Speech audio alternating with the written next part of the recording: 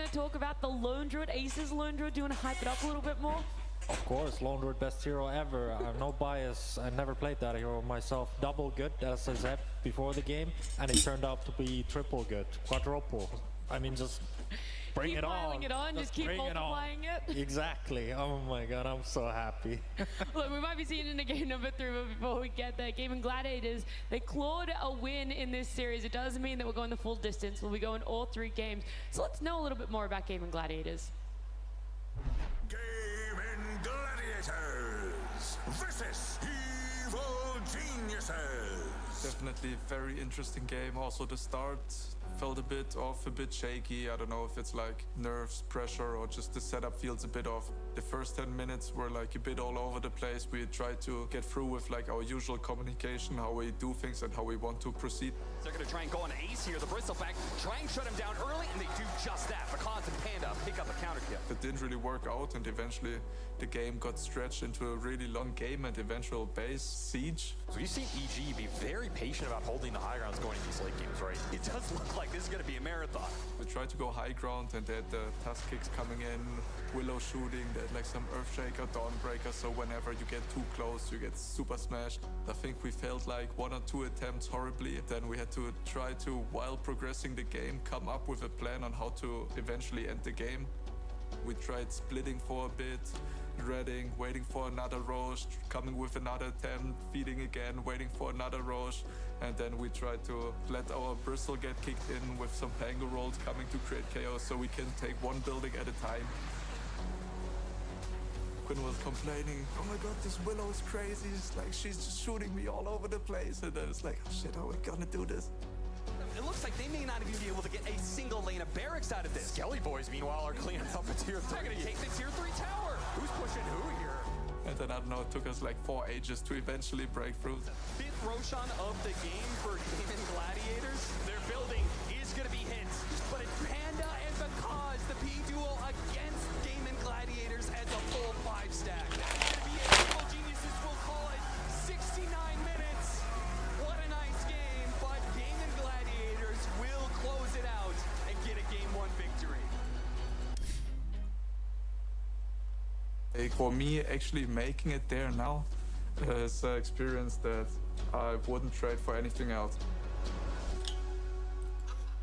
The trials and tribulations of lower bracket, but also late game Dota there. I remember this game. We listened into their comms as well, and originally, pre the 40-minute mark, it was Gaming Gladiators saying, focus on the heroes, don't worry about objectives. That's not really going to win us the game in the long run.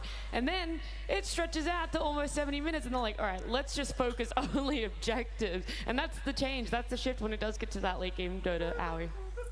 Yeah, I think what Gaming Gladiators have done really well, like every time we hear the comms, is they're really good at identifying their win condition. I think we saw versus maybe Nouns it was when they were pushing out bottom. Quinn was just saying, oh, they need to run into us, we just need to stick as a ball. They're really good at talking about it before it happens, which leaves them more room for communication of fights to do the right thing. Talking, that's the key point here, and I know 2 people that love to talk. It's Slacks and Tsunami with the crowd. Hello, thank you so much, guys. Hello, how are y'all doing after that game, huh? Game 3? Fantastic, and we have a wonderful opportunity here. We actually got a chance to talk to the real Team Liquid about that game. They're letting us listen to their comms right now. In fact, we have an interview with Nisha talking to Insania. Nisha, any words to Insania to cheer him up after that series? In Game 3, we're going to hear Liquid are doing it. That's the most words I've ever heard Nisha speak in my life. Oh my God, Nisha, your camera presence has brought up so much. This is incredible charisma that we're witnessing right now. Insania, you're here, you're supporting the entire team. What are you saying right now? We can do it, boys. Interesting, a little bit more feminine than I remember Aiden looking, but I respect it. It was so real. It's just like him. Boxy, what are you feeling, bud? My friends, I believe we need to ban the bear. Oh, very smart. Zai, do you agree? Crush your enemies. Wow, don't show that camera angle. This is real. All right, go ahead. Crush your enemies, see them driven before you, and hear the lamentation of their women. Wow. Wow. Nick, hey, fine. Any last words, please? Quinn needs to learn a real hero. Okay, take it easy. That is not good team chemistry. I don't know. That's not great. Teams seem a little bit combative here, but everyone loved the inside the pod segment, so we're getting inside the head right now. Yeah, there's got some big heads on this team, but no worries. All right, guys. Well, before we get into that final game, can we let everyone know what they're missing out on in this arena? Ladies and gentlemen, are you ready for your game 3 one more time? They seem pretty excited out here, my friends. Pretty excited. Back to you. I'd say that's a pretty overwhelming response on a game number 3 between Liquid and Gaming Gladiators. Matu, you've been in positions before where you guys have your backs against the wall. You've been in that position. You got Blitz, you got Jabs, you got all 4 other players with you. What do you think is the conversation? Like, how, when you've been in this position, has the conversation piece gone? How positive is the environment? I mean, definitely there is some discussions to be had after a game like this. Essentially just fumbling the game away in a manner that wasn't like really close. Like this high ground push wasn't close. So now you have to make the adjustments. Were the heroes bad or was the play bad? I would come to a conclusion that the play was bad. They did exact same thing that I scrutinized gaming in the first game as well. Like, you played your lanes good, you played the early game good, but now the real Dota starts, and what do you do with that? You go high ground with Aegis, minute 20? No, you don't. In this patch, at least, you gotta wait at least 60 minutes. That's like the unspoken code of Dota 2 currently. Yeah. And you're doing all that in 15 minutes? You have to. I mean, you cramp it up a little bit, guys. We play like shit, let's play good. That's it. That's the morale boost that you'd be giving it. But Ali, we talk about the lane domination. Martin mentioned it. Game 1, it was all for Gaming Gladiators. In game number 2, it was for Liquid. So we've seen the efficiency in lane here. This is the rankings for this TI. And we're seeing no Liquid players, but Quinn is up there with 0.89. What does this mean? That's a good question. I'm hoping production is telling me in my ear because I don't know this stat either. It's like their chance of winning the lane, or is it like how many creeps they get? Maybe it's how many creeps they get. Ramsey actually got 90% of the creeps in the. That's crazy. I'm waiting. You just got to keep talking while we're waiting for the information. Creeps to denies, maybe? I mean, efficiency could be a lot of things, but I would assume if it's a stat that can be measured, it's creeps versus denies. Let's just assume it's that. Yes. Let's assume that. I mean, I think there's not much for Liquid to talk about after game 2. I think it's something that would be really healthy for them to do is say, oh, we threw game 2, so what? Like, we're still in this best of 3. All our practice is already done for us. All of the learnings are already done for us. We just need to put into performance what we practiced. They can reset like that. I think they were like on an upward trend throughout the games. They came back game 1. They looked really good game 2. If they can just pretty much ignore that this misplay happened, then I think game 3 will look good for them as well. There's some hardcore pros on this team. A loss like this won't phase them. I mean, they've been here countless of times. You know, Zai, like, played more pro games than I did, so like I'm somewhat of a veteran, and like just brush it off. Let's go game 3. The pure number comparison of how many games these players have played, how many times they walked out on this stage is immeasurable. But Evie, we saw a similar strat for Liquid coming out, at least in the Pugner and the Lunar, maybe not so much in the rest of the supporting cast. Would you like to see them triple down on that, I should say? Or is it like, okay, it was a tough win for game 1 and it was a tough loss for game 2. Maybe we look at something else for game 3. And I think just approach the draft as it unfolds, honestly, because there's nothing in Liquid's draft that I would look at and try to change. Like Matthew mentioned, there was some issues with the play there, but honestly, I can see why they did it. They had such an insane net worth lead at that point in the game, and sometimes you're just in that side of the map, and one of your players goes, guys, I think we can go high ground, and you just follow suit, right? But I do think the Luna looks great for them, the Pugna looks great for them. They wouldn't be bad at all if they ran it back. Whereas Gaimin, even though they just won game 2, I think they definitely need to adjust the draft that they just played, because even though both teams in that last game were trying to make equal amounts of moves, Gaimin was just getting out-farmed, right? I saw Gaimin make smoke plays. I saw them use their Phoenix. I saw them rotate with their Pango. It's not like they just sat there and did nothing, but the Tricore of Gaimin could not out-farm the Tricore of Liquid. The Tricore of Liquid just racking up net worth even though Gaimin was making moves, so they need to correct that. I still think they need to fix their late game scaling. All right, well, the tempo was the question coming into this series. If Gaming Gladiators were able to hit the same style that they did against Nouns yesterday, and it's already been answered in these two games, so how much do you focus then on lanes for themselves, 𝙈𝙀𝘿𝑖 and drafting, or that late game?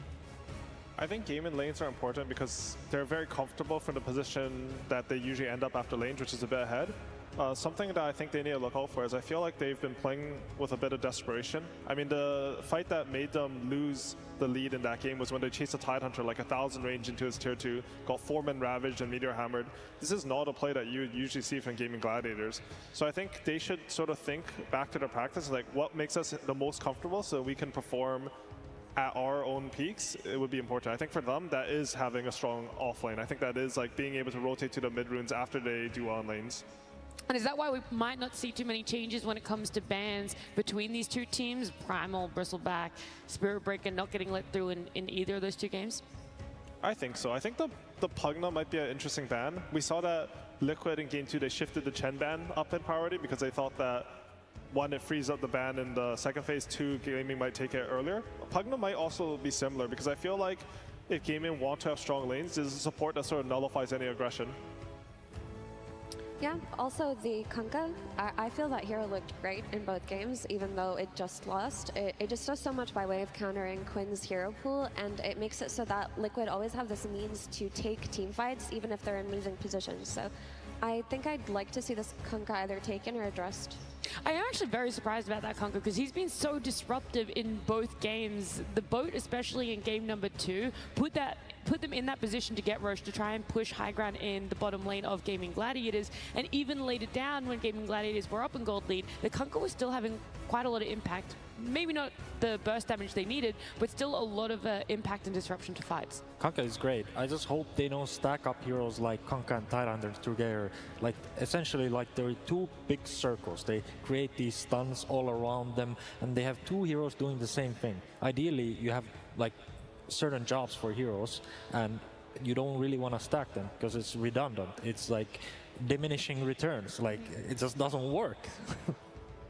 I like that point a lot, actually, because at the end of the day, if you look at their 3 cores, if Razor links Luna, you have 0 damage. Your damage is completely limited. You're not going to touch anyone on Gaming Gladiators. That's sort of what ended up happening. The Ratchet at the end, as long as he got the link on Luna, he could literally run in 1v5 and kill everyone, and there's just nothing stopping it. I think once you pick these Tidehunters or 𝙈𝘆𝑘𝑎s, you need to make sure that the other core is going to provide a lot of damage as you already have the CC. And the thing about that Luna too, as the game progressed, is there was just so much non-committal damage coming out of Gaimin, where Luna had to commit her defensive, items and her BKB early on, and then she just couldn't turn around. Like, there were some fights that looked decent. When Razor had the Aegis and they managed to burst him down the first time, you felt a glimmer of hope as a Liquid fan, right? But then all of a sudden you're like, wait, why are they taking so much damage? It's because the Phoenix is throwing out spells, the Quinn is throwing out swashbuckles and shield crashing in, and then all of a sudden, even though they committed to a kill, all of them are 30% HP. Well, let's see what's going to happen for game number 3 as it's popping up. Team Liquid versus Gaming Gladiators. Game 3. I'm so happy that we got a game number 3 between these two teams. It would have been a bit of a disappointment if we saw either one eliminated in a 2-0. So they're one apiece right now. A lot lies on this game number 3 if they're going to be able to keep their run alive in TI-12. Is the 𝙈𝘆𝑘𝑎 going to get picked up again? Are we going to get a surprise Razor last pick? Or maybe Matu's favorite, a Lone Druid? I hope they just don't tunnel vision this 𝙈𝘆𝑘𝑎. I mean, it's a great hero, but it can be countered. No Dota 2 hero is ever that broken that you just like pick it and he has nothing going on. I mean, maybe sometimes, but this is not the case for 𝙈𝘆𝑘𝑎. We're talking about, like, it's a normal hero after all. So balanced, you would say? Balanced. I mean, Dota generally is balanced when it comes to TI. Bad hero? 𝙈𝘆𝑘𝑎, it's like, it's a good hero. But only by like 5 or 10%? No, I mean, there's only 2 definites. Oh, it's a bad there's hero nothing or in it's a between. good hero. Obviously. There's double like, It's only one. Oh, I see. I thought maybe it was like a sliding scale. We used to be pro players, so like this is what we know that the audience doesn't. It's good or bad? Kinda. There's no in between. We'll get into inside of the ex-pro player minds over there. With these bans, nothing is being changed up at all, actually. They're running it back for game number 3. They are in a position, though, where Dazzle is still in the pool unless they choose to ban it out themselves. Oh, they prioritize the Pugna over the Dazzle. Honestly, nothing was wrong with Liquid's draft or play in that last game, so I can understand why they go back to this opener. One adjustment I'd like Liquid to make is last game they ended up with the Pugna 4 and Enchantress 5. I feel like they were pretty all in the lanes. Like, we're sort of sitting here and we're talking about the high ground, but they might have felt a bit desperate because you have Pugna Enchantress versus Morta Phoenix. I feel like the enemy 2 supports can fight your heroes with buybacks and more. Like, you just don't have any contribution mid and late game. So I like them, like game 1 they had the Weaver, which scales a bit more than like some Edge or Pugna. I mean, it depends who's Edge, but I would like to see them pick up a bit more like scale on their supports. Are we gonna see Morta again for gaming? Just stick to their guns? I would think so. I wouldn't see any reason not to. I mean, Tofu was 6-1 last game. He had a lot of impact. I think again, to be honest, the lane went a bit worse than expected, which surprises me because historically I feel like Tofu and Ace have always done really well, specifically versus Liquid in their lanes. I think, I mean, so there was like the no Smurf thing in Dota. So Ace started playing all his games on like a rank 1k account.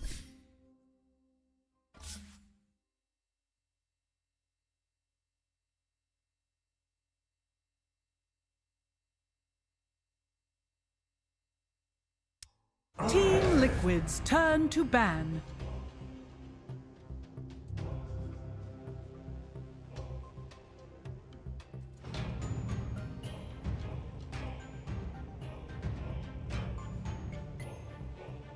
Dire Team ban. Radiant Team ban.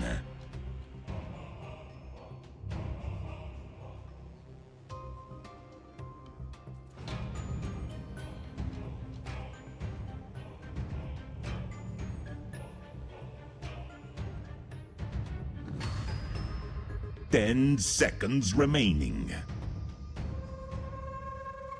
5 seconds remaining.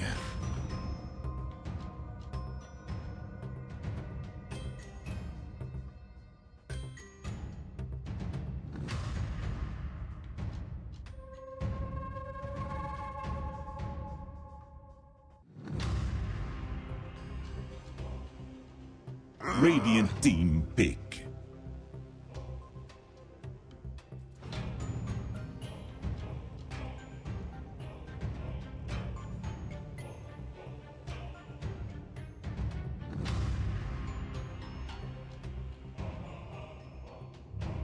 Ten seconds remaining. 5 seconds remaining. Dire Team pick. Weaver.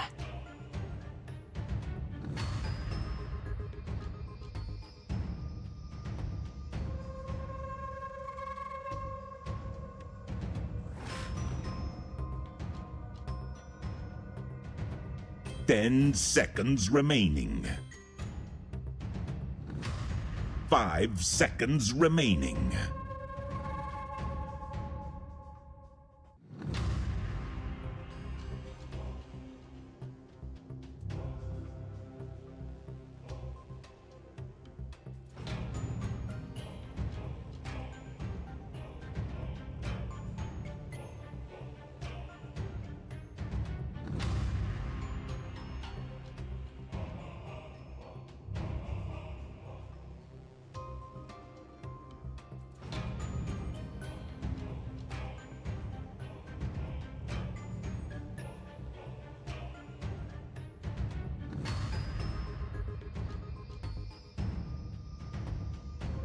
Dire Team pick. War Chief.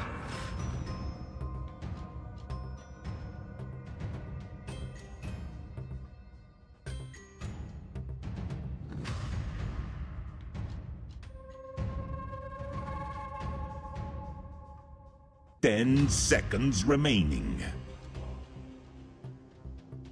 5 seconds remaining.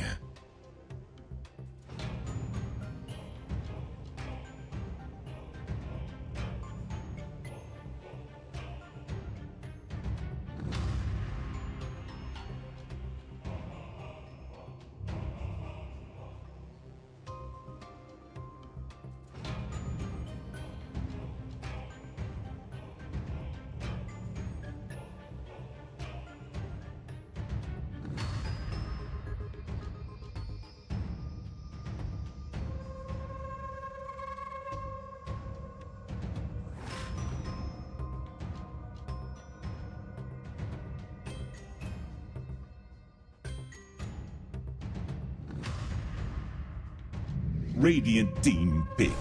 Sky Wrath Mage.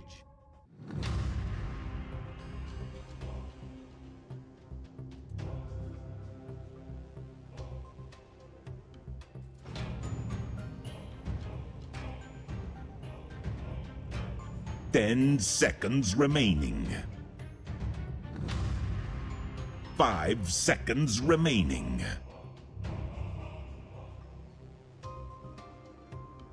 Radiant team pick. Wraith King.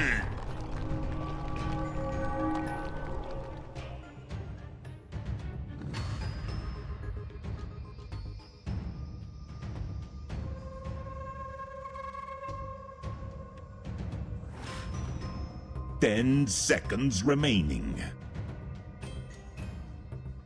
5 seconds remaining.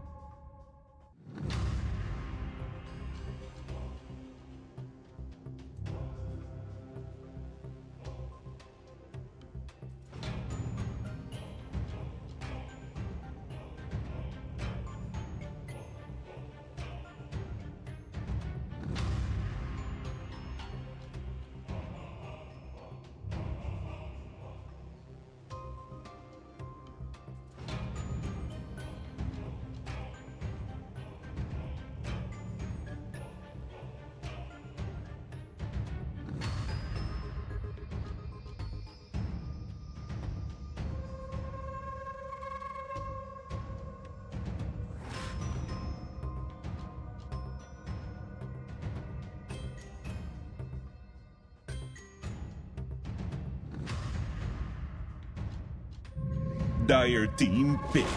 I speak for the trees.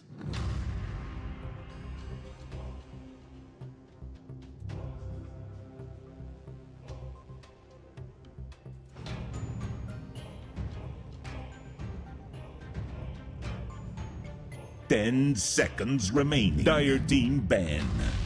Terror Blade.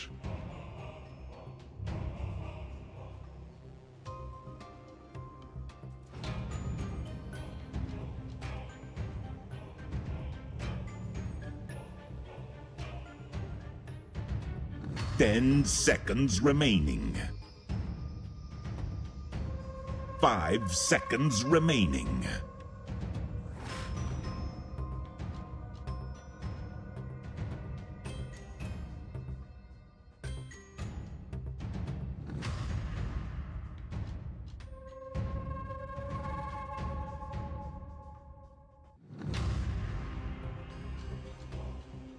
Radiant team ban.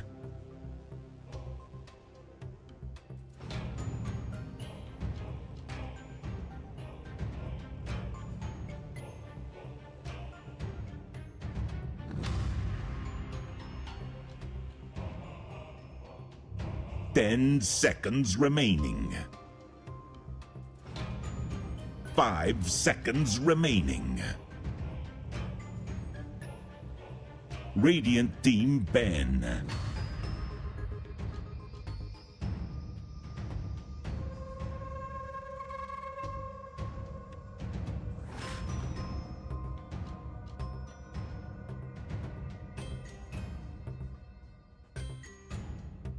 Ten seconds remaining. 5 seconds remaining. Dire team ban.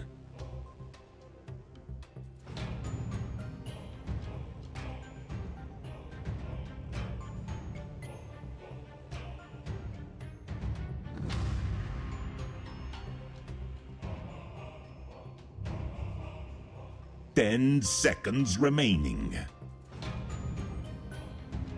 5 seconds remaining.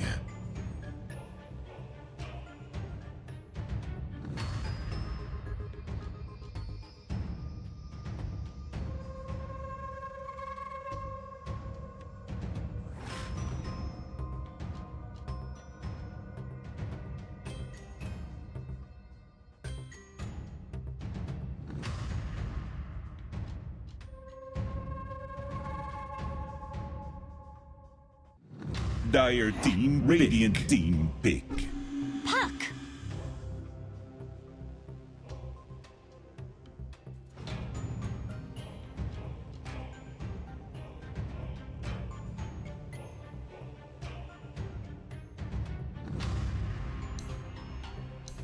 10 seconds remaining. 5 seconds remaining.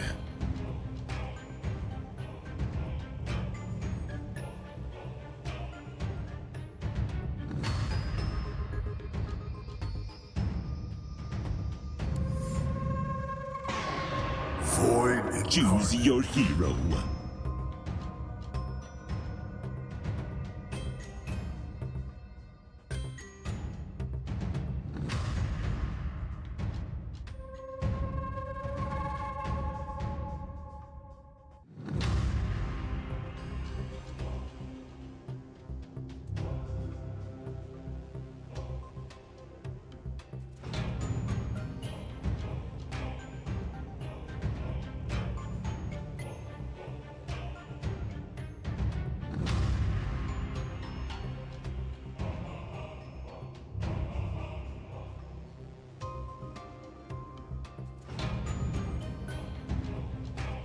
Ten seconds remaining.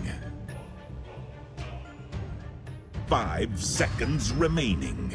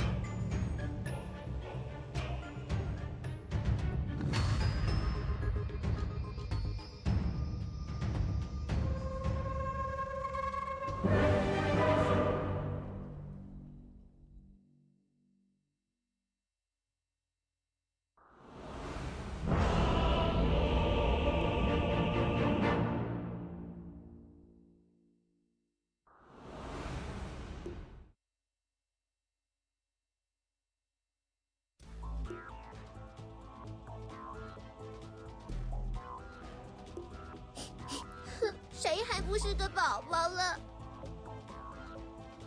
Adiós, payaso. Adiós, payasos.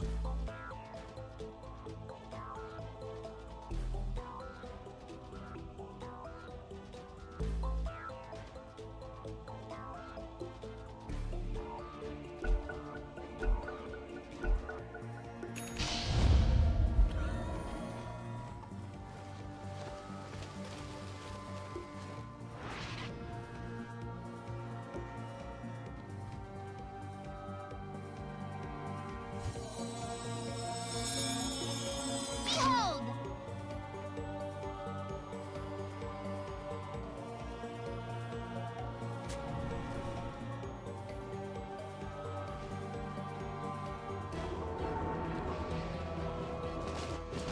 的沉默，还有这个上古封印的沉默。是。让榴弹的减速，要直接死。哦，让 Miki 拿到了第一滴血。对，然后 Miki 出门拿1血，很爽。是的，而且整体阵容，Liquid 的阵容看上去更为立体一点，比较常规一点。然后 GG 这里比较需要他们的个人操作，你像紫猫的操作切入，然后蚂蚁和先知的这个切入也一样。我觉得 GG 这个阵容的问题是，他不是打到后面不厉害，他打到后面其实很厉害，但是他5个点都需要装备，这种阵容其实很少见。嗯，就是先知、蚂蚁、紫毛骷髅王加上这个琼英壁垒5个人没有装备，其实都不厉害。是有了装备都厉害，问题就是你怎么能让5个人都有装备呢？太难了啊！就是他其实说白了就光靠甩技能是输出比较低的，那就一般。哦，这个符没有TP 没有拿到，没有太多甩技能。对，就是先知前期游走还可以，但是打到中期也是需要装备的支撑。他这个先知选出来，我以为他掉猩红了，结果一看一个青铜绿帽，这个也没有是吧？绿不拉几的这个先知，也没怎么看他玩。昨天是 Liquid 在胜者组的 BO3当中去尝试些新的东西，然后 GG 的话，在这一场关键的败者组回家局当中，也是拿出了一些比较冷门的英雄。一是没踢到啊，不然可以套过去。然后对线阶段，他的那个抬手还是非常舒服的，非常容易补刀，击力也比帕克要高，所以帕克对线可能还是就补不过这个啊，得等他等级高了之后用技能去补。对。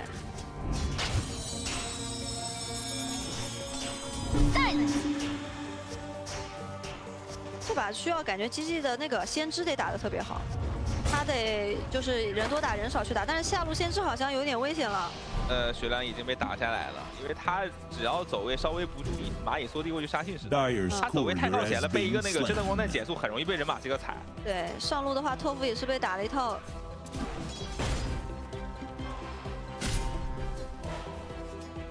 都很需要装备啊，不像天怒这种英雄，他对装备需求就比较强，把技能甩上去就很厉害。你这边都是普攻的。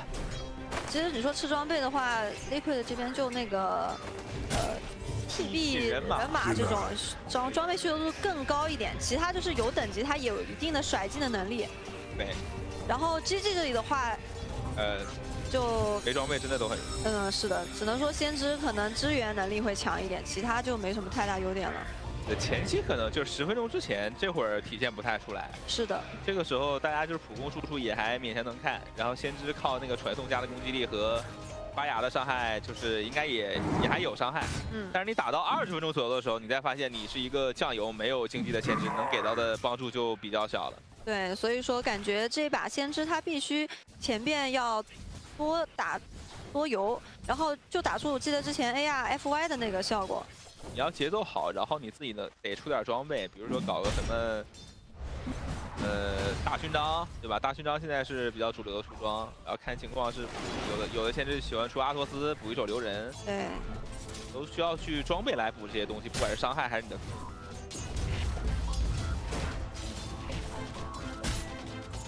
下路线2个长手就是点人消耗能力还是挺强的，是的，把这个人马血量打得很残。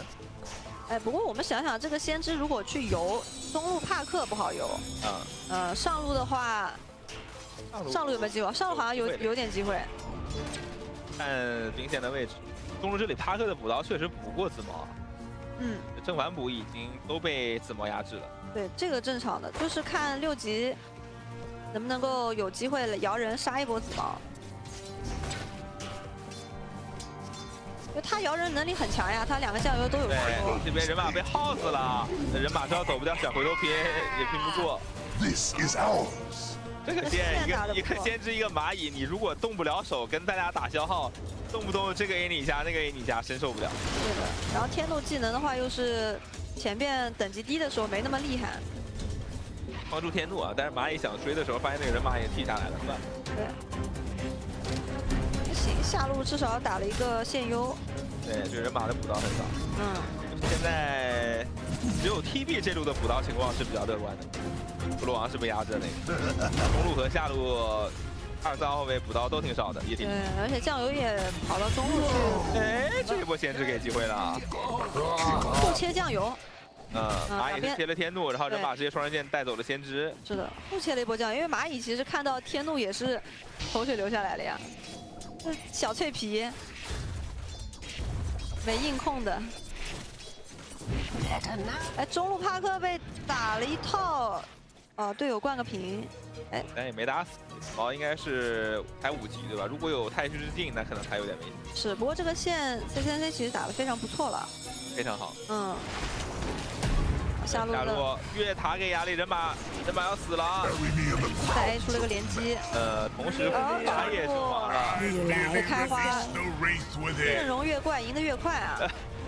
如果这个阵容线上的优势打出来的，大家真的都有装备，那还挺厉害。有装备确实。下路要再死一次，下路已经用葫芦娃起来了吗？有没有缩地？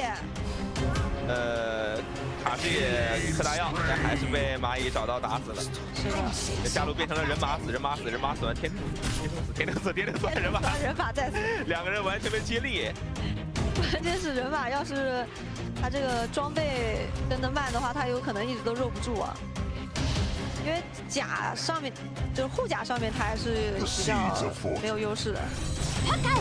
中路是抢6，但是一个残音是没有吸到帕克，击杀失败。给了一波压力啊，自己的状态现在也比较差了。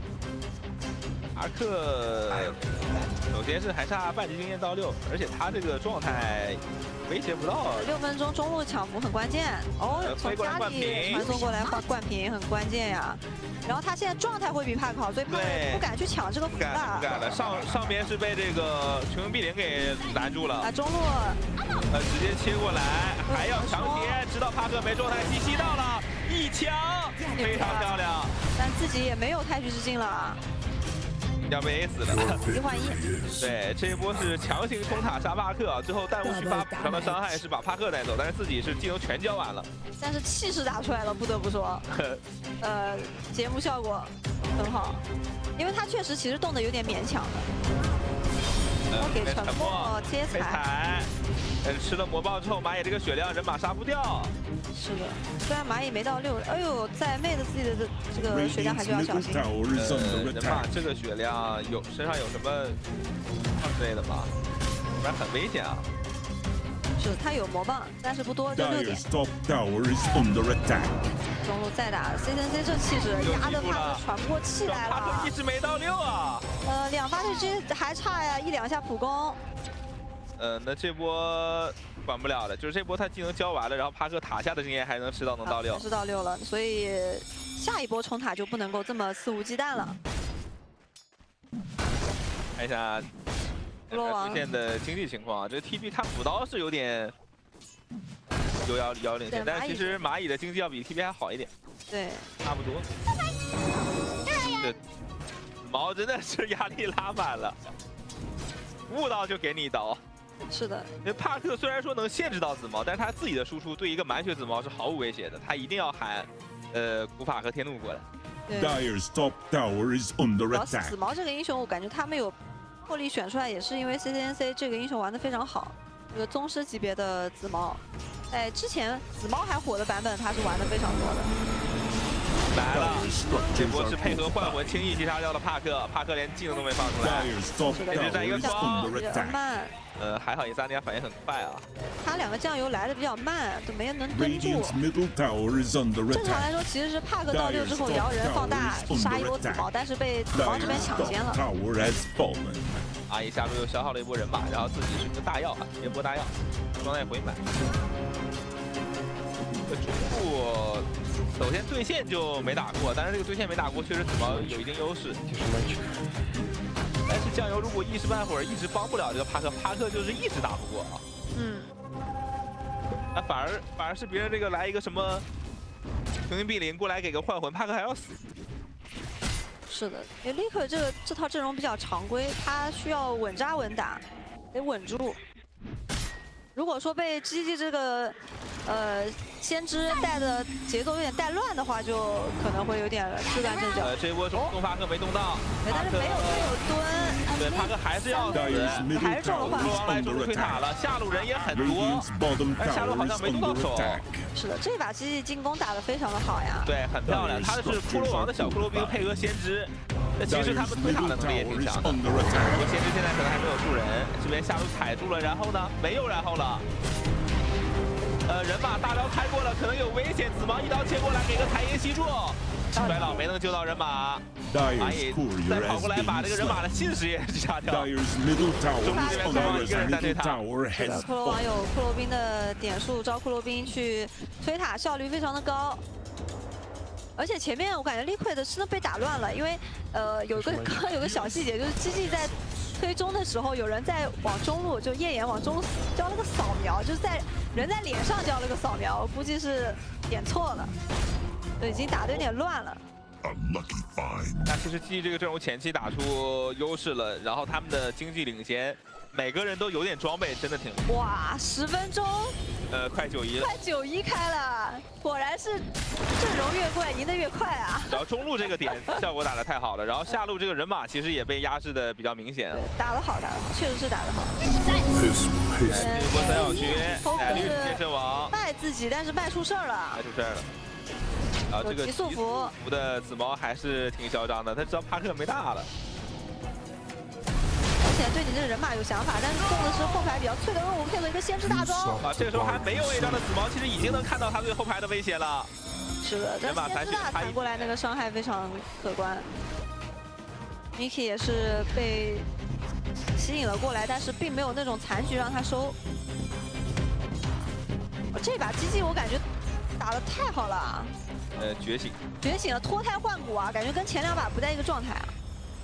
然后 𝙈𝘀 线上打得挺不错的，然后他队友的节奏都很好，2个酱油配合这个紫毛干了很多事儿，骷髅王也参战去推了波塔，啊，自己现在应该是在出魂药了，全场经济第1。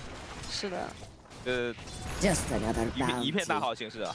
感觉蚂蚁这个核心打着打着变成版本热门了。哦，这个残影没吸到，帕克是利用他的星月之痕走了一步。这个遗物已经买出来了。是的。但有辉耀，其实艾丽丝他自己就会刷得很爽，下路这边人马无限大，差1下。他这个大招用来逃生了。 帕克交大还不一定杀得掉这兄弟，看一下。哦，有天怒，天怒好像没6。天怒是这个等级是咋回事呀？正常一点，这个天怒也没6。主要是他们前面优势呀，然后他还没6。他没喝到汤，只是没喝到汤。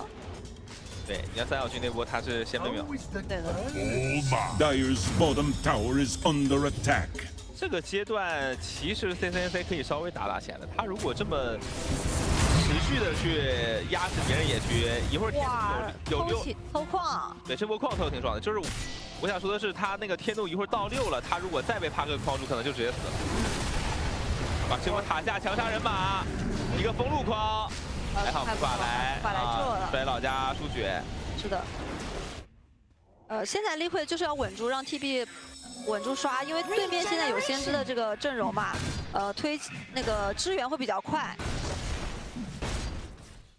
他们得需要稳住自己的一个节奏，然后让 TB 刷起来，然后看能不能防守反击。帕克带队开了波5，因为这波天怒是终于有6级了。 那这个大招的爆发配上古法的衰老，还有生命汲取啊，这个杀人肯定没问题。看下路是动谁，𝙈𝘀 其实有机会，如果能给到沉默的话，其实只要框住他就死了，框住了直接死。是。这个爆发还是在前中期太高了。没问题。很极限的一脚踩没踩到。对。他踩晚了就踢走了。是的。踩早了距离没够。差了一点距离。 那这个时间其实他们下路抓了蚂蚁，这样 TB 又可以开心的刷一会儿了。但是骷髅王也一直在刷，骷髅王已经拿到辉耀了。那这个线其实 TB 还挺不过这个辉耀骷髅王。对，他没办法先送出，骷髅王就在他脸上。好在就是骷髅王也没有单杀他的可能性，就他要杀这个 TB 也得喊兄弟。但也不是，这不是有兄弟已经靠过来了。这个兄弟靠过来了，扫描扫到 TB 了，就在塔后。对的。 直接要出塔了，先知已经飞过来了，点上了。先不要动 Miki 的 TB， 大军长往头上一点，太虚之境界残烟，带领一个幻魂的沉默，直接秒杀，没让他做出任何的反应啊，就是这一套 combo 吧，让他什么也干不了。下路他们想动这边的蚂蚁也是没有成功。打前的 TB 也被突破了，但是这边打前的蚂蚁呢，你却奈何不了。是的，就是其实两边同样想去抓你的核心嘛。 但是，一边抓成功了，一边抓失败了，就被亏了，就又亏了。其实我觉得酱油上没有差很多，主要是中单这个点，就是妮莎跟 CCNC。This moment too, you can see Gaming Gladiators. They are ramping up, right? This is a cross map smoke. Yeah, they're moving. They're trying to cut across. See Nisha, anybody in the triangle, and if they succeed, Ace will have gone from a 13-minute Blink Dagger to a 13-minute Radiance to like a 15-minute Blink Dagger. He's very close. This is a deadly fight right now. You give it up. Particularly for what 𝙎𝘶 is trying to do. He's trying to hit these timings on TerrorBlade, and every time you give up a couple of these kills, it makes it harder for him to come into the fight and have impact, because he can reflect this Radiant's back middle tower gaming, is right? under attack. The TerrorBlade can do some work, particularly if he can get a Sunder off in a fight, if he's not debilitated by the Calling Silence here. Those are the things that have to line up here, which is why he needs 𝙈 and Nisha to create the initiation, or at least take the front of the go. Echo finished for the Void Spear here as that info is going to be a little bit troublesome. Breaks the smoke move and goes for the pick off on Tofu. It's not immediate. In fact, 𝙎𝑖𝑛𝑠ania, who tried to jump forward to finish him off, is going to be running into the silence. They trade out supports though. 𝙈 trying to find a target somewhere in this, only stomping up Celery, but Celery doesn't care. He's pretty tanky. In fact, he turns around. 𝙎𝑗 is going to be stalled up. They managed to bring down the Wraith King the first time, while the Skywrath Mage is going to be left victim to 𝙬𝘼𝑗's aggression. 𝙎𝑗 now trying to get out, but too many heroes are there. A double kill for Quinn and a 1-for-4 exchange for Game and Gladiators. Ortha continually causing Liquid problems in these fights. It's so hard to engage into this calling plus this headshot reflecting heroes into it. And of course, Skeleton's up for Ace that entire time. Did a serious amount of damage here. 3,100 pumped out from this Wraith King. Just burning everybody down. Happy to trade that level 1 ult for a cleanup on that team fight. Only Nisha survives. If that coil hits on Quinn, maybe you can commit on him with the follow-up, because 𝙈 has decent positioning on the backside, but again, you're still looking for the Centaur blink here, right? Don't have that stun initiation that brings your supports into the fight. It's a big component that's missing. You need to look for it, and 𝙬𝘼 continues his hunting spree. Yeah, he's got the Crepify, so he's going to be okay for a small window of time. The silence is lasting on his 𝙬𝘼. He really got off that time lapse. That was a close call, but he does it, and because maybe he lives here, still hit by the coil, a little bit more damage is all they need. The Shukuchi lasts so long, though. He's going to get another round off. They are going to follow this orb, but it's not going to be enough. Nisha's not going to catch him. He gets away, 𝙈 dies on the other side of the map, and they still got that kill onto 𝙎𝑖𝑛𝑠ania. Game and Gladiators are getting everything on this map and getting punished. Not at all. Extra strength items for 𝙬𝘼 paying off. Even that trusty shovel up handy there, some HP. Yeah, I mean, the amount of agents they've taken off this map is under attack. It must be a stack. They took so many of their early stacks. They've been stacking their own side of the map as well. They have a Furion cleaning up the side wave, so this is just max efficiency right now. The fact that he's taken so many ancients on the side of 𝙬𝘼 while holding that safe lane tower for this entire game. I mean, we haven't seen a tower go down. Liquid has not been able to get enough ground off of the losing laning phase. And that's what's continuing to punish 𝙈 here. Because Centaur is a hero that wants to open up this tier 1 off the back of early Vanguard and some lane domination. That is what Skywrath Centaur is designed to do. Take it away from the board. Half of those have gone to game in anyway. Where's he supposed to go, right? Still looking for this lane. 400 away. That will be the comeback opportunity here for Liquid as they found themselves down 10K in 17 minutes. This is going to be a mountain to climb. Two-man Tofu and Quinn. Just like that last game where we saw the killing power of the Pugna plus Kunkka go to work, this combo has been equally deadly. They're going to try and put it to work on 𝙈 once again, slowing down his Blink Dagger. Time and time again, the same shot does not land. It's going to finish the job. He's going to jump in, but if he gets stopped up, and the overextension. Oh, he gets away to simulate on out, and they cannot finish the job. On the other side, Quinn doubles back. Sees the support trying to get the kill, but he dances away freely, and now 𝙎𝑖𝑛𝑠ania has got himself killed as well. 2,000 HP on a mid double kill. That is the Echo Ogre Club build paying off for Quinn here, and also just the delay in the timings, right? Imagine you get that connection 4 or 5 minutes ago. He's dead for sure. Yep. Imagine you had a few more levels on the Centaur, right? He's only got 2 levels. Dire's bottom tower is under attack. Dire's structures are fortified. Here. And we are feeling it as Liquid are also feeling it. Trying to rally around these power defense, and I mean, this is coming down to 𝙎𝑗, right? Oh, Matt CP spot the coil wasn't in time. Managed to get the blink backwards. They're gonna have to just hope they get Celery, but even that Gladiators are showing they're willing to turn around and fight. 𝙈𝑗's gonna die again before he gets his blink dagger. The initiation missing, and pieces of it will continue to be missing as they lose yet another fight on the side of Liquid. Now they are getting desperate. Nisha cutting waves like this. This BKB from 𝙬𝘼 is coming out. It might just seal the deal in terms of you bursting the Weaver here. All these heroes just look so damn tanky. Yeah. You got a Mystic Flare, and it has to connect. It has to connect big here. And soon for Liquid, or you're just looking at another early high ground. Bottom tower is under attack. To tempo very fast and go high ground early, especially building up the auras here. You're going to have a pipe from Celery. Gabe says, well, this Dire's bottom tower is under attack. Chance. That's what it gives you, Liquid. Let me just say, though, I feel like I've won some games where I had worse odds than that. Yeah. Get the BKB out of 𝙎𝘃𝘄𝘼. Again, the first time he's picked up a BKB, and the first charge is used defensively, but I'm sure this one feels a lot better because they're Zai again. 7 deaths in 20 minutes. That has Dire's bottom tower has fallen. I've ever seen Zai have in his illustrious career. This is a rough one for sure, and it's not going to be a Dire's pretty bottom way back, tower right? is under attack. Blink in, die every fight, and hope it's enough to carry it off the damage from the puck and the Terror Blade. Yeah, that's the funny part, right? It doesn't get any better for Centaur when you're behind like this. So he's still looking for that blink. He will eventually get it. It will be a glorious day when it happens. I mean, you're dead. For a while. He can sell some items here. It's okay. That's true. That's true. He has it guaranteed. Well, he can't sell dwelling, right? Got to keep that at all times. That Fury is going to be super annoying for him. But you're right. 50 gold away. It'll happen. As long as he doesn't die, he can literally just sit in his base and wait. No, he's chill. He's farming. Farming some pine cones in the corner right now. Untouched. Radiant's top tower is under attack. He will finally get to it in this game. And now you have to do something with it. But that's step 1. Yeah, that was step 1 of about, I would say, 20 different steps for a Liquid comeback. Because the Gladiators, they're super tanky. They've got a second life on Ace at all times. Radiant's middle tower is under attack. So, yeah, you've got these issues. Radiant structures are fortified. Before they get off their magic use. Not if the fight starts with Ace just going in, right? Roshan has fallen through the Radiant. You have to punch through him twice. It's going to make sure that 𝙎𝘃𝘄𝘼 gets his BKB off and Quinn gets a guaranteed jump. That's what gaming are looking for. And Ag's done for Quinn. This is extremely fast on top of the Echo here. This is where the Void Spear puck matchup becomes almost unplayable, right? Like, what is Nisha supposed to do into this double pulse that's silencing him? Quinn's going to have his freedom. BKB also done for Ace. So one of those lives, he's going to be running around immune for 9 seconds. But we did get the Scotty on 𝙎𝘃𝘃, and this is one of the big comeback mechanisms for Liquid. You can get a good fight with reflection on Ace with Scotty just kiting out these heroes.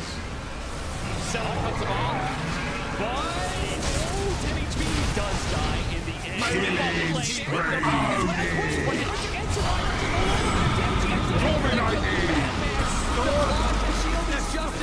Celery out of it, but 𝙎𝘃𝘃, he's going to be in trouble. As soon as Zai dies, they're going to turn all their attention over to his head. Killing spree. Just on the tip. Dominating. Double kill. Gets 𝙎𝘃𝘃 killed with his final touch. Liquid gets split on the map, and it just goes horrible here. Dire's middle tower is under attack. Outside of Celery top, which you wanted this Quinn kill again. It's very close. 𝙎𝘃𝘃 shows up with the Scotty. You get the connection. This is what you're looking for with that blink hoof stomp reveal in 22 minutes.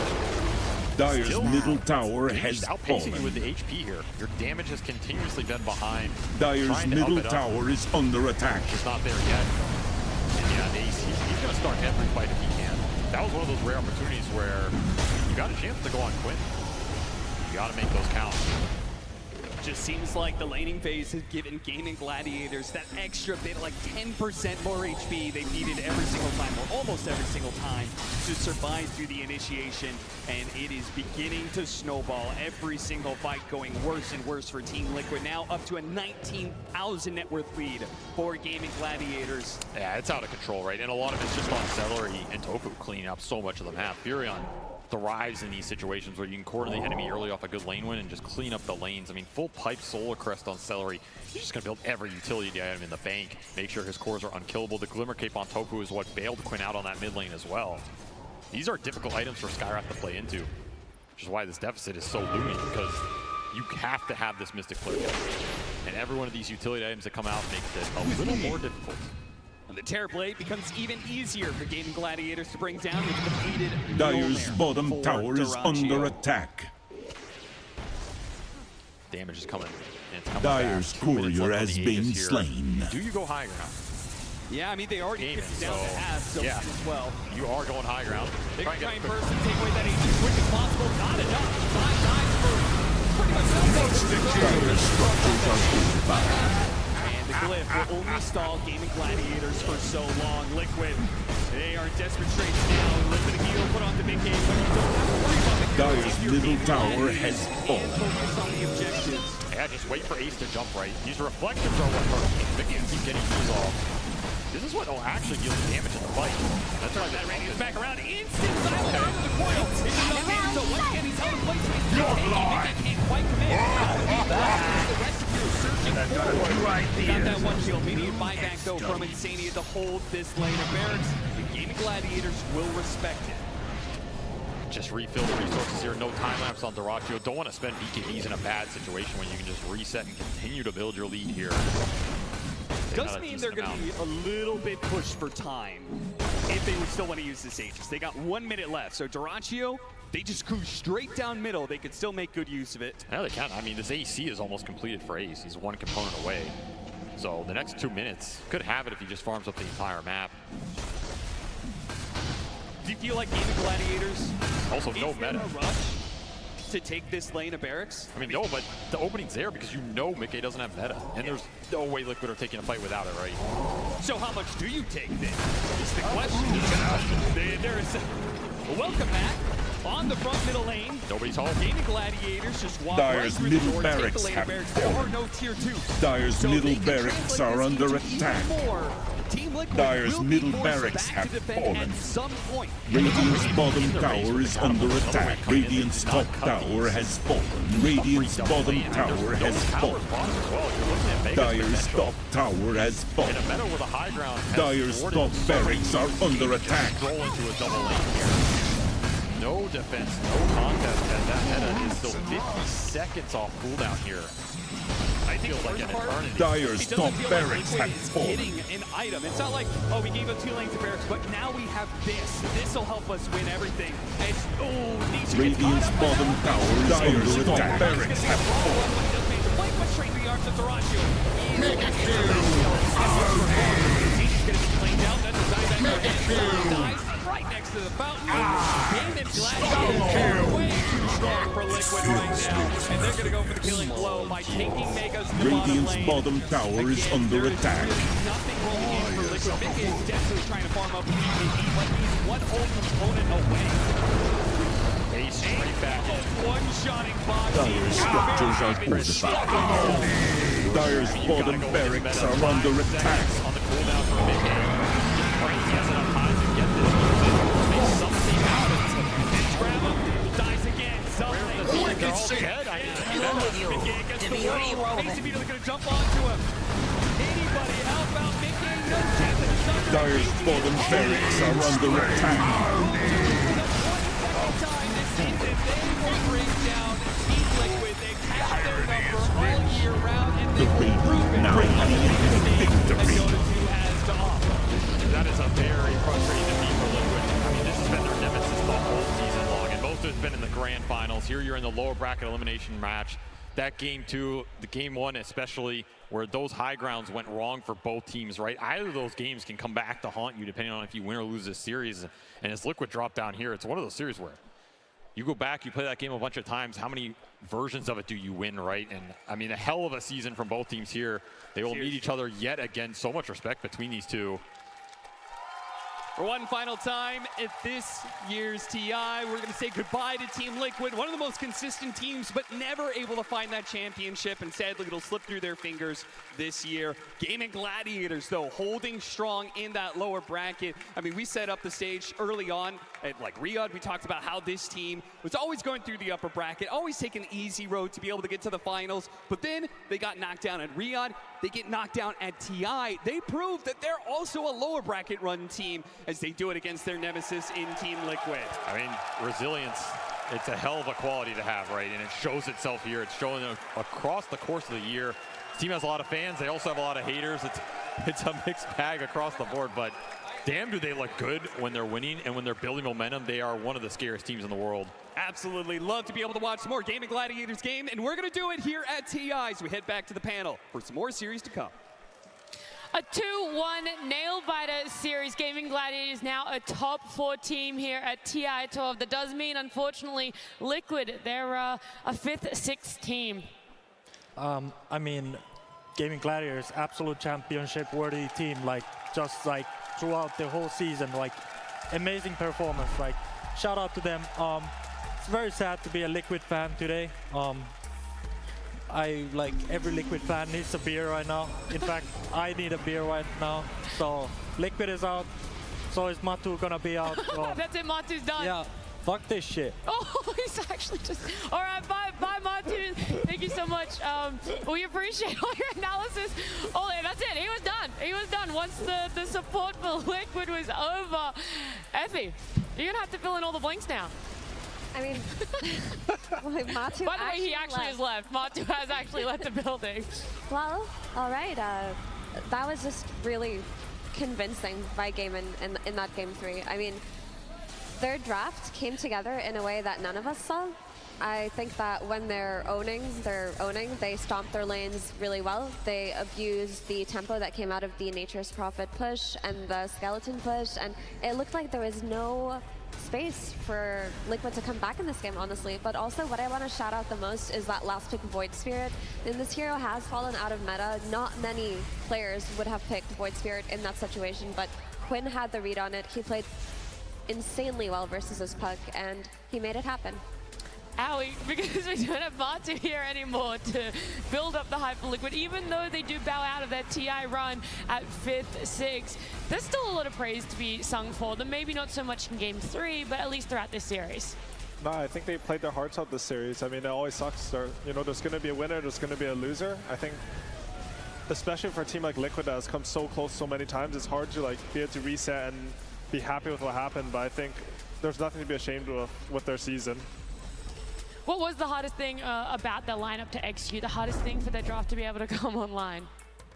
Honestly, I felt like they're a bit reliant on their offlane doing a bit better. I think this game, a lot of the reason for Gaming's victory was how well Selu and 𝙈𝙀𝘿 played the safe lane. As soon as 𝙈 and Boxy got shut down, I think the game looked really hard for Liquid to have some tempo in. Yeah, also the thing about 𝙈𝙀𝘿 is if he's not winning lanes and if he's not comboing with his stun hero throughout the game, he doesn't have impact. He's not a big team fight support like Phoenix can be or an Undying can be, where they can just find a fight, do a supernova, tombstone, turn it around. 𝙈𝙀𝘿 does not do that. He's very dependent on how well his cores are doing to set up for him. Look, Matu might have left. He's going to go and console the broken hearts of all Liquid fans and the Liquid players and team over there. But Rezo, we still have a full panel. You're joining us yet again. You're here this morning. Hello. But did you enjoy that 3-game series between Liquid and Gaming Gladiators? Well, the third game was amazing. I didn't think that it would be the way that it went. Like, because purely on the draft, like I didn't really expect like this domination from the Gamings, and I really thought that Liquid draft was way better. But you know, 𝙈, like he had like such a poor performance in this last game because like he couldn't really get his timing. He got blinked at like 20 minutes, around 21 minutes, and like it was their tempo. Like, you know, for Liquid, it was like the guy who needed to have a good game in order for them to make moves and like to have a go into the mid game, have like a solid game.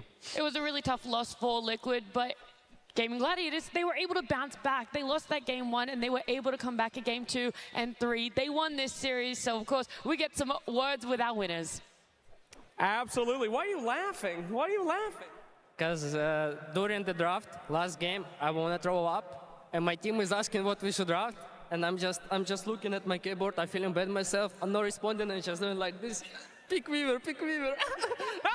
You thought you were going to throw up? Why? Because I got sick yesterday, and I feel really bad myself, but we won, and I'm happy. Okay, well, fantastic. Sorry, this guy's just sitting here laughing. I'm with 𝙈𝙀𝘿. Hello, a hell of a series you guys played. That was a wild one. Again, Team Liquid, game 3, the same thing, and you're here once more. Whew, you thought you were going to make it through with this one once more? Versus Liquid, you mean? Yeah. To be honest, I didn't think about the game at all before the start. I have no stress because I'm just feeling bad myself. I want to survive. I tell my boys if I'm gonna die, like, see what I have to play. So I'm not like, I'm pretty confident before the games, and I thought we're gonna win, but like I didn't have stress like yesterday. I see. Now, a lot of the teams these days, they're really counting on their off-laners. They're counting on a lot of people to make momentum. But for this team in particular, you seem to drive a lot of it. If the Weaver's doing good, they're doing good. If the Razor is doing good, we can get there. Does it feel like that on your team? Does it feel like you have a lot of pressure? No, I don't think I feel any pressure. I'm just doing my job. I'm just enjoying the game. I'm doing what I want, and like I don't care if I'm gonna die or like what's gonna happen. So I'm just doing to get fun from the game. Well, it is a hell of a lot of fun watching you. Absolutely. Well, congratulations, on your way to another grand finals once more. You got some more work to do, though. What are you guys gonna do now to get ready for the next one? Choke some medicine, sleep. Before the next game. Okay, well, that's fantastic. Well, I hope you have a wonderful time. Ladies and gentlemen, can we give it up one more time for this demon who had complete gremlin mode in that series. Thank you. You feeling gremlin yourself? Yeah. All right. Can we see the gremlin thing? I watched the stream. No. I have to chill. Okay, go chillin'. Thank you so much, my friend. It was a pleasure seeing you. Thank you. We'll throw it back to you guys. Thank you so much, Slag. Well, 𝙈𝙀, maybe that's why we saw Gaming Gladiators walking on with a little less body confidence than they normally do. 𝙈𝙀 was just a bit sick, and so the energy levels were conservative. They were a little bit lower there, 𝙈𝙀. Yeah, honestly, I think when you look at that team, I think 𝙈𝙀 is the one that keeps the team's spirits up. So it makes a lot of sense if he was feeling a bit off, that they weren't in their best mental form. But honestly, they still performed anyways. I think that sort of speaks to the resilience of the team. Yeah, it was very impressive.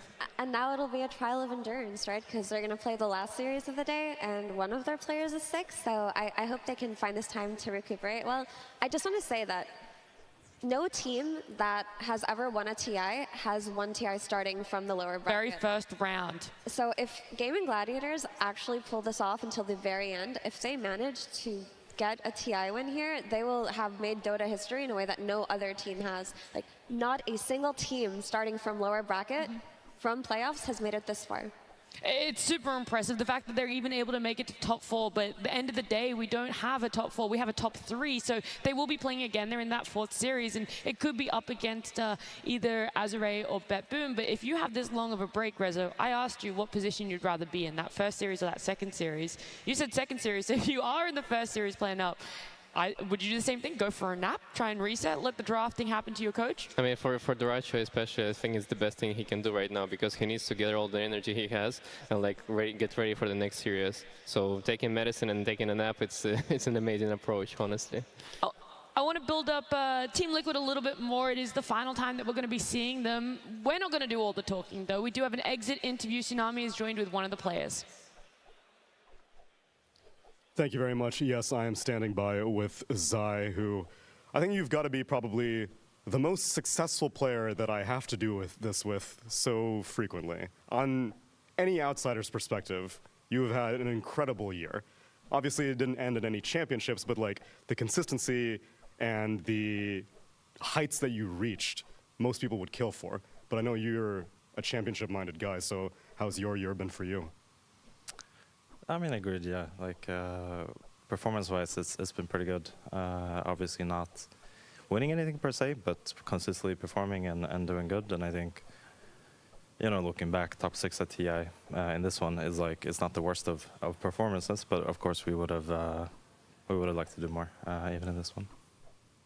The road ends here, but your entire journey, I mean, like, top 6 here, you've had many podium finishes at TI. This is your mainstay. You're an icon here. So what's going to be your takeaway for, I guess, this whole competition season?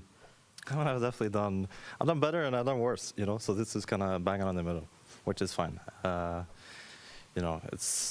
think the saddest part is maybe that this third game, we kind of shut the bed and didn't really perform as we would have wanted. I think game 2 we could have done much better, but, life goes on. Life goes on, and I know that going out into the crowd, there are a lot of Liquid fans, but there are also specifically a lot of 𝙈𝙀 fans. Is there anything that you'd like to say to them who are out there in the crowd or at home or anywhere in the world?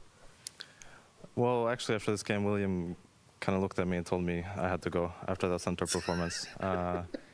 So, yeah, I think most likely I'll follow his lead, and probably this might have been my last TI. Remains to see a little bit, but I think gonna take a little break and see what's up, and what that means for me, I'm not quite sure, but 1-11 or 1-10 Centaur doesn't cut it. Maybe not in terms of gameplay, but Zai, you're an icon. Everyone has been enjoying watching your gameplay from the beginning. I remember watching you quit competitive briefly to go back to school, coming back right on top right after that. It's been incredible to watch your journey throughout this, and best of luck with whatever happens in the future. Back to the panel. Thank you so much, Tsunami. What a little bit of a roller coaster of an exit interview that one was. There's Zai saying that he's probably going to take a break from competitive Dota for a little while, and it's not just the journey of this year that has been impeccable for himself. It's sad to go out on a 1-11 Centaur performance, but there's years of amazing performances from him. So just as amazing exit interview from him. Any quick words, 𝙈𝘀, if he's still listening, for Zai and your other fallen comrades here at TI12? No, I love Zai. I remember watching him like TI4. He'll play some support Wraith King. I think he's always been someone that everyone watches to learn from, and you know, it's going to be sad to see him. I don't know if he's done, he's going to retire, he's going to take a break, but the scene's obviously less without him. It's going to be tough whatever happens for him, but he's not here in TI12 anymore. Gaming Gladiators will be progressing. They get that 2-1, and they're going to wait for their opponent. It's either going to be 𝙈𝙀 or 𝙈𝙀𝘾, which is our upcoming series. So let's start talking about it. 𝙈𝙀, this team right here. Effie, I know you love the China region. Come on, now let's have a little bit of a hype about these 5 players and their coach. Dude, watching 𝙈𝙀 play at TI is so exciting because it just kind of came out of nowhere. There was no build-up throughout the year where you're like, oh, they're going to have their journey and they're going to grind and they're going to get to TI. No, there were just a bunch of retired players watching games together on their stream. They were like, hey, we kind of like this patch. Should we make a team?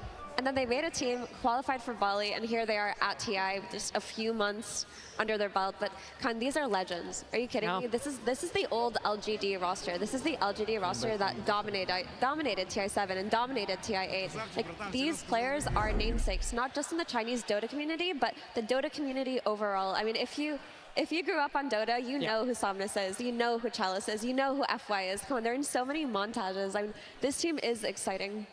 They are, and they're coming up against 𝙈𝙀𝘾, which in the Eastern European region, Rezo is seen as this sort of powerhouse. They were that team that came together after TI11 that everyone thought would just clean sweep a lot of events. Yeah, it's a team of 5 stars, I would say, and like they had a lot of expectations on them during the season, but they didn't manage to perform well. I mean, I was part of the reason they were not performing well because I was there standing a few times.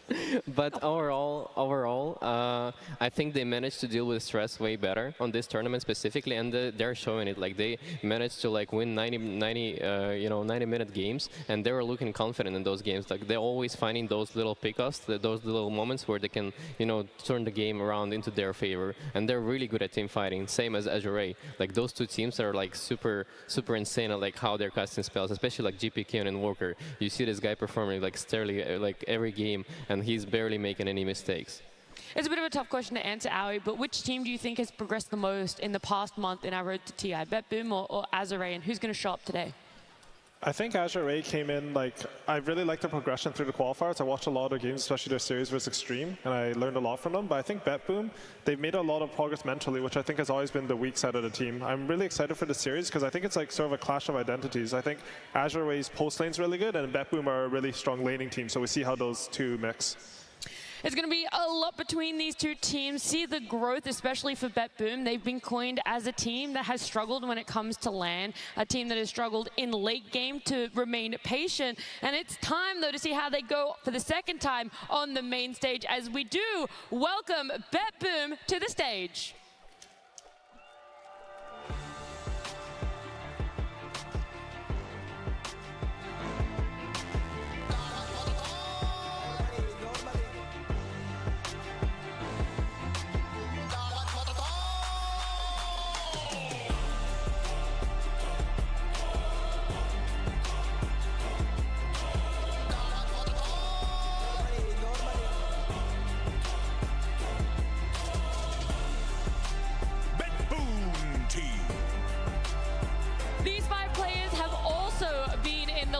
Bracket run. They've had to face so many different opponents to make it to main stage, and then They showed up yesterday, and they were able to keep progressing. They've made it to top 6, but they're not happy with just top 6. They want to make it all the way, and the team that is standing in their path, in their way right now, is 𝙎𝙊𝘾𝘄𝘼. So let's welcome them.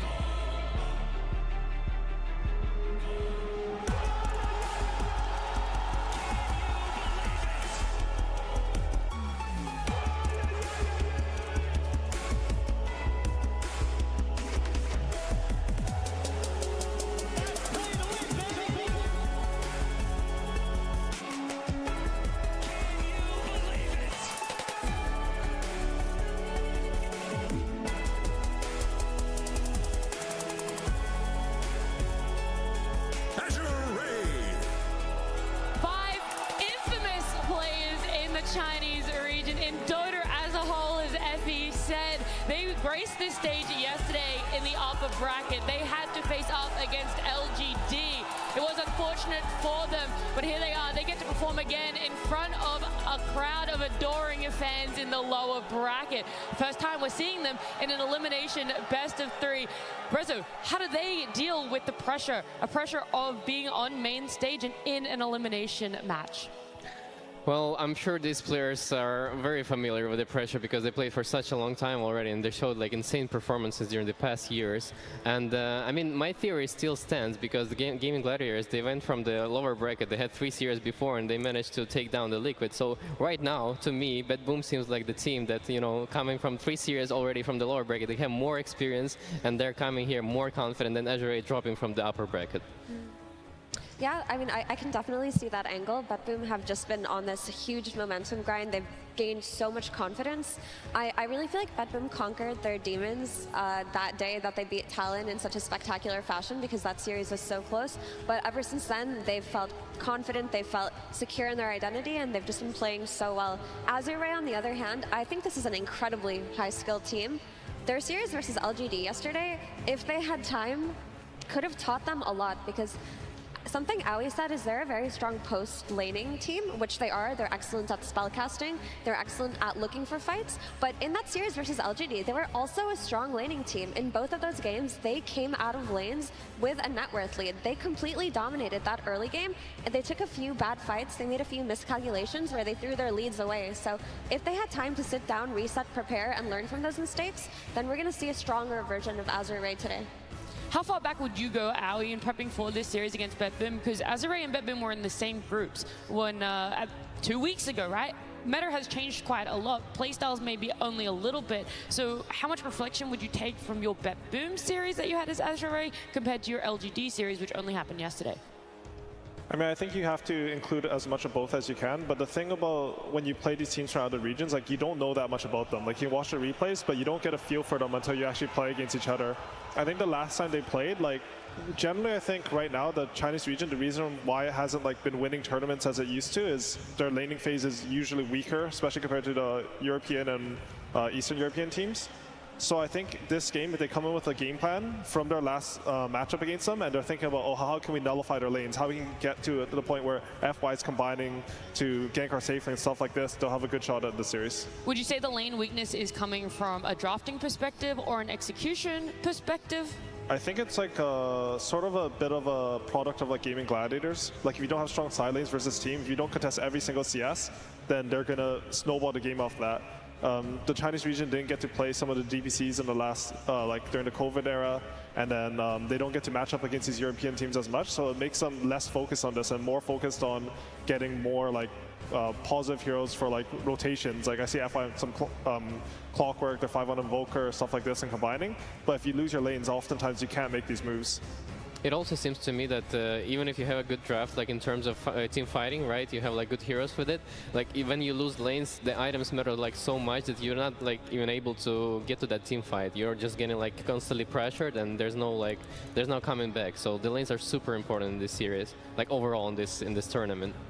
Yeah, and also I have to reiterate, I don't think their laning is bad. I mean, yesterday they showed me really, really strong laning, and they looked different from when I watched them in the qualifiers, and I feel like they have evolved throughout this game.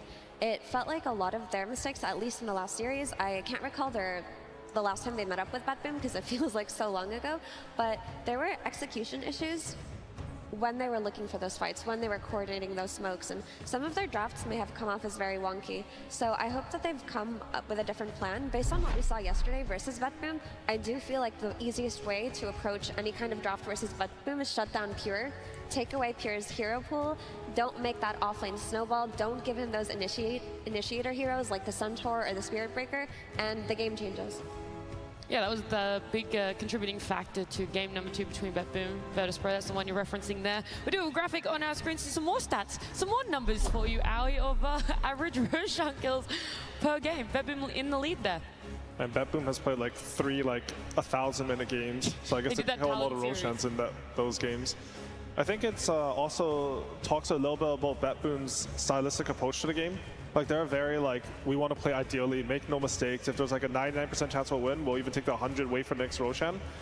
Honestly, I think that's not bad for 𝙈𝙀𝘿, because I think there's like a pretty high chance that 𝙈𝙀𝘿 will out-team fight them as the game gets later. Like I actually think the later the game goes, the more it favors the Chinese team. Wow, so you think the safe approach of 𝙎𝙀𝘶 is not going to be able to withstand the team fighting of 𝙈𝙀𝘿? Like 𝙈𝙀𝘿's weakness is if a team is chaotic and very aggressive. I personally think so. I just think like stylistically, like 𝙎𝙀𝘶 want to snowball the series while having like a win condition still, and then like play safe from there. And then if 𝙈𝙀𝘿 can reach like a point in the mid game where they feel comfortable in fights, then they're going to be really happy. Would you also agree, Effie? I know that you're the inside outs of 𝙈𝙀𝘿. They have 600 pings a game. That's a lot. That's a lot. They've actually just secretly got each other muted so they can't hear the voice chat, and it's all just pings. I bet at least 40% of those come from GPK. They just have to. No, but I absolutely agree with what Curtis said. If 𝙎𝙀𝘶 are going to take the really safe route this game and go for these ultra late game win conditions, play for every single Roshan perfectly, then they're going to give a lot of space to 𝙈𝙀𝘿 that have a lot of strengths in picking and choosing their fights. Like if you've watched LGD or 𝙈𝙀𝘿, you know that their strength is fighting around objectives, setting up around Roshans, you know, setting up to invade triangles or to take stacks. This is where they do excel. So I think 𝙎𝙀𝘶 should try to play a more aggressive type of lineup. I like the Centaur a lot for Pure. I say it again and again and again. But if you can take away Pure, who is their playmaker, if you can limit his hero pool, then you have GPK and 𝙈𝙁𝑊, who are safer, more slower paced players, and it makes it so that 𝙈𝙀𝘿 can play at their own speed. You know, I'm just throwing this one out there while we are waiting for the lobby, while we're waiting for the draft. How do you feel about Night Stalker? It came up in a couple games yesterday. I feel like this is something that could be really good for 𝙎𝙀𝘶. They've played it before in many other tournaments, and it just kind of makes sense with the style of Nightfall and Pure as 1 and 3 on this. Yeah, I think that here is really great for them because they can flex it on 1 and 3. They mostly played it 1 before on a Nightfall, and I think it fits like the way that like how aggressive they want to play as a team. And you know, this hero provides you a lot of vision. And it's like I like to see in the drafts like this little broken mechanics, right? Because Night Stalker, you use ulti, you see, you know, every team.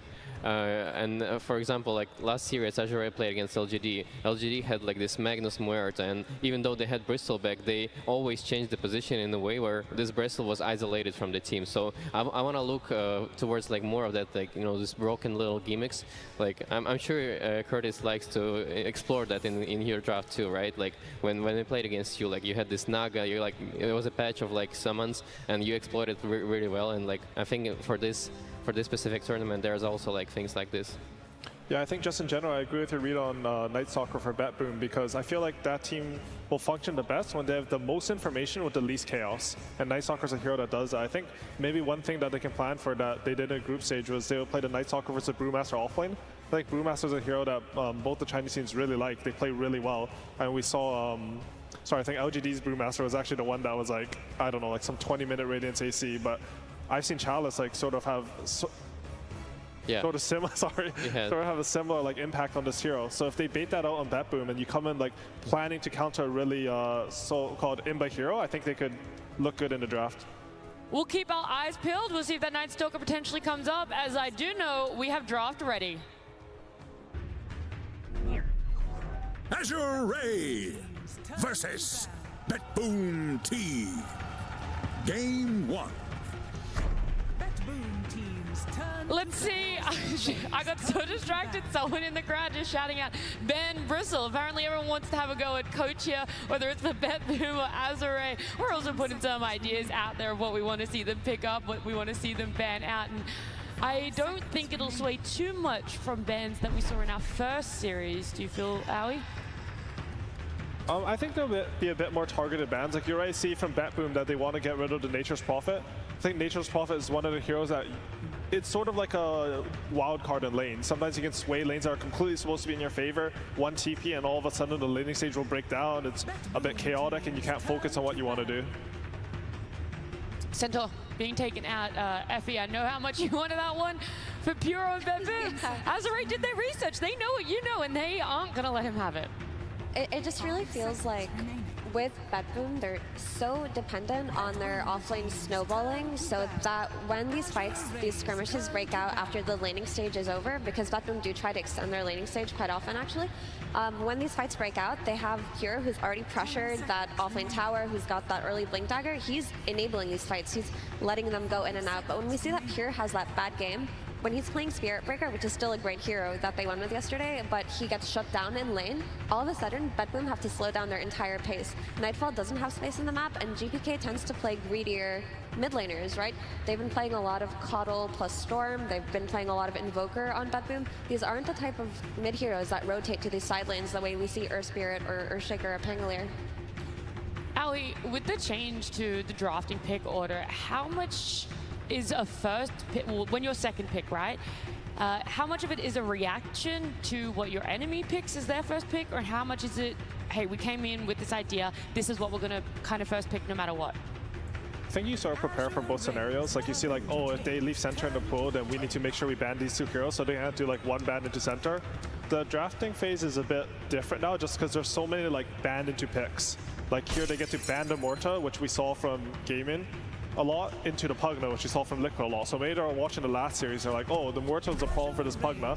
Otherwise we think that, oh, CK was in the pool. And Spirit Break is also in the pool. I was wondering if they were gonna go for this one or CK. I mean, CK is one of the broken heroes. They can do a CK into Spirit Breaker even, right? Like, I feel like in this setup, Azure is sort of forced to like use one of their bans on Spirit Breaker, but honestly, they might be thinking that we can give the Spirit Breaker just because the hero is like more susceptible in lane. We don't care about the scale as much. We feel like we're going to be able to fight into it. Maybe if it gives BetBoom a weak lane, this gives us a higher chance of winning. You know, Dazzle is also in the pool. Just throwing out all the meta heroes. Nothing of value. Kunkka might be a good ban for BetBoom too, just because it's annoying to play as a Lucian and CK, like with all the turns happening in the fights. Yeah, Kunkka looks like a great hero for them, I agree. I would like to see something to address this CK. And historically, the heroes that do best against CK are these heroes that have this ability to outdamage him throughout the game and kill his illusions. Like we've seen Medusas in the past. We see Lunas who have good lanes and can snowball with their team. They can deal with CK very nicely up until it gets to the late game point. So I wonder if Azure are going to go for the route where they address CK carry to carry, or if they're just going to try to shut him down through their offlane. The thing is though, BetBoom actually flexes CK. Pure has a lot of games on CK in pubs. Honestly, I can't remember how many officials he played on, if he did, but I played versus offlane CK and like, I don't know, he's just carrying the game. So I think that might be something that BetBoom look at, especially versus a Pugna 5 if they end up doing it. CK is one of the heroes that can sustain versus that hero and provide kill threat, which is what you want versus a support Pugna. Yeah, I personally love the CK offlane.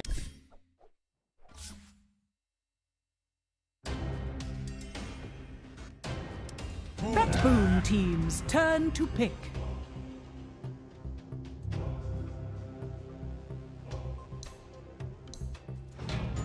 Radiant team pick. Takis!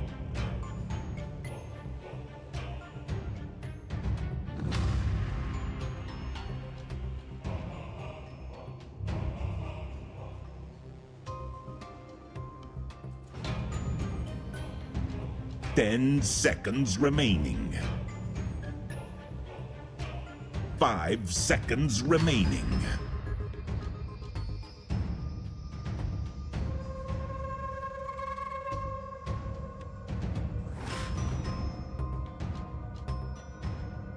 Radiant team pick. Dusk.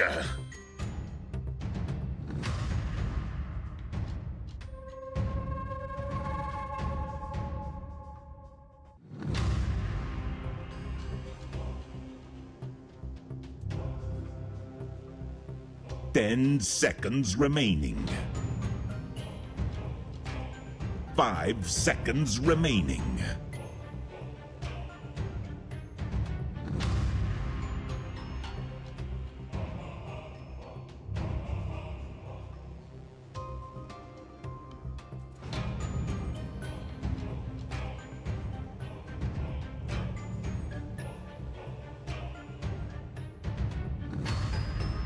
Dire team pick. Face the light.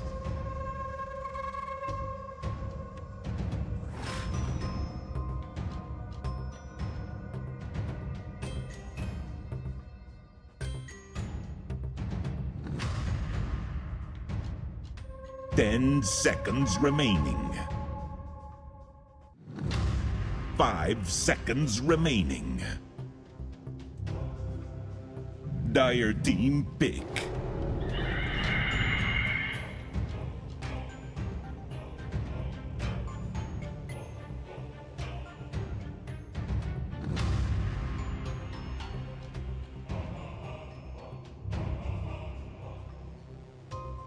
Ten seconds remaining.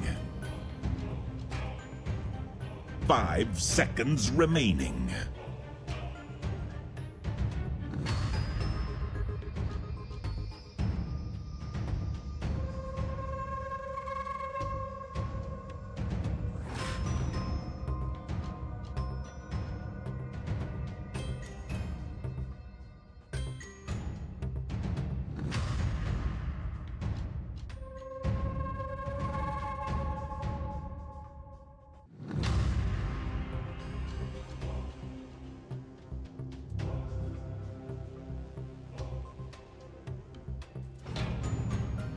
Radiant team pick. 𝙎𝙊𝘾𝙄𝘼.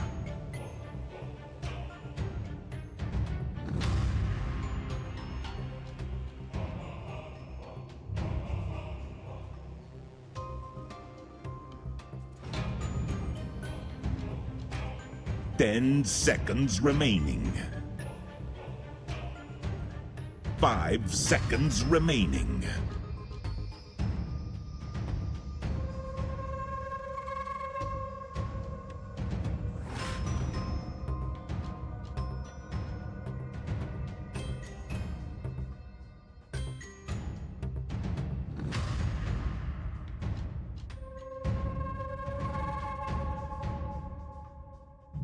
Radiant team ban. Necrophos.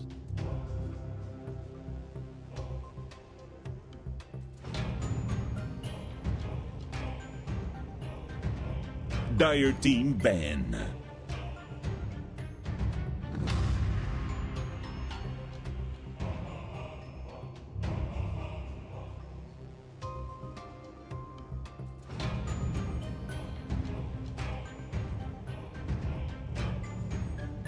Ten seconds remaining. 5 seconds remaining. Dire team ban.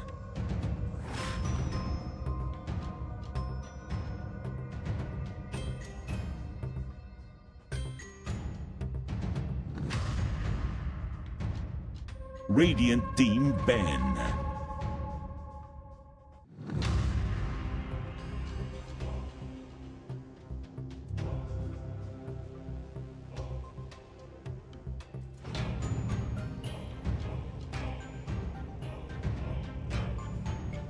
Ten seconds remaining. 5 seconds remaining.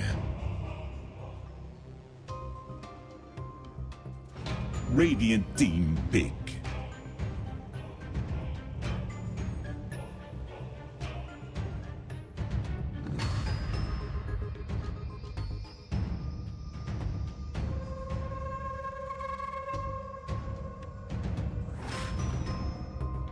Ten seconds remaining. 5 seconds remaining.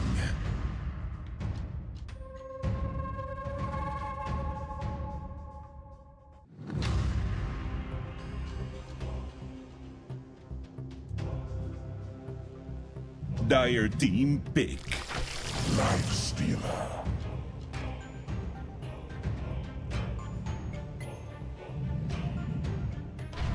Templar assassin. Choose your hero. Ты молодец.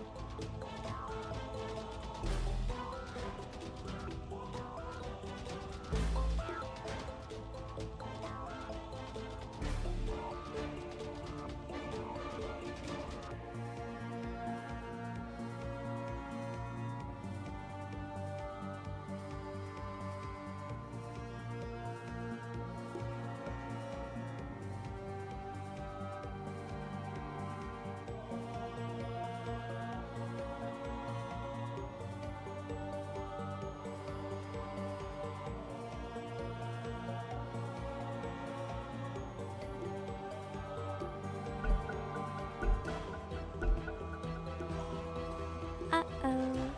That may have been a mistake. Feed me if you must. Thank you so much, Slacks. Always excited about the worst of things sometimes, but we're granted with one of the better things. Gunnar joining us here on the broadcast. Trent, we're always excited to have him. Yes, we always want Gunnar here. He did a little too well this year, and so it took a while to actually get him on the stage. Thank you for joining us, Gunnar. Yeah. Happy to be here for a Techies game. I'm actually really excited with this Techies. I think Save's probably the best Techies in the world. I would say he's the best Techies, but Fair. you know, Sir Action Slacks is up there. Right, okay, yeah. Be respectful. But there's really cool interactions with Techies. The W now does a Dispel, and you can click it at any time like Inkswell with Grimstroke.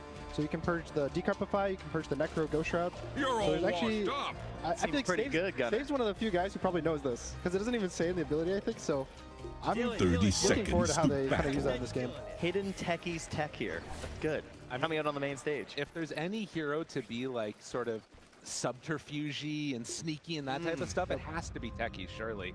As we get into this game number 1, and again, playing at this point for top 4, Bedboom, Azure Ray, what are they going to be able to do and pull out in this one? In terms of the draft analysis, you two were talking a decent amount during it. Were you kind of on the same page as the panel, feeling that it was Bedboom that were coming out on top?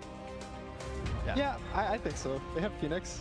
I think They Phoenix do is a have Phoenix. very- Talk a lot about Phoenix today. Yeah, very strong hero. They have 2 strength cores, and they're against two also strength cores, which I think Phoenix kind of always wins with the more strength cores are in the game.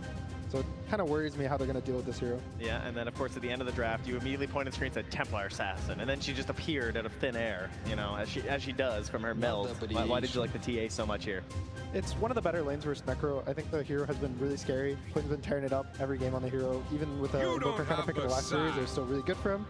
And I think it's one of the better matchups for his lifesteal as well, because you actually have the ability to man fight him. So I think it's just overall good for their draft. And they also, both of their cores in the side lanes have abilities to start fights. They have catch with the Kunkka and the CK, so it's not really like you're going to feel bad that your mid is just a AFK farming carry. We don't get a lot of those anymore. The mids tend to be pretty active, so be nice to get it. And then TA, of course, does have a little bit of playmaking once you get to the shard, which is looking great this game, by the way. That silence is kind of nasty. Oh my god, yes, this is his friend, bro. My name is Sun Wukong. Like the old school or anything like ngomong hong, anjing. More of a team fight hero. Nowadays, if anything, a pick off, team fight. Wukong, bro. See how much they focus on stacking and kind of playing around the map for him. The crowd very happy to get this game underway, as it looks like the trade-off of Bounty was actually able to sneak away 3 of them there, just a little bit too quick to get their get into position, but take a beating from the Pug. Little green man is everywhere. He's been looking pretty freaking solid. Yeah, I think his value's gone up, right? I think he was in every game this morning, right? So now he's now 4th game straight here that Pugman's going to be on the main stage. Always supporting everybody here with these decreps here, but like Gunnar mentioned, has the option to where Leo, bro? Hey, for him. But another hero we saw a bit earlier was that Tusk. It's Leo, bro. Hey. It's the Tusk King. You go, call him here.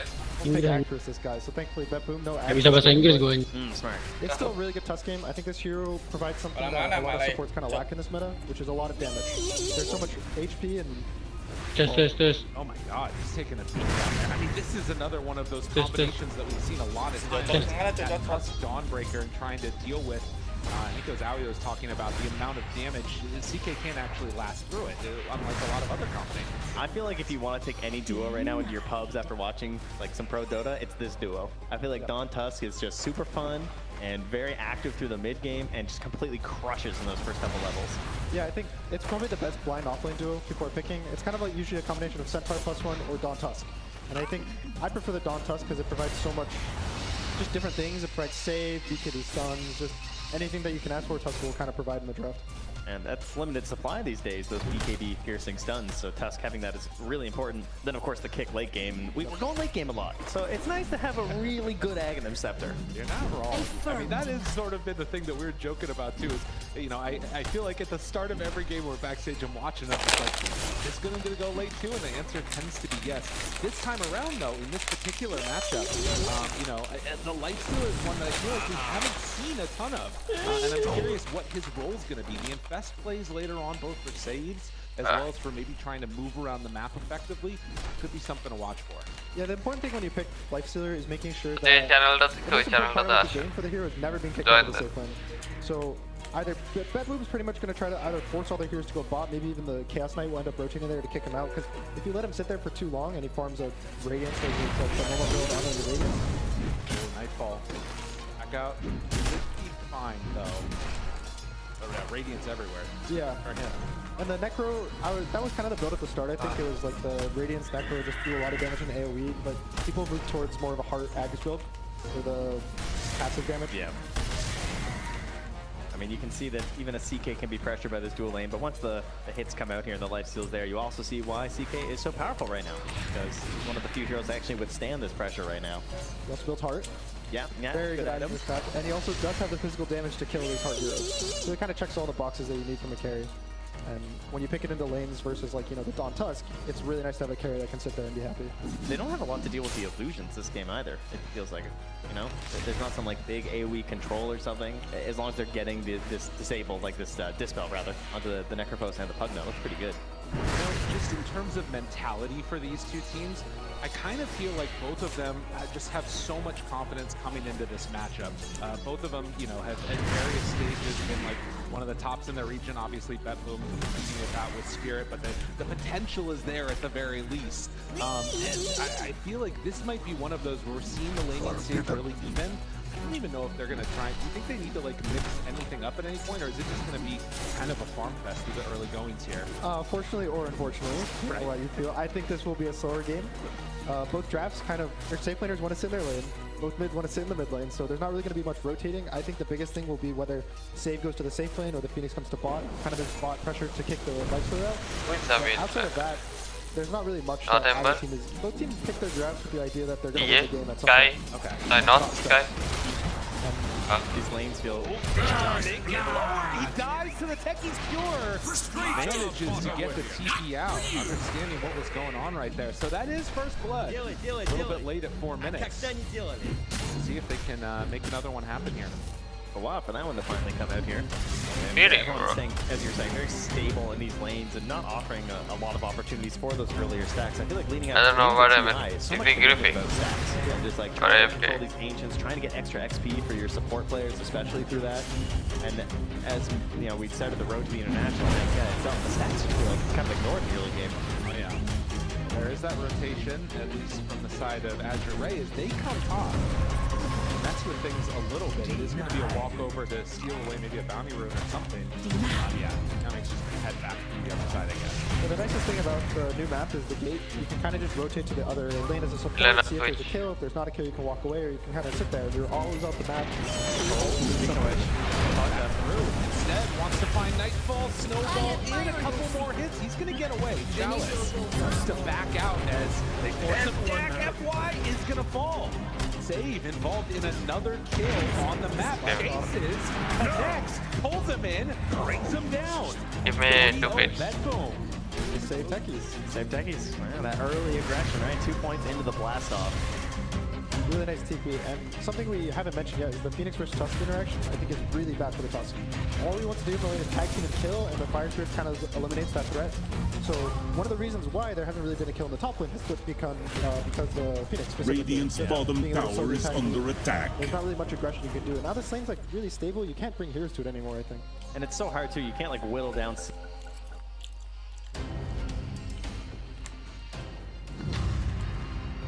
Your turn to ban. 5 seconds remaining.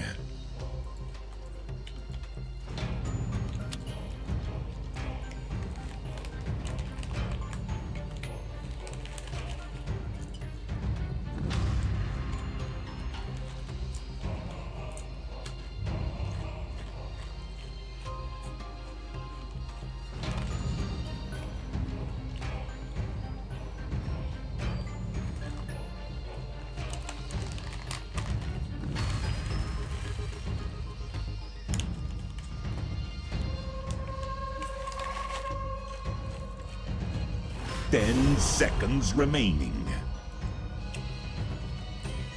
5 seconds remaining.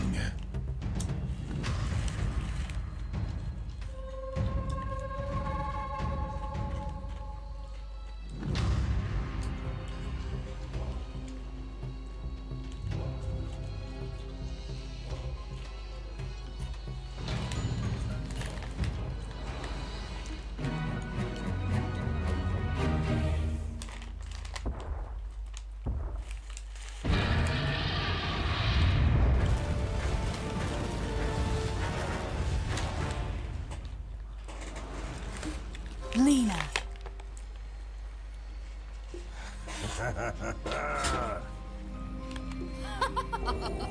That's nice. Prepare for battle. I'm going.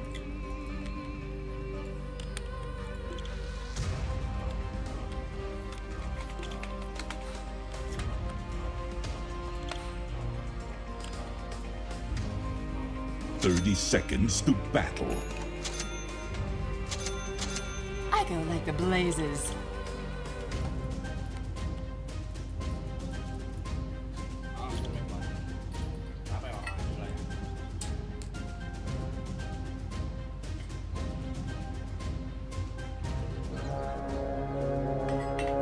First blood! First blood! Heat wave. One little spark, and before you know it, the whole world is burning. Burn a path.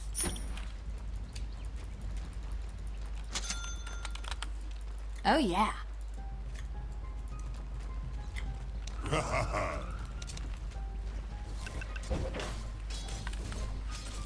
Yes. I'm under attack. Helter Swelter.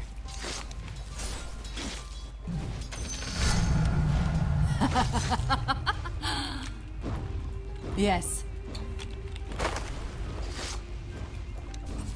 Fuel for my fire. Like a wildfire.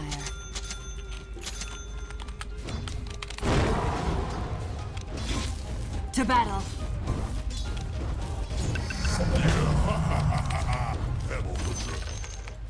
Quick.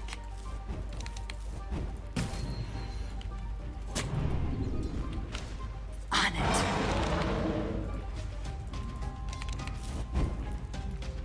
Oh yeah.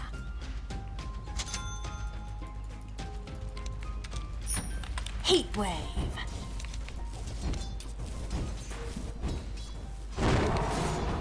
Quick.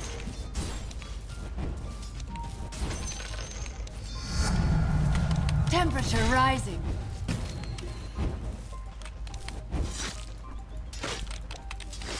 Like a wildfire.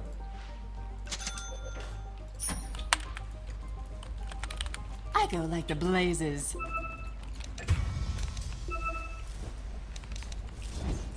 Yes. Legal tinder. Yes. You might actually be the GOAT. I'm going.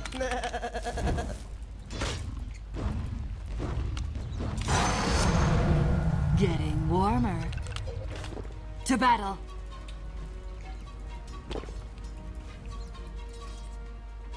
Something for a cold day.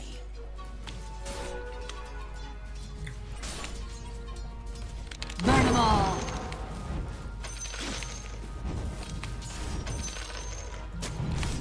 Time to hotfoot it.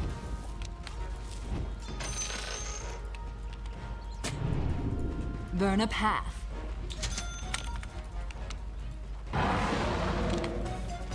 On it. Your bottom tower is under attack. Burns brighter. Yes.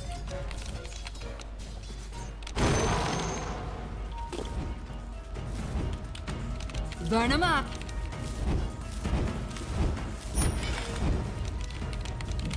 Burn a path.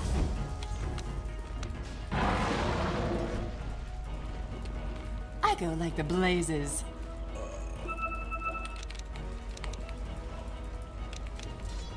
Time to hotfoot it. Bottom's missing.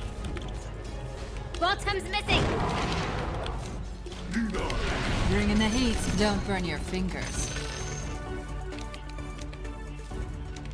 Open fire.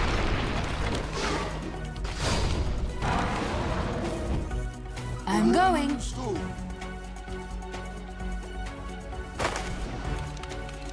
Yes.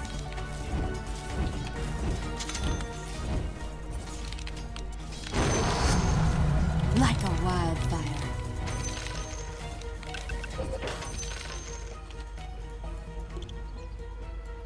To battle.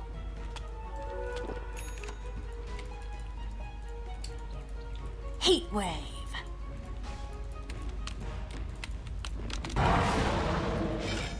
Oh yeah.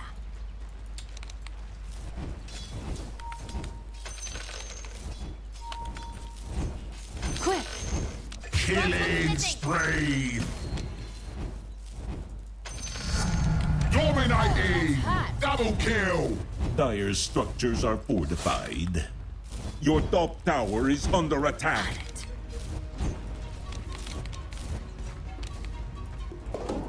To battle. Your top tower is under attack. You get nothing. I go like the blazes.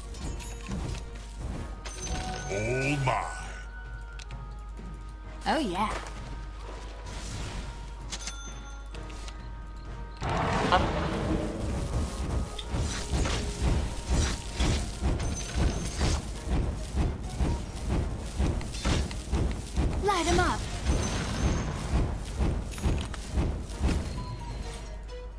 Yes.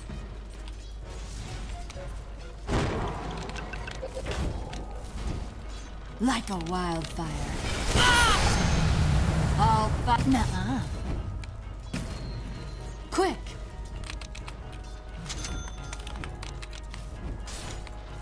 Burn a path.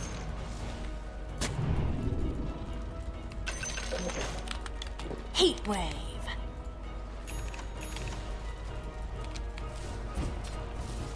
Slash and burn. Yes.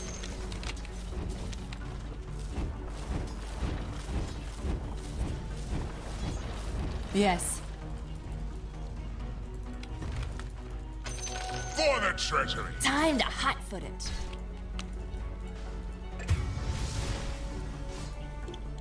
I'm going.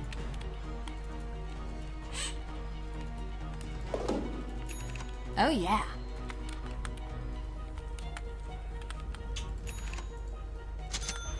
Yes. I'm not ready. I'm not ready. On it. Your top tower is under attack.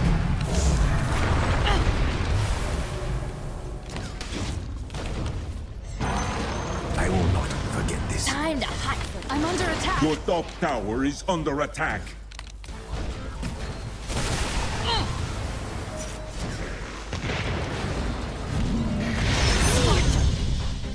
Oh, sister, I kept the home fires burning.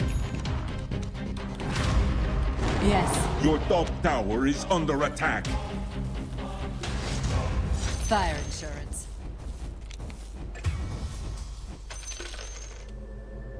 Burn a path. Your top tower has been denied. Attack!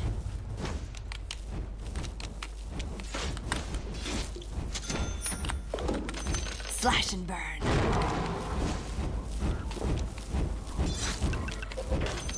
Your Burn 'em bottom all. tower is under attack. Radiant structures are fortified. I'm going.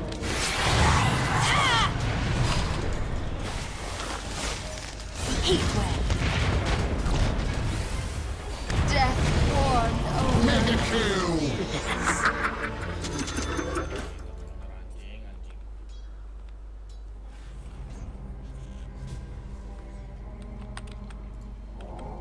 Look. Lost.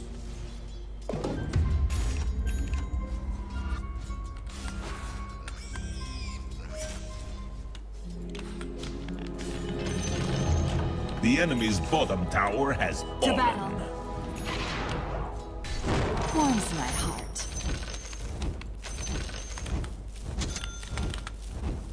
I go like the blazes.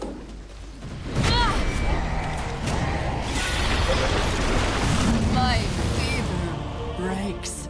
Stone dead. Your middle tower is under attack.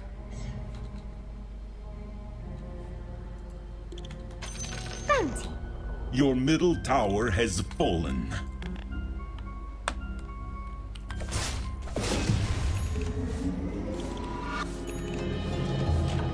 Let's heat things up. Quick! What a waste. Heat wave. Unstoppable. Like the blazes. Your middle tower is under attack.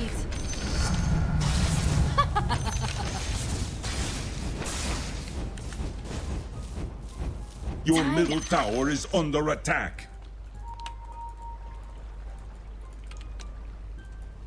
Yes. Your middle tower is under attack. Burn a path.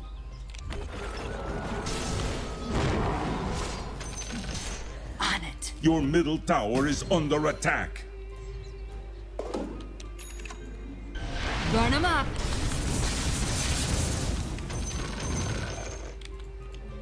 To battle.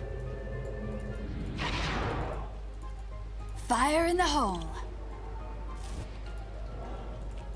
Helter Swelter.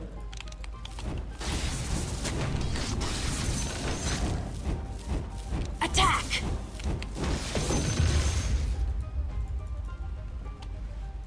I'm going.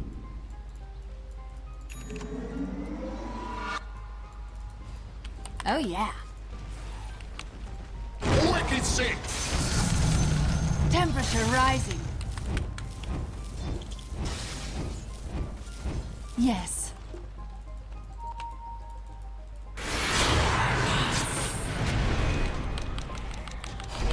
I'm under attack. Killing spree!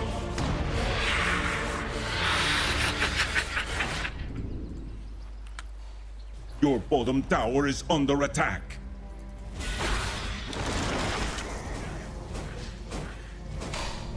Monster kill! Overzealous.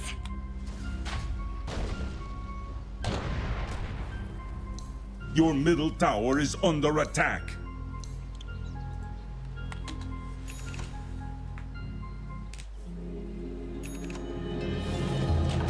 Can't work it out that Killing spree! like a wildfire. Quick! Fuel for my fire.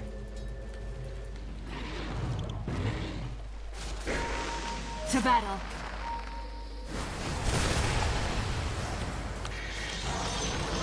Quick! Your bottom tower is under attack. Yes.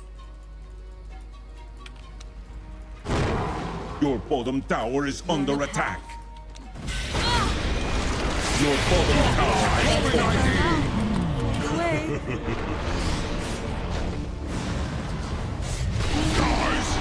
Guys! Mega kill! Double kill! You might actually be the goat. Dire structures are fortified. Your bottom tower is under attack.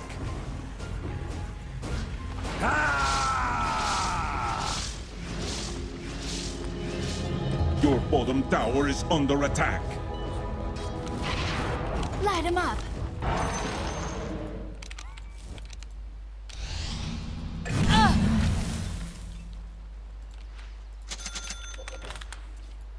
Like a wildfire.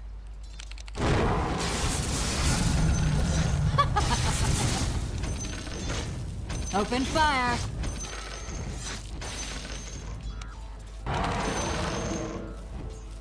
Heat wave. Dominating! Unstoppable!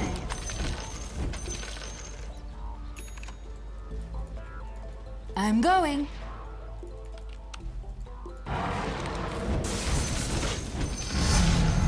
All fired up. On it. Your top tower is under attack. Radiant structures are fortified. Light him up. Your top tower is under attack. A slow Mega kill! Oh yeah. Not something for a cold day. Yes. Getting warmer.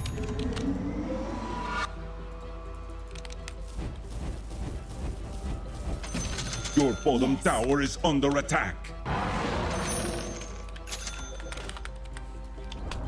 I go Your like the bottom blazes. tower has fallen. Time to hotfoot it.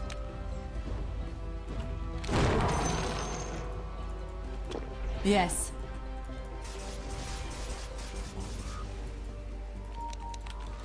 Burn them all.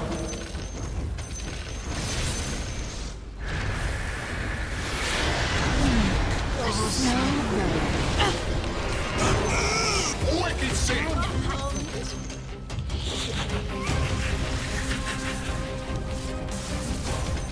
I'm going.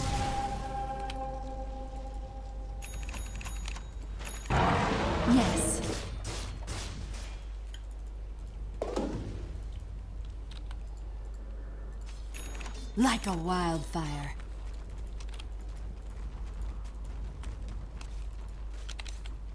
Slash and burn.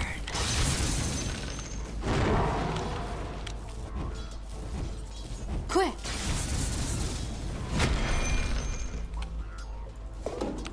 Oh yeah. Your middle tower is under attack. Heat wave.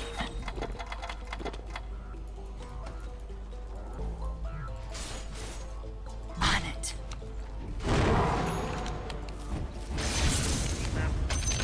Bring in the heat.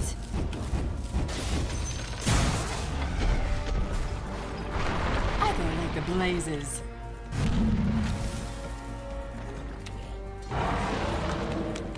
Burn them up.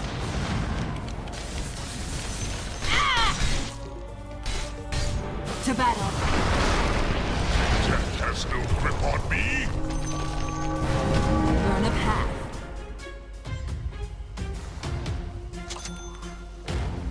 Burn a path.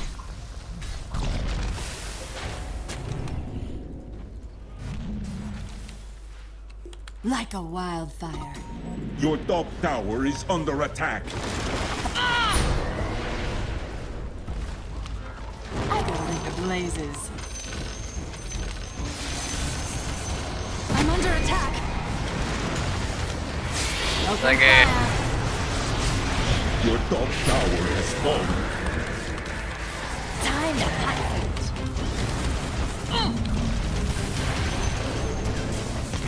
Yes. Your bottom tower is under attack. Monster kill.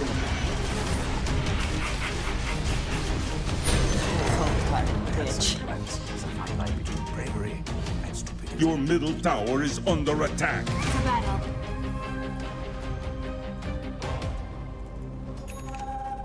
On it.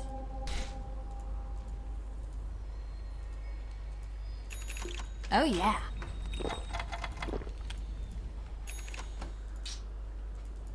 Heat wave.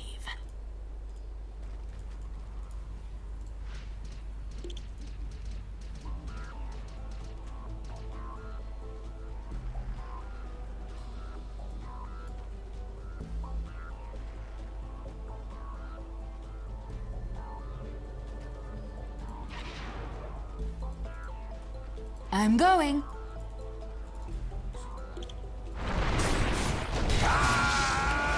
Yes. Fail. Tomorrow. Like a wildfire. Good night. Fire away.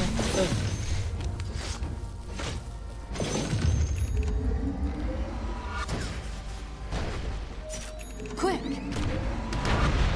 Your middle tower is under attack. Hey, Hong. Yes. Hong. I'm going. Your middle tower has fallen. Burn a path.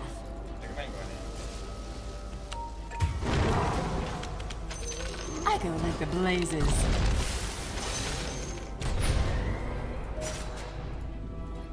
Heat wave.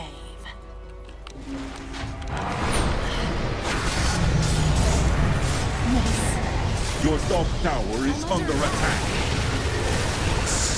It's not time.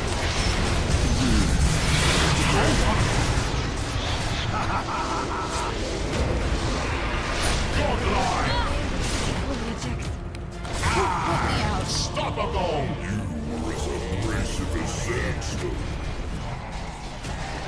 Bacot. Your top tower is under attack.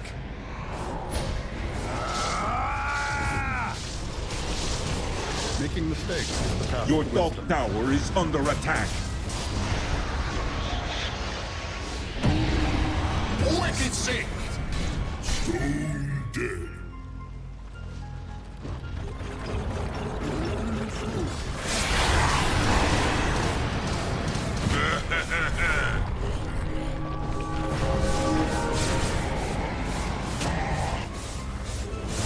Your top tower is under attack. Your top tower has fallen.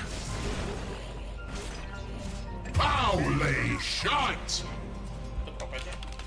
I'd stay away from him. Hello.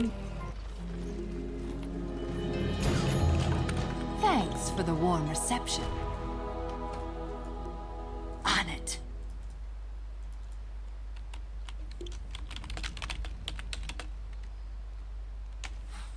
To battle. Time to hot-foot it.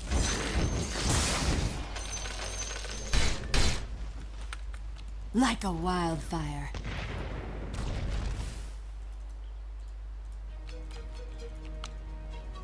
Attack!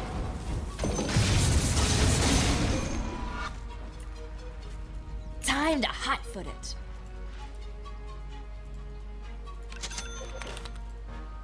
Yes.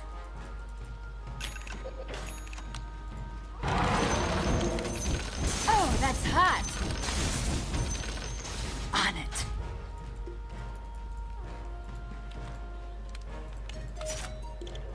To battle. Roshan has fallen to the dire. Mortality. Yes.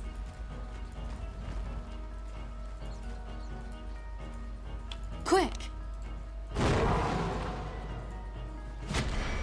Money to burn. I go like the blazes.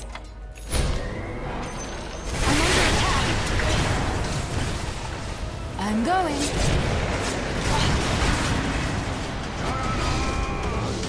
Oh yeah.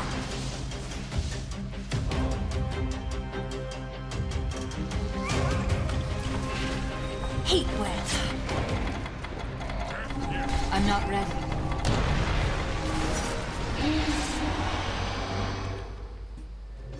Oh yeah.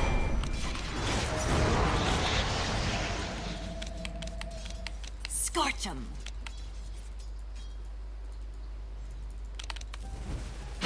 Heat wave. Monster kill.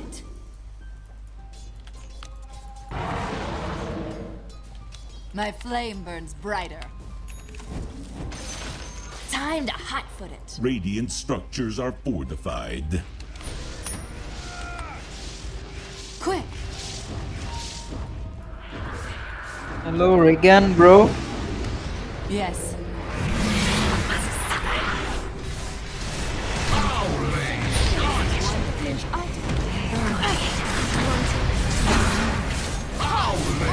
Double kill. Your bottom tower has fallen.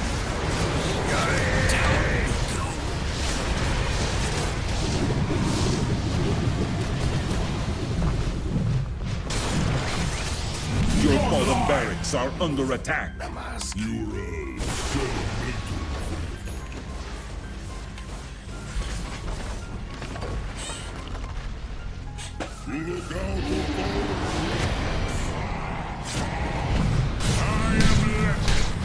Your middle tower is under attack.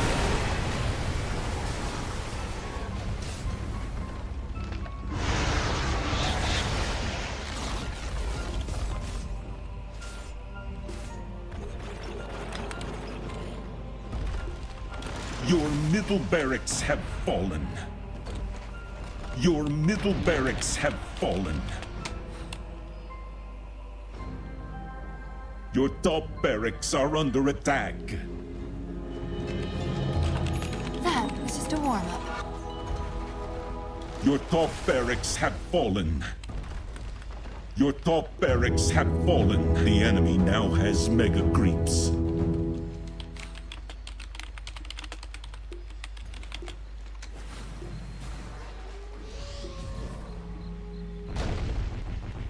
Your middle tower is under attack. I'm going. Your middle tower has fallen. Your middle tower has fallen. Like a wildfire. Your ancient is under attack.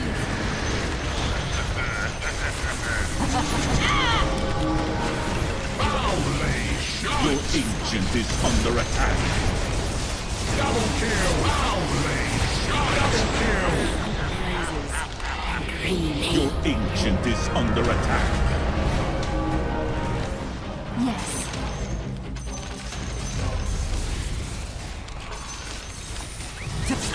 Your ancient is under attack. Big separate. Always wanted to be a giant spacecraft.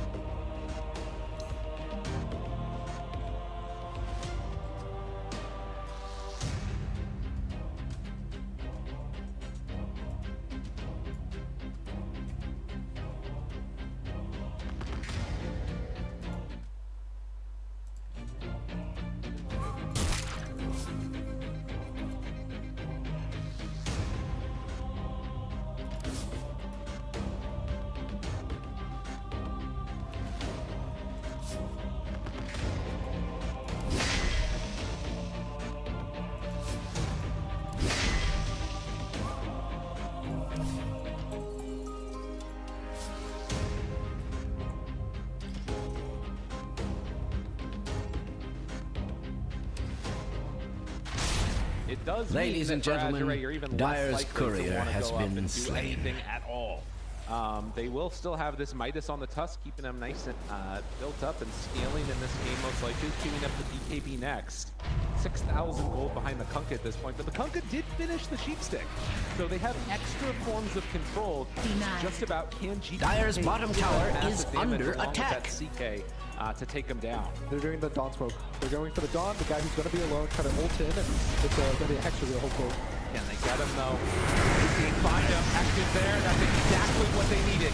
2 seconds done, he's done. Now on the rest of them, Azure, they have to back away.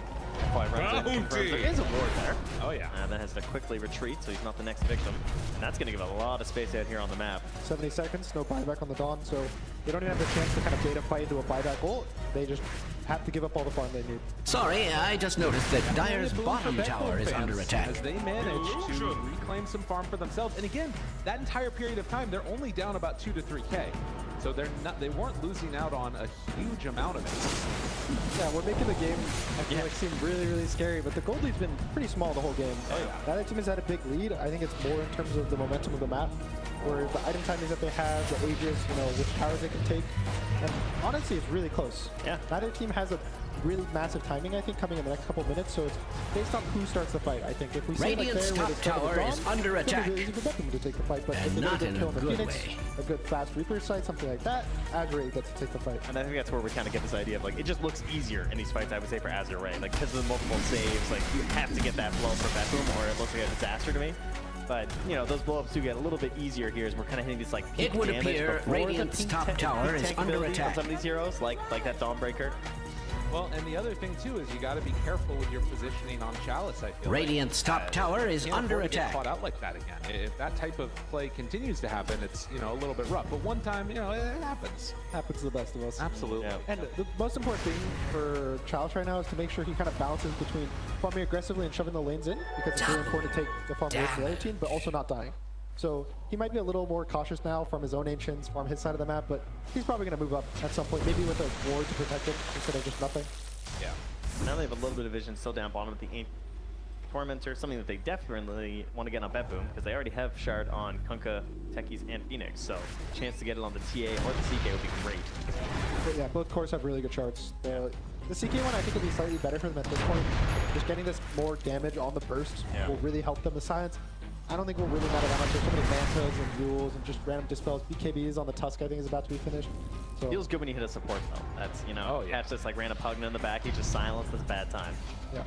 The other thing that I love about this is that when you get to these later game scenarios, you start to see stuff that like you haven't just seen before at all, I feel like. And I'm guaranteed that some point this game, we're going to be seeing this Phoenix Aghanim's. He's giving up a sheep stick. I'm still thinking we're going to be at Axe eventually. Boy, this one is going.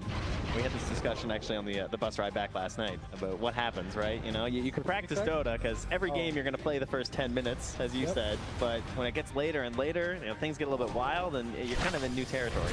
Oh, Toronto Tokyo. FY ready to initiate. They jump right at the start and they blow up the side. Oh, yes, they will. Even through the sun ray, it was more than enough to take down that TA.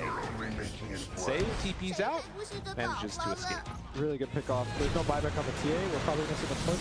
They have really, honestly, easy push between the Pugna and the Lifestealer. Just you have a free BKB to just poke. You have the Pugna to constantly push Radiant's the tower. middle tower is under attack. Cheese too. Yeah, I have no reason to worry about such things. TA at all. They're just going to enrage Pure. Now in trouble. They're going to try and pull into the mine. Some damage, but not a ton. The X marks the spot. In a robot Dire's bottom tower is under attack. Stuns are there, but Radiant's middle tower is under attack. Nobody is dying, and instead it's going to be the rats that are going down. All it takes is that one kill. They're nullifiers dead. It cannot be stated firmly enough that Dire's barracks has fallen. They keep going for more. A second better rack, still 40 seconds. But the stun, the pullback, the snowball. He blows up on the second round. Tries to get away with that. Challenge steps forward. You never want to go high ground, but maybe AR, they can do it. FY gets healed back up. The life drain, but another tidal wave. Pure pulling him in that much closer. Somnus, he's going to get stunned. 3 seconds on that one. Save looks for more. The Dawnbreaker ultimate coming in, and he hits there and finds the kill on the save. A second hero gone from this. Disarm, backs away. Snowball Pure. He's low. He can survive. It's not enough. The buyback is there. Now looking to take down Somnus. He has dealt with so much damage in this extended fight. They will finally kill off at least one on FY, but Azure Ray getting the adoration from the crowd. Taking the full set of racks in the bottom lane there and then cleaning up a couple more in the mid. Yeah, they lose some, but it's a 10K lead now, finally opening up a bit of a gap here in this match.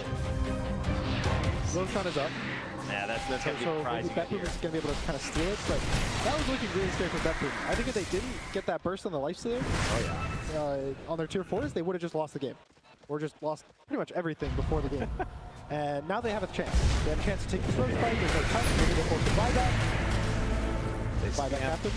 They know. They're going to come and contest. Oh, that is tough. I mean, it's a scary fight. Love to be able to get this one, but it's too hard to do.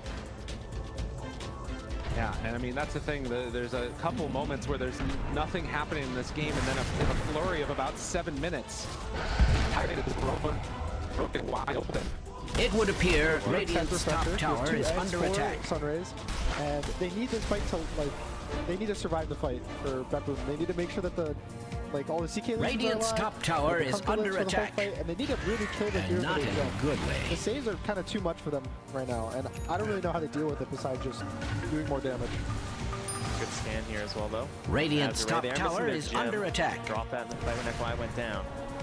Level 25 on Necro. It would appear Radiant's top tower is under attack. 1,000 damage done by the techies. This is one benefit of BetBoom being able to sort of hold an area, is that lets him get set up on save and set up for a lot of extra damage. I mean, there were like Kunkka pullbacks and everything too. Oh yeah. Catch people into the mines. There was a lot of synergy that you can achieve on the high ground. It's a lot harder. Definitely doable near Roche, but harder when you're late. They have some tier traps to get vision of the Roche, so they constantly know what's happening, but they can't really enter it. They have to constantly replace them. Maybe they get jumped on the TA, and they're going to try to smoke around this. They're just going to try and take it. Fine, let's go on in. BetBoom, can they get there in time to contest this? So much on Toronto Tokyo now. So many possibilities for this fight. Pure, he steps in, the torrent is revealed. There's one stun, down to half HP, almost gone. He is going to fall. Chaos does have buyback though. Have to be careful about that one. Roche at about a third HP. Toronto Tokyo has already used one round of his abilities. Can they go for more? Has the refresher at the ready. Pops it now. Okay, beating into Somnus. Somnus has taken so much damage in this game. I can't tell. It's always full health. Yeah. Can't get through a whole lot here. This is a scary situation. The egg outside the pit is really hard to find. They're trying to find him, but the snowball save is there yet again. Will it be enough? He's getting in, pulls ball forward. That's why they buy back on the two. Nightfall. Buyback on that challenge. If he goes down right here, this is it. Challenge gets separated though. And there's the first side. Double available for the turn, but still Chalice and FY are dead. So are the CK and the Techies. They have to back away from 𝙈𝘀, but Pure, what else does he have left in the tank? Samus is still just at full HP. GK knows there's no sight here, but how much can he go? Takes him out, takes him out with one shot. That's the tidal wave, but the rage is there. 𝙈𝘀, he says, no, you're not stealing my Aegis. There appears to be down cheese in the team lava. again.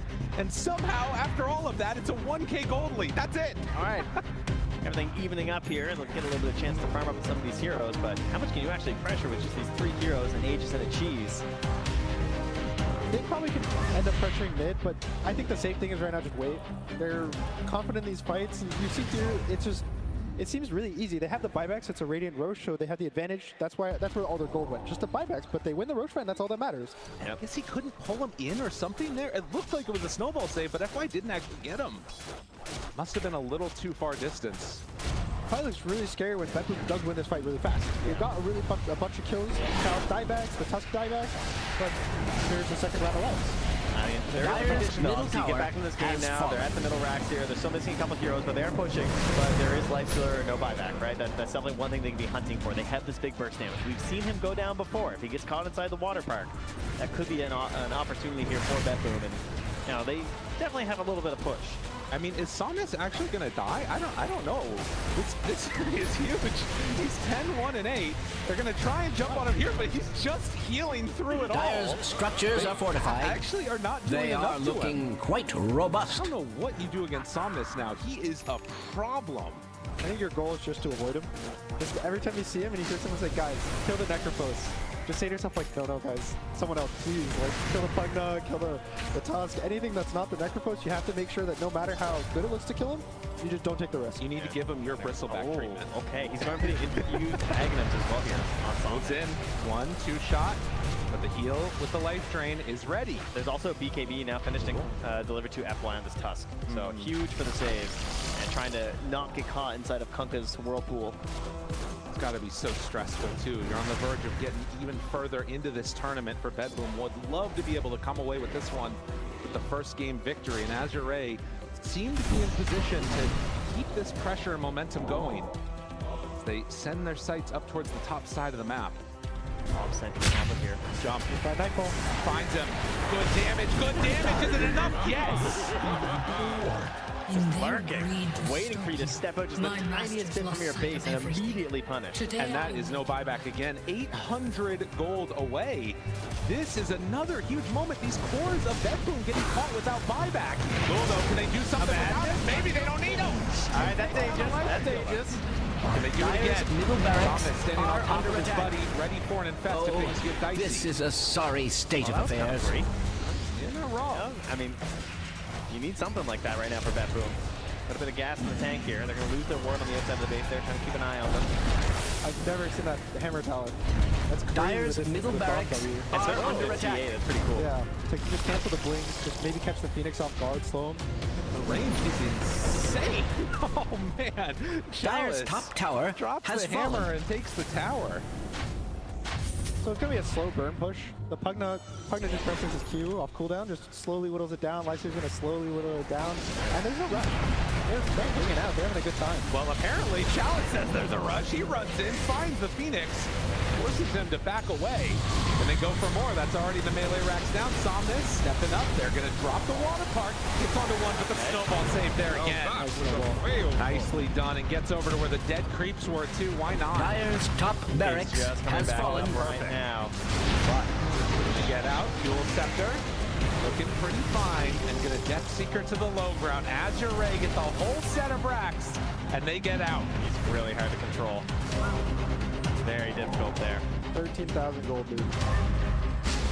First time that it's been this big the whole game. Yes, It was a really close game, but after these kind of Roche fights, all the buybacks, it seems so hard for 𝙑𝑠𝑚 to actually take a real fight for themselves. I mean, it still is sort of evident of how, strong they feel like the 𝙑𝑠𝑚 team fight is, that they're not willing to go for the all-in-play for this other set of racks. With all these mines that are set up and the rest of it, it's got to be annoying to try and play into. But got to imagine now, controlling this map, they're going to continue to build up this lead, get themselves into a strong position. I mean, you've seen your strongest core just vanish in an instant. Oh, yeah. And the fact that if he does die one more time, Blue's just gone for a while, so kind of terrifying. The cool thing is, so Lifestealer got the Ags from the Roche fight bot, and it's another way to BKB disable a hero. So he can jump the TA when she BKBs, and it just disarms her through BKB for the entire duration of the impact. I think it's 4 or 5 seconds. Yes. Yeah. So if he gets that on the TA, she's just stuck there doing nothing with her BKB, and when TA doesn't have BKB, she can't fight into Azure.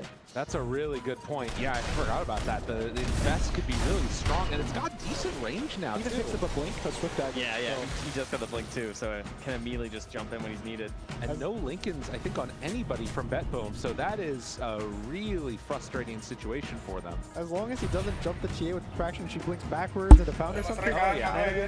That could be an issue. Everything will be okay. Well, now that you've said it. Yeah.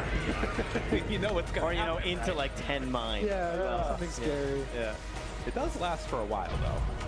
That's true. Been there for a cool minute. You know, you get Blink back, you got Reality Rift, Pierce's Spell immunity, you're being pulled all over the place here. Suddenly there's an Earth Spirit kicking you into the well. Pierce in the game. Like one of those side characters. We are getting to the point where you should be able to just buy another hero. The game's gone pretty long, you know. Would you just make someone with like the coach micro it, or would just be one of the players? Oh, that would be hype. We could have their music play. They come in. Oh, they purchased Blitz, and he just like comes to the stage.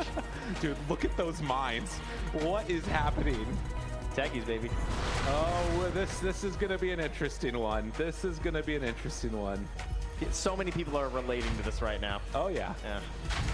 He has like the sort of orientation perfect. It is very nice. It's pleasing to look at. I like that. Oddly satisfying, you know. I unfortunately have to agree that this is a nice, like, nice visual. Yeah. Well, I don't know if Azure are gonna quite feel so confident. Extra rage duration.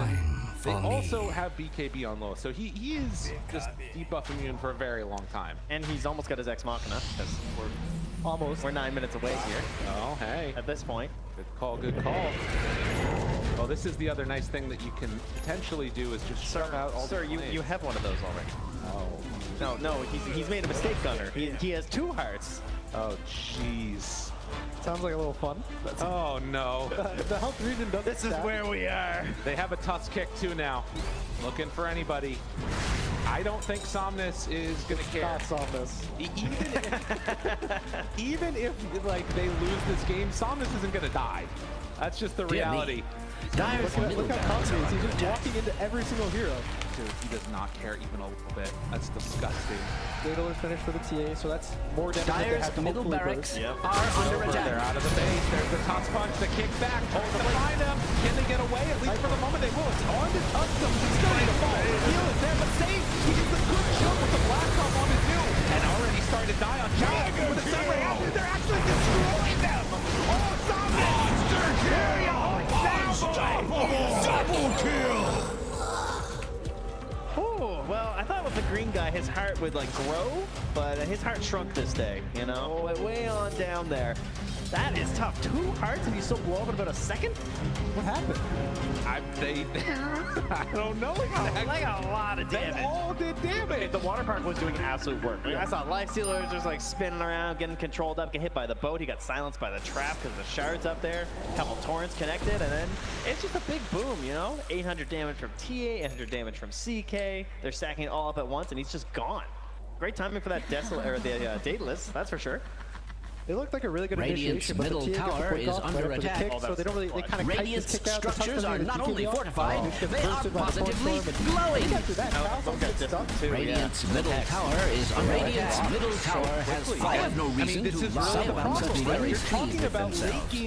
Radiant's structures are fortified. Strange to say, Radiant's middle tower is under attack. Sorry comes on out. Not sure what's going on there. Some hits from the other members of Radiant's middle tower has fallen. Set of racks in the throat. Some damage about it a little bit here. I mean, themselves. you gotta be careful. If you're Azure Race, you decide to buy back right now. This is a tier 4 tower already starting to fall. Under attack. They have Radiant's 38 structures seconds on this Lifestealer, but they're gonna back out of There appears to be some sort of magic at work. Setting up. Sir.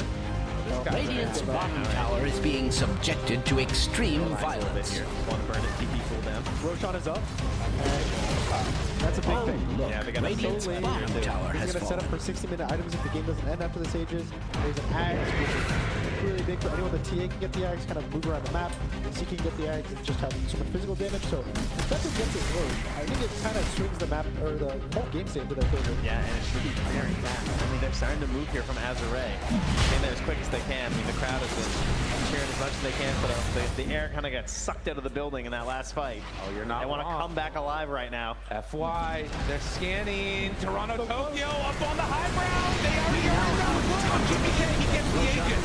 Challenge shows up. Able to see the Agnes. Okay, that's a nice win, but Challenge is going to be sick.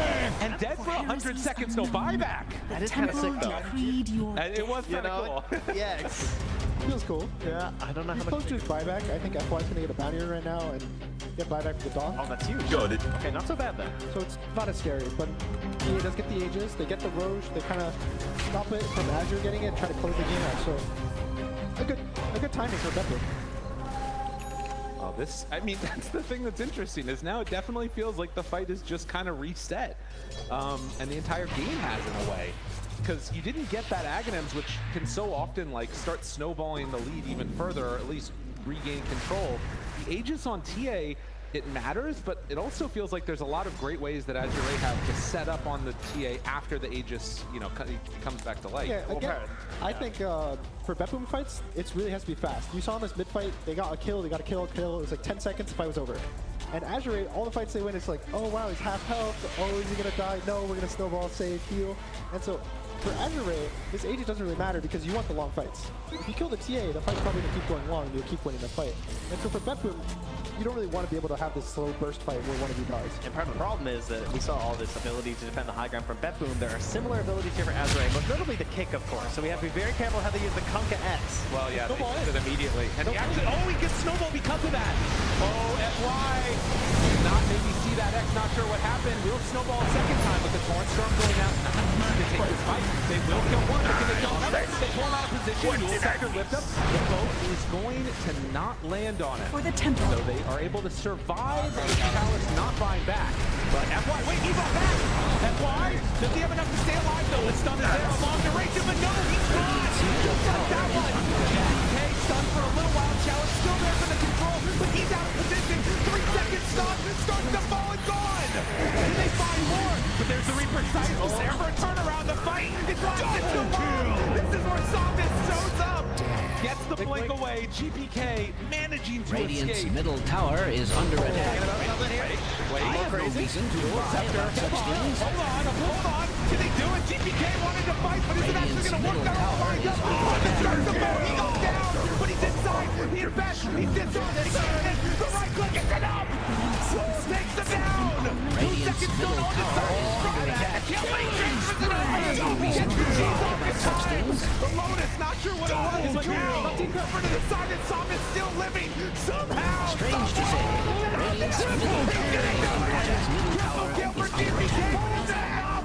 Can they do it? They take him down. GPK trying to Radiant's middle tower is under attack. Somnus is too strong. I have no reason to lie about such So much things. damage just everywhere. They're feel like fighting a back, broken they're record. boxing back and on top of each other, Radiant's middle trying to tower finish is this under game. attack. There's creeps in the mid. The Catapult taking down the tier 4, but it doesn't matter.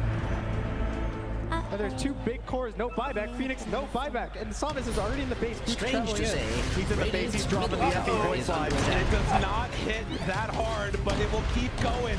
They don't have a way to deal with this guy. Dyer's Not middle enough tower left is in the under an tank. extraordinary Somnus, amount he of has stayed so stress. strong throughout this game, I and am he is going to required right to click. point out He's that building Dyer's down. middle barracks Has has damage at a fallen. time if he has Dyer's to. middle Chalice shows barracks up now as are well. under Dyer's With middle Low barracks. also in tow. As you're right, what else do you have? You have enough to finish this one off. Dave tries to stop it, but it's not looking like it's going to be enough. Techies is going to fall. 𝙎𝙬𝘼 takes them down bit by bit, building by building. Another blast off, almost enough to kill Chalice, but he's barely Dyer's middle tower is surviving. under an There's the infest extraordinary play. amount of GG stress. call. Dyer's middle tower has has fallen. Oh, that big green health bar didn't go down very well after that fight. Dyer's Ancient is under attack, and no one here will forget where they were when the Radiant sealed their victory. I was a little concerned. Not going up at the very end there to get the Wind Waker, but committed for the second heart. Lost one fight, did die, but clutched it out there. Did the damage because of outputting that fight. Unbelievable. So much. Dua taras. Speed. Harusnya mati sih tadi anjing. Kalau nggak Pugdanya nggak buyback.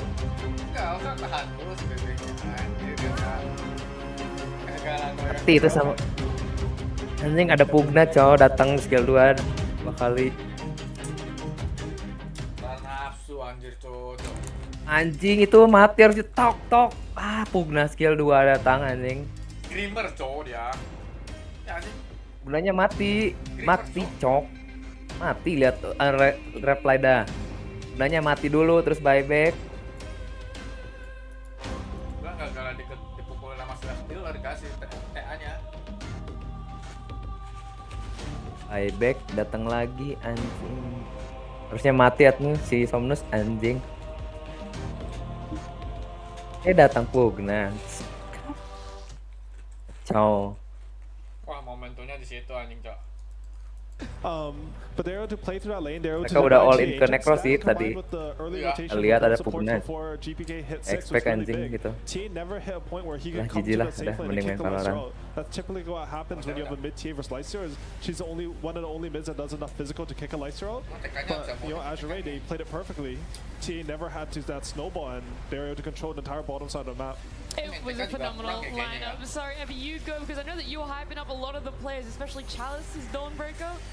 Yeah, I mean, that was just sustained for days. You had the Pugna Life Drain, you had the Dawnbreaker, you had this Necro later on in the game with the Double Heart and the Lifestealer with the Infest. In these fights, the ones we're watching right now, it feels like Bedlam did not have damage to take out any targets before they could even get to the point where their heroes were strong enough.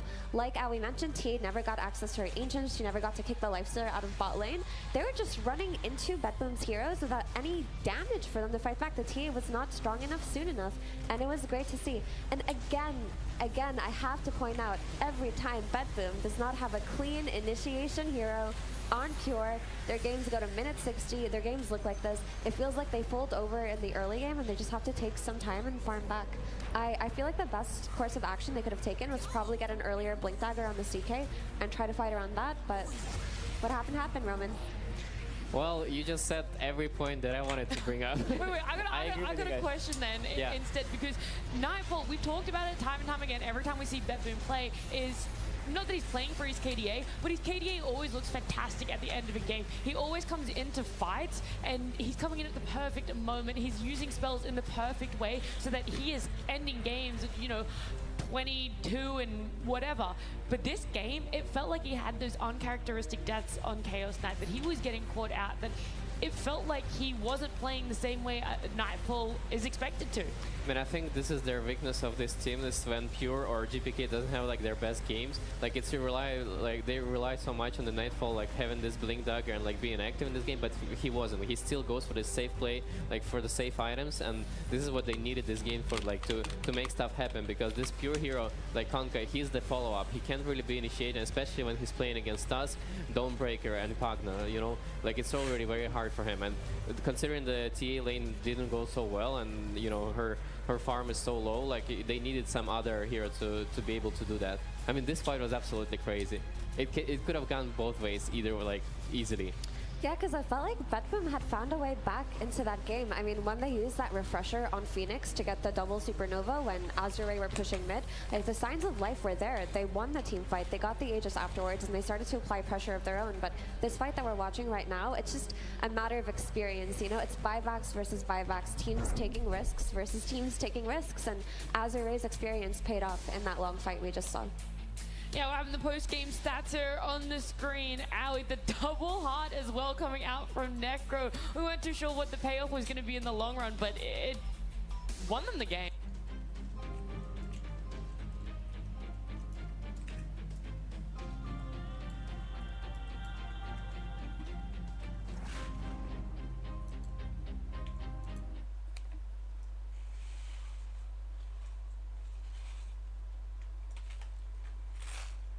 They had the nullifier on GPK, but they sort of like, they took a fight where they didn't even get to use egg, and like 𝙎𝙊𝘾𝘄𝘼 was the one hunting them at the time.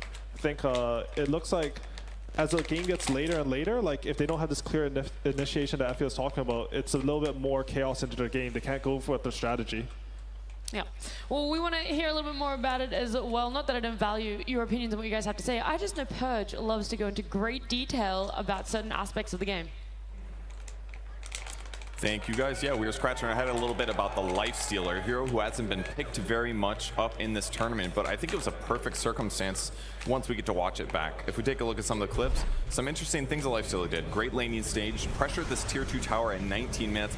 He did die this time, but he's got some really good advantages against some of the common heroes that we're seeing a lot in this tournament, namely 𝙀𝘆𝑘𝑃ℎ. In this case, the X actually does secure his death, but once he respawns, he TP's top, he runs all the way back, and then they secure this tier 2 tower at a really early position. And this means that when they take Roche on the Radiant side of the map, it's harder for 𝙎𝑃boom to get there without them noticing. And ultimately, one of the biggest advantages he had is Rage against the techies. This hero here is someone that was really strong 6 months ago because he jumps in and then he can protect himself easily. But with Rage, it's just child's play to kill him in the team fights. That hero's taken out instantly and he can win the rest of the fight as he wants. And here's another crucial moment. 28 minutes into the game, this is when TA picked up the nullifier. And this is an item that really counters Necrophos here because it removes his defensive mechanism. And then we get to see him infest. That's giving more HP to one of his allies who's dying. Heart is good in this meta. Well, infest gives you a similar amount of HP. So if you can keep your teammates alive in these crucial moments, it's going to win you team fights. And on top of that, he's doing percentage-based damage. Again, tanky heroes are popular. Percentage-based damage is very good. And this just culminates with his nice open wounds shard talent, which gives a nice amount of life steal to anybody in his team that's killing heroes. That's what pushes him over the edge in a lot of these team fights, lets him frontline for his team, and secure things to eventually win the game. Beautiful. Thank you so much, Purge, explaining a little bit more on that Lifestealer pick, the fact that it's something we're not seeing very often, but it can be a massive answer to issues that other teams are currently facing, Effie.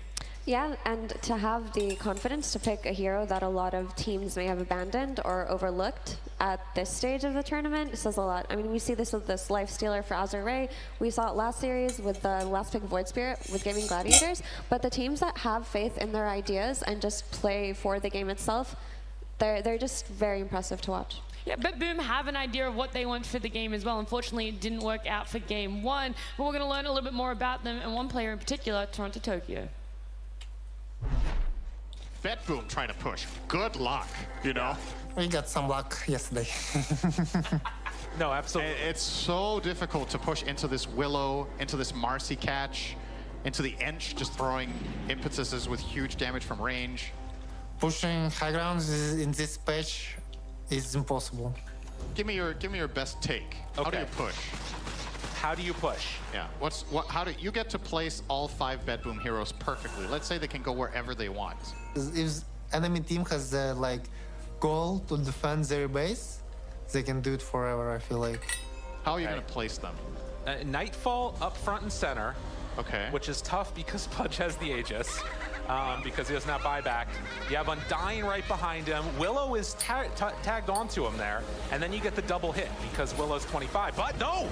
Instead, just step up, and that's already a tier 3 tower gone. Wait a minute now. Wait a minute now. The hook, the connection. Q, he's in trouble. Oh, 𝙎𝑃boom, have you actually done it?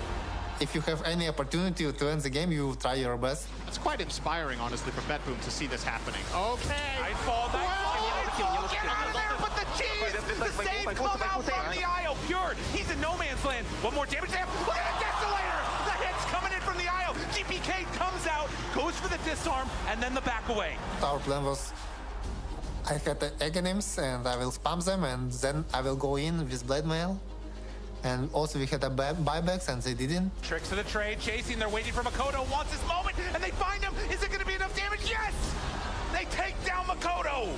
Can they get any more, though? Nightfall, the hook, again, Pure, he's on his man. Can they bring down this Willow? Goes for the walk away. And the damage coming out. The IO is doing so much of it.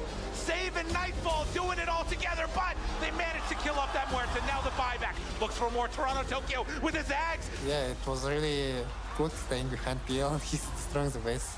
I like that. On this Undying, 10,000 HP on Toronto, Tokyo, looking for more. Bet boom, they're gonna claim the game. How do you do that? How? I really hate losing. It's for me, it's like impossible. And I love winning.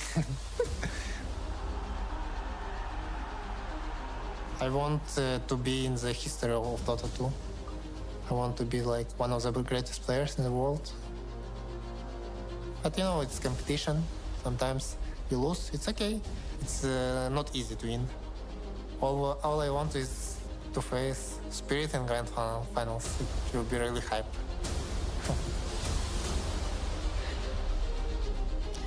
That would be a pretty much hype matchup.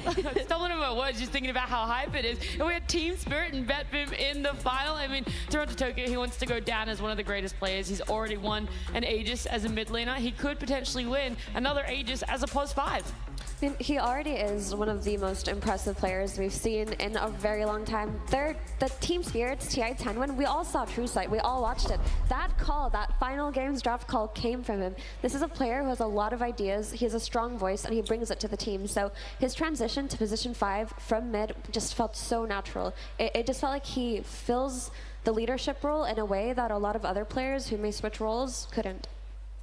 How do you feel, 𝙈𝙀, about this transition for Toronto Tokyo, especially when we see his heroes? I mean, we saw a recap of his Undying, how unkillable it was, and then his Phoenix in the most recent game. I think Toronto Tokyo's strength is that he has like unending confidence in whatever he does. I remember after TI-11, he just came up to us at the after party. He's like, I'm going to be the best 5 in the world. And he was believing it. He spoke with full confidence. He's like, all the 5 suck. I'm going to be the best. And, you know, honestly, he's playing really well right now. I think it sort of goes into the game. Like, when he's able to show that confidence, you see him running into these Undyings, hitting buildings on +5 with 10,000 HP. Like, it's something that is a very positive, unique trait, I'd say, about him. Do you think that transitions into all the players on the side of BetBoom Reserve? What? The confidence that... I mean, for Toronto, like it really helps that he has all these like skills from the times he was playing mid, right? And right now, this transition to the supports, like all the supports right now are having such a big impact in the game. So it helps like that he knows how to find those farm. You know, sometimes like on this Undying, like he's running around with 15,000 HP, like get to play this insane Undying like he used to from the mid like heroes right now, and it really helps, you know, having that experience from the mid lane. And we see the teams walking up on the stage already. Yeah, there's a lot of fans for both teams here. 𝙈𝙀, BetBoom, game number 2. Some changes, Effie, that you really want to see for either side, either for 𝙈𝙀 to double down on and get the win on the series for themselves, or BetBoom to make it another game 3. And I think 𝙈𝙀's plan worked out really well. The Necro looked so good for them. When I watch 𝙈𝙀 and they impress me the most, it's when they have that frontline tanky, unkillable core, whether it be a Bristleback or a Necro, and they just play around it. They don't have to take fights by initiating or smoking. They force the enemies to fight into them because their laning stage is actually quite strong, probably the strongest out of the entire Chinese region. So they're not one of those teams that you can break in the laning phase. So for them, you just respond. You don't necessarily have to run back the Necro, but to be able to, for example, pick the Dawnbreaker into a Chaos Knight, we saw how bad that lane was for Dawnbreaker, but still win the game, still have an effective performance, nothing to change from there. Was that lane bad for Dawn last game? Yeah. I feel like his lane was completely fine, no? He was like 2.5k net worth behind. Yeah, but the Tusker left to play with the Lifesteal, and they rotate on mid, he was left alone. Because I think like, this is how 𝙈𝙀 want to play. Like, they want to be able to leave Chalice alone. I remember watching them versus Extreme in the qualifiers. He had timing. He was playing like some off-lane 5 Invoker, and he would rotate with F by around the map. They killed like all 3 lanes. I think they're really happy if you can get out of the first part of the lane and then start roaming with the double supports. So you feel that 𝙈𝙀 is a team that ends their laning phase a little bit earlier, or they're just more active in that early compared to a lot of other teams that we've seen so far at TI? I think they're really good at identifying like which lane they want to play through and like moving between that. Like we saw in the last game, they identify mid, they have like a weak point, our Necro's level 6, we're able to punish that, take mid tower, and then they just sat in the enemy triangle and kept pressuring through this lifesteal. I think how they do that is really good. And for the 𝙈𝘀𝘾, I think the small adjustment that they could be thinking about is that picking pure hero early, like they did before in the previous series, where like the Spirit Breaker was untouched during the first phases, so they could easily take that instead of taking Chaos Knight, so that the role that could be taken for the next game. I know throughout this year, as you stood in for 𝙈𝘀𝘾 at some events, do you think this is a similar team to the one that you stood in for? Is it a very different team when you look at them from the outside as a panel member now? I think they're very different. Like I think they're improving with every tournament, and it was never about skill for this team. It was mostly about the psychology and like how they think of themselves, right? If you think that you're #1 and you have to perform to that level, then it's very hard to have that pressure in the game and deal with it. But I think right now they're very more chill in that sense, and I mean, you can see that they're playing till the very end and they're not giving up. When I was playing with them, they kind of gave up in a few games. You could say, that was past 𝙈𝘀𝘀. This is a whole new Yeah, this is the whole new 𝙈𝘀𝘀. Yeah. They conquered their demons, we've said. They seem to be different. But going into this TI, Toronto Tokyo mentioned that he expects a top 4 placement for his team, at least. That's what he sees that they're capable of. That's what he thinks that they can do. And I really feel like throughout the year, you've seen them progress as a team, right? Not just in terms of the way that they play and shaping their identity, but just in terms of determination. Because I recall there was the 𝙈𝘀𝘀 tournament a month ago or a couple of months ago, and they got eliminated early from that tournament. And that was their namesake tournament. And a lot of the eliminated teams opted to stick around and just enjoy it. But they left early. They left their own tournament early just to practice for the upcoming Dream League. Well, here they are. They're 1 game away from potentially being eliminated. Game 2. Turn to ban. Azure Ray's turn to ban. Azure Ray versus 𝙈𝘀𝘀𝘀 team. Game 2. Got some cheers from the crowd there. They're just hyped to see some more Dota. Keep the action rolling here. So for game 2, we've talked about some potential changes.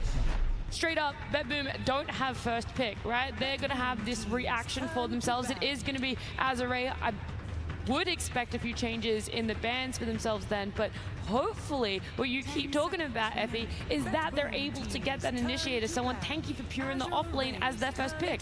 Would you want to do that?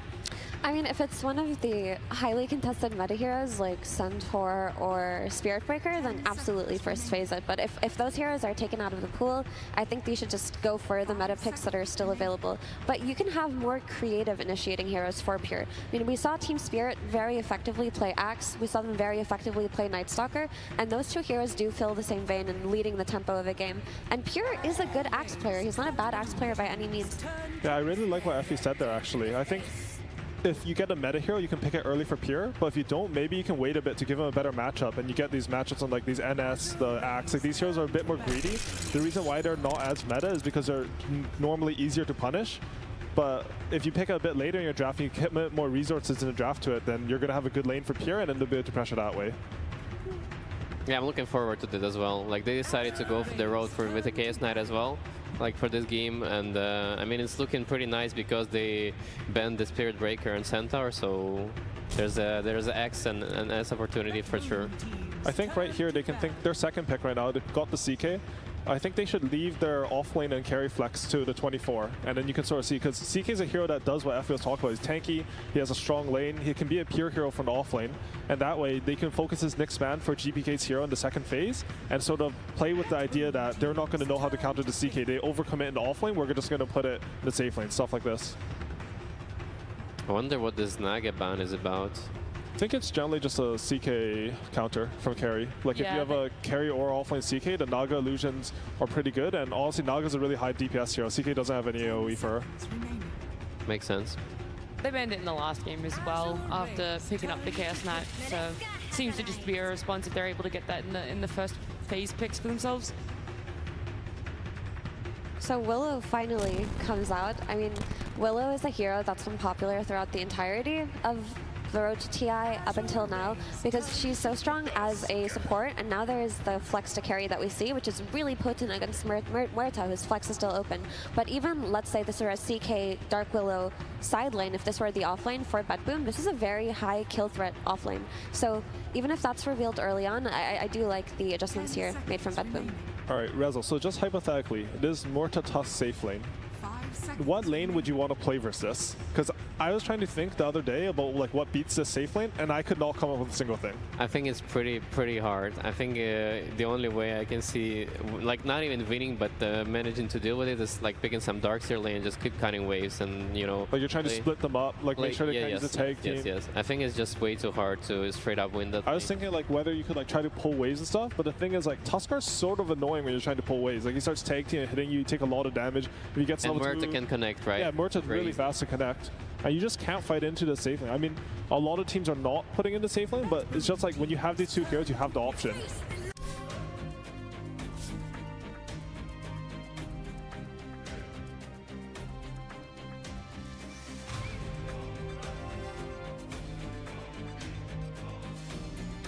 Bet Boom team's turn to pick.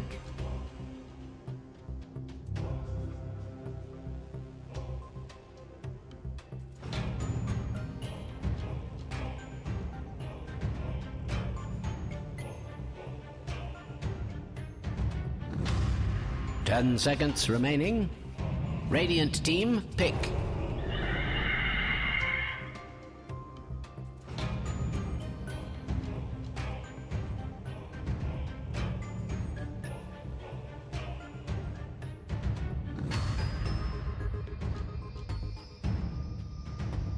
Ten seconds remaining. 5 seconds remaining.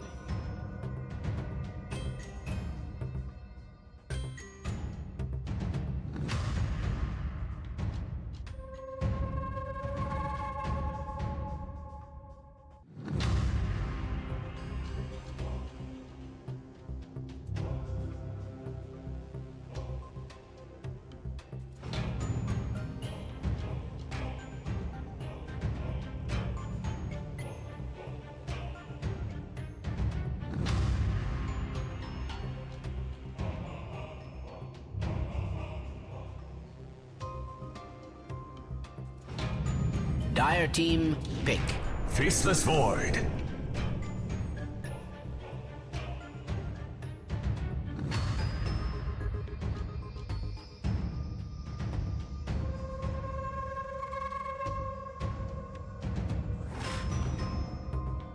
Ten seconds remaining. 5 seconds remaining.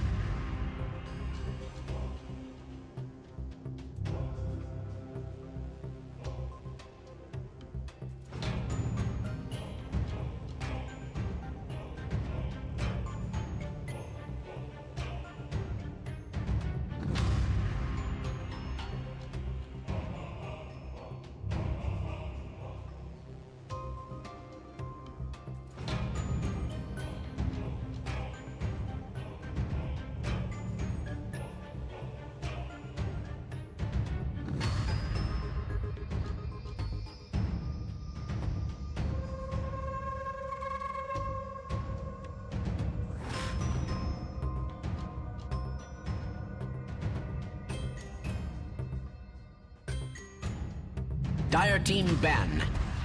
Luna.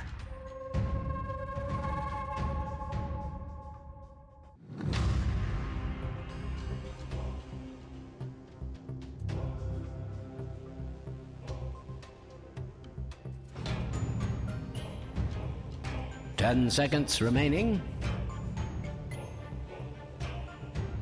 Radiant team ban.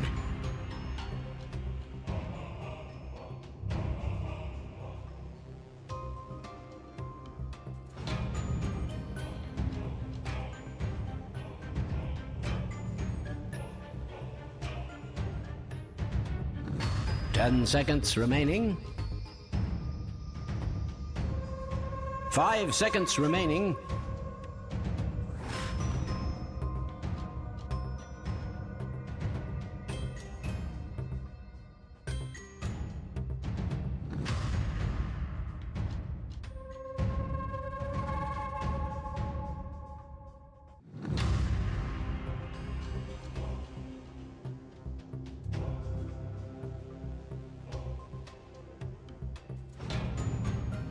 Radiant team ban. Dire team ban.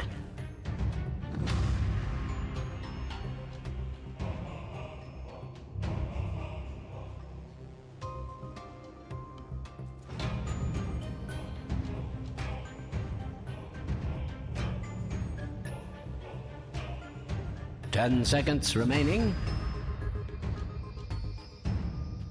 5 seconds remaining.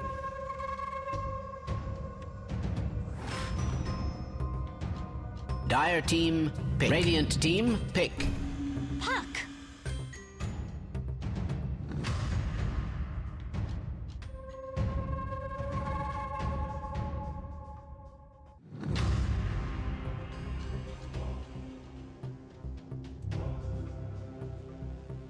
Ten seconds remaining. 5 seconds remaining.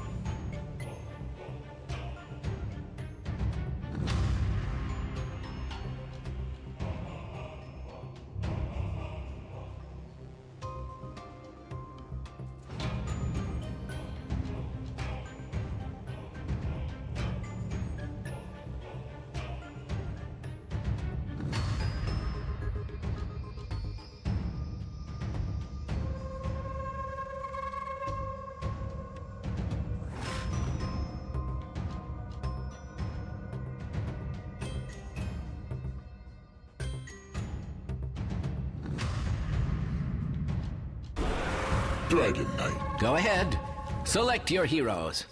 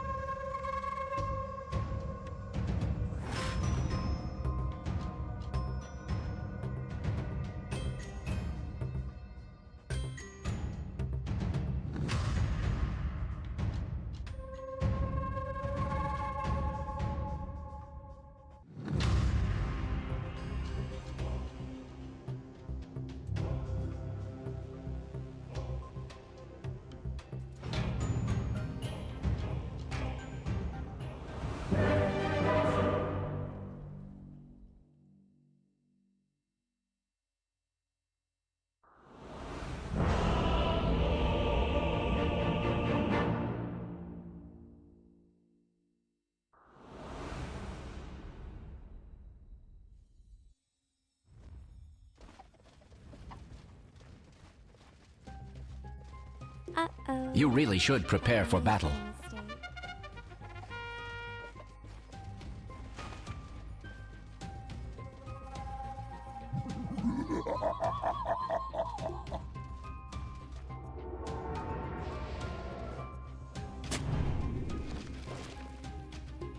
Единственный, кто может меня победить, это я сам. Делай. А когда не делали? Делай. А когда не делали?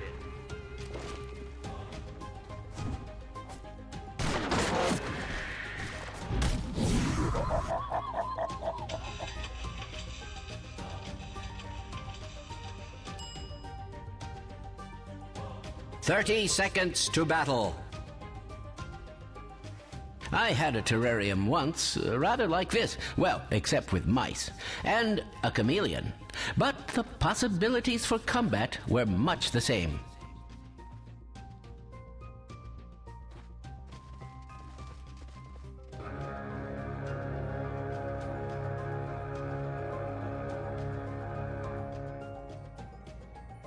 The battle begins! Or so I am told. Are we starting now?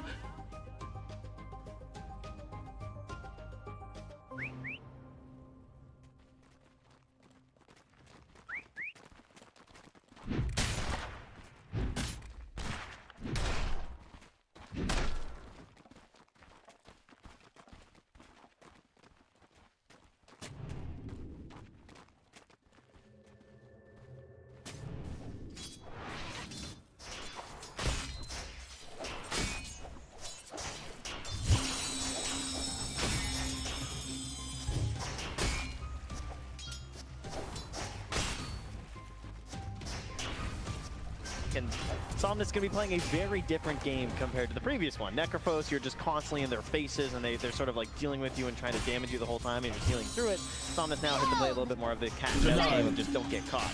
Yeah, one catch and he's dead. All three cores have a way to stun you for multiple seconds, and chrono and stun from the two other strength cores. And the subs have really high damage. The Dark Willow has damage on the DK stun.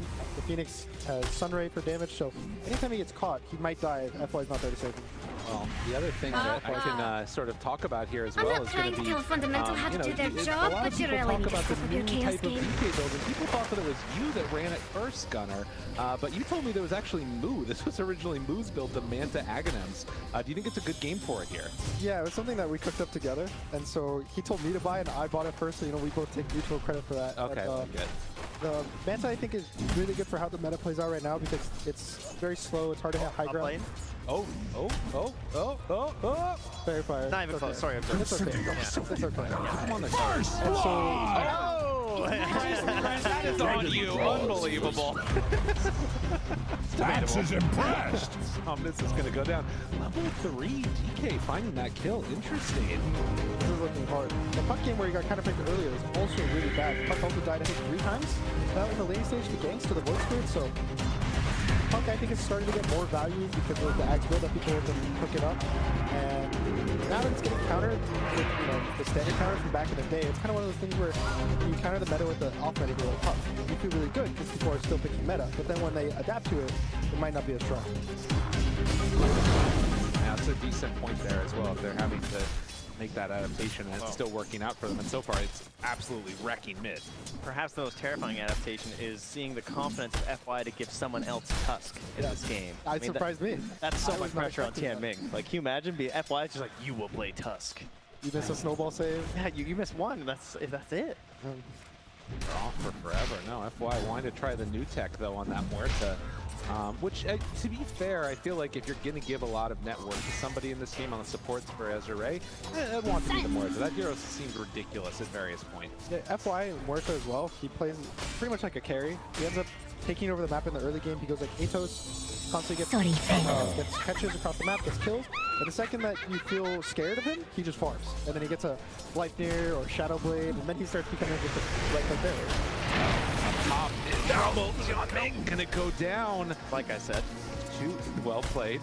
2 kills already at this early going. Pure did take some damage from that one, but so far things going better for BetBoom, particularly these mid lane matchup where, God, Somnus is just taking a beating. GPK is in his face.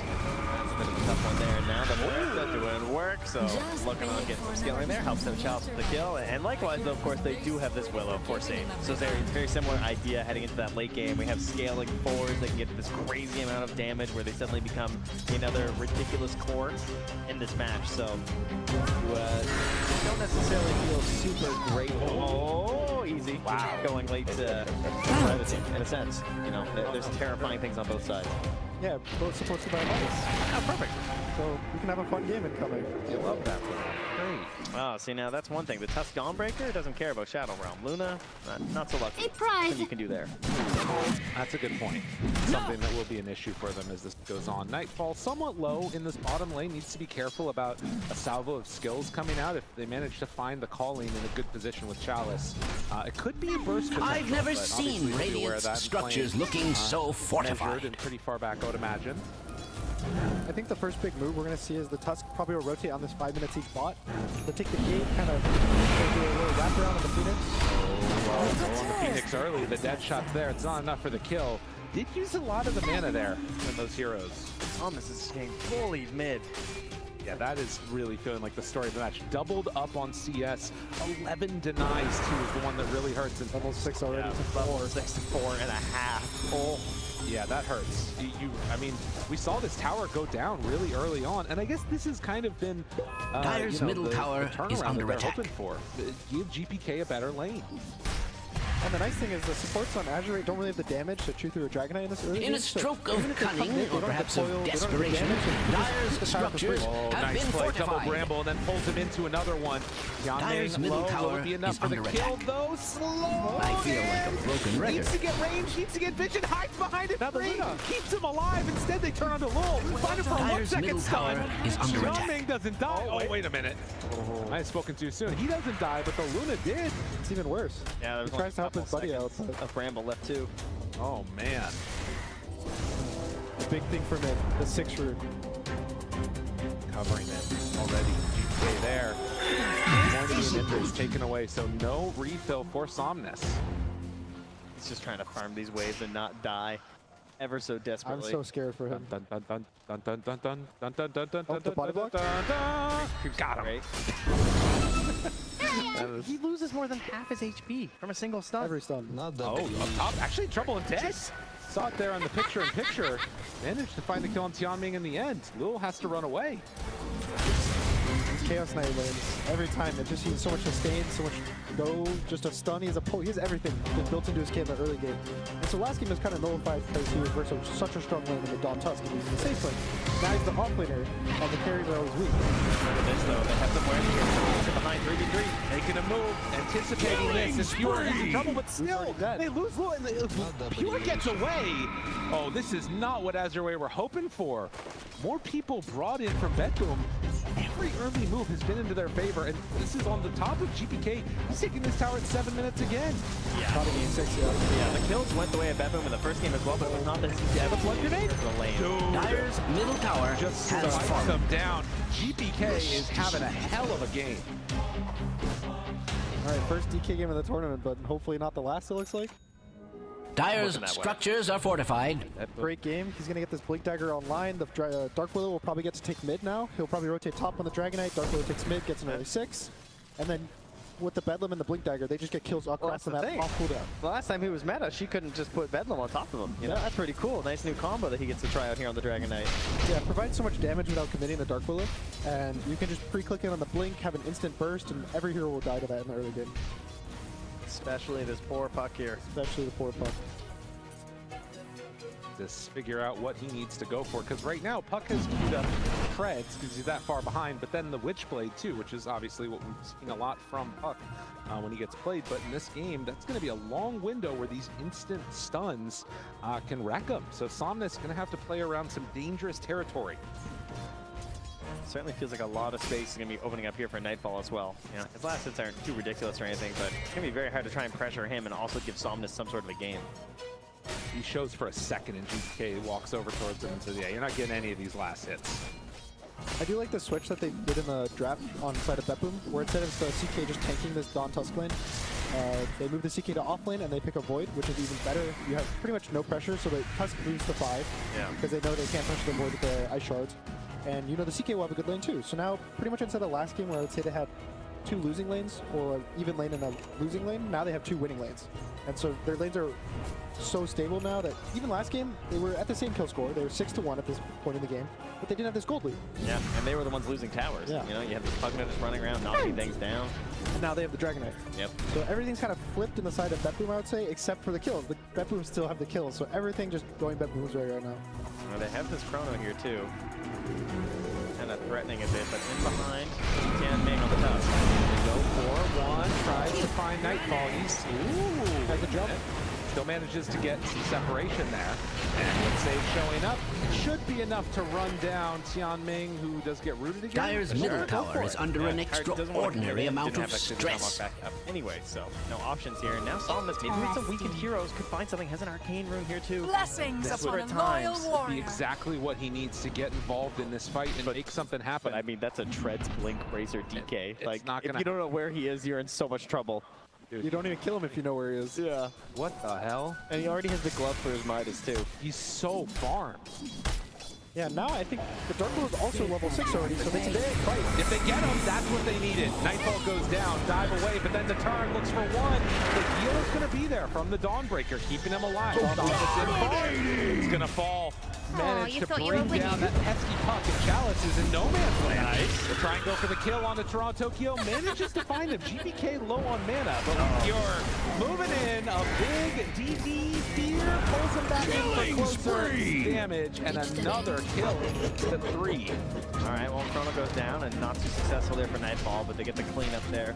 A Muffin bucket of BK and CK show up. Stampeding Knights coming through.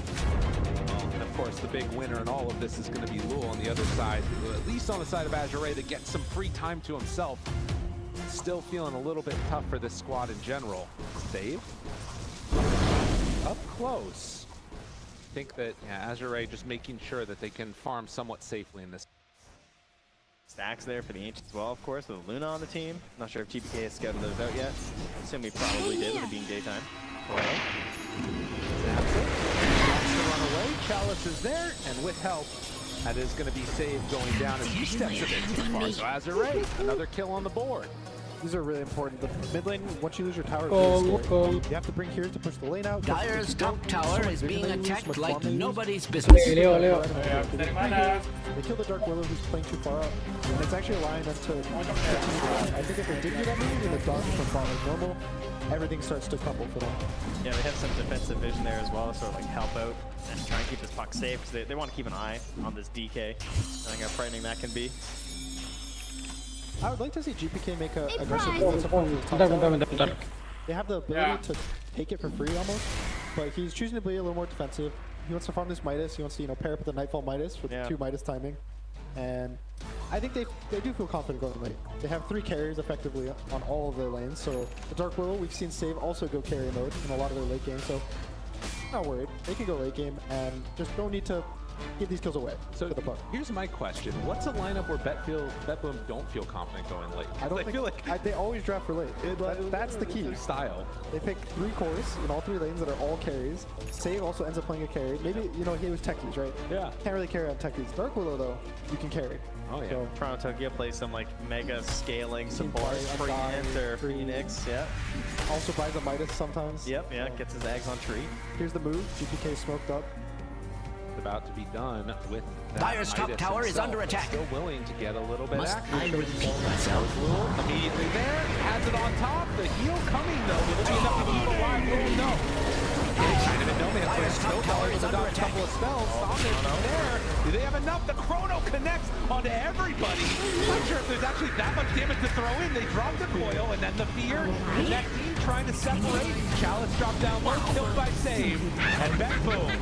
They take down 3. Not a single hero falls. Everything just in sync there. Coming through. I mean, Dire's GPK top tower risky rotation has fallen. They get like no mana. They either wait for wand charges or get off his second spell, then engagement, and then perfectly timed with the Chrono coming through. Everything in sync for BetBoom. Really nice rotation, taking the gate on the Void, so he was able to get a really nice Chrono. It looks a little weird because he chronoed a lot of his teammates, but it breaks up the fight. A nice fear from the 𝙈𝘀𝘿 just pushes everyone back. And they have so much HP. The Dragon Knight just so far ahead. The Chaos Knight's also far ahead. That this limited damage, I think, from Puck and the supports of 𝙎𝙖 is kind of really showing in this early game. As well as having like a Luna, right? Who you don't have this Eclipse ever early on since you're going for this farming build. So even if you had to manage to get off like before the Chrono, I don't mean to be alarmist, you but can just feel how Dire's bottom tower is under attack. Not surprising that if you're stunned once, you're dead. I mean, and again, he's still just trying to finish off that Witchblade. Like, broke as a joke doesn't even begin to describe it. Or this poor old Puck right now.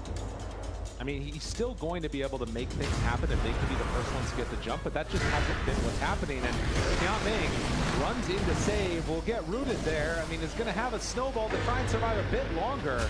With no help nearby, this is going to be the rundown Walrus Punch. Well, no. Baby. Axes, please! Sorry, I just noticed that Dire's bottom tower is under attack. Maybe one more camp out of that juke there. Thankfully, again, they do have the Dawn, which I think is one of the better Very nice. the whole map. Dire's structures Dire's bottom tower is under attack. And the supports on a solo hero. They always end up fighting, like taking a more defensive fight. Sorry, where they I get just jumped noticed first, that Dire's bottom tower is under attack. Damage, and I don't think that's really going to work out for them right now. But if they get this jump, they get a coil on a solo Void and the Dawn ults in, they have the damage to kill these heroes. Yeah, it just has to be coil and Solar Guardian for sure. And the Walrus Punch, of course, will be very helpful. So that's probably what they're going to do right now. He's got 2 2 smokes. I don't mean to be alarmist, but Dire's bottom tower is under attack. Here. Gotta help out Somnus. Witchblade's also finished, so it's like I'd say it's their peak right now. The next like 5 or so minutes won't really give them any more strength. The blink on Puck won't really change anything. The Luna is going to keep farming, so they really need to get a kill in the next minute or 2, I think, before the Dragon Knight starts to get too big for them. Yeah, Tamming just sneak a ward down mid. Runs on through and gets it down. Not spotted, that's pretty huge for them. Also, there is vision for BetBoom here, though. Tamming goes through. And again, gonna be left behind. Like the Kobold de-warding, doing work. Makes the work happen. They're actually gonna leave him to be and instead kill the Kobold. Oh. I mean, is that like a sort of BM kill? They let you go and they come and take your Kobold instead. Good shot. They needed that one hurts. Somnus was so close as well. Now he's stunned out. Oh my goodness, they're gonna find another. Tries to jump away. FY there to help his buddy, but no. Nightfall comes in with the chrono. They're gonna bring down the Muerte de Killing spree. Dead. And maybe even a fourth. Chalice is caught. They're dropping egg on the low ground.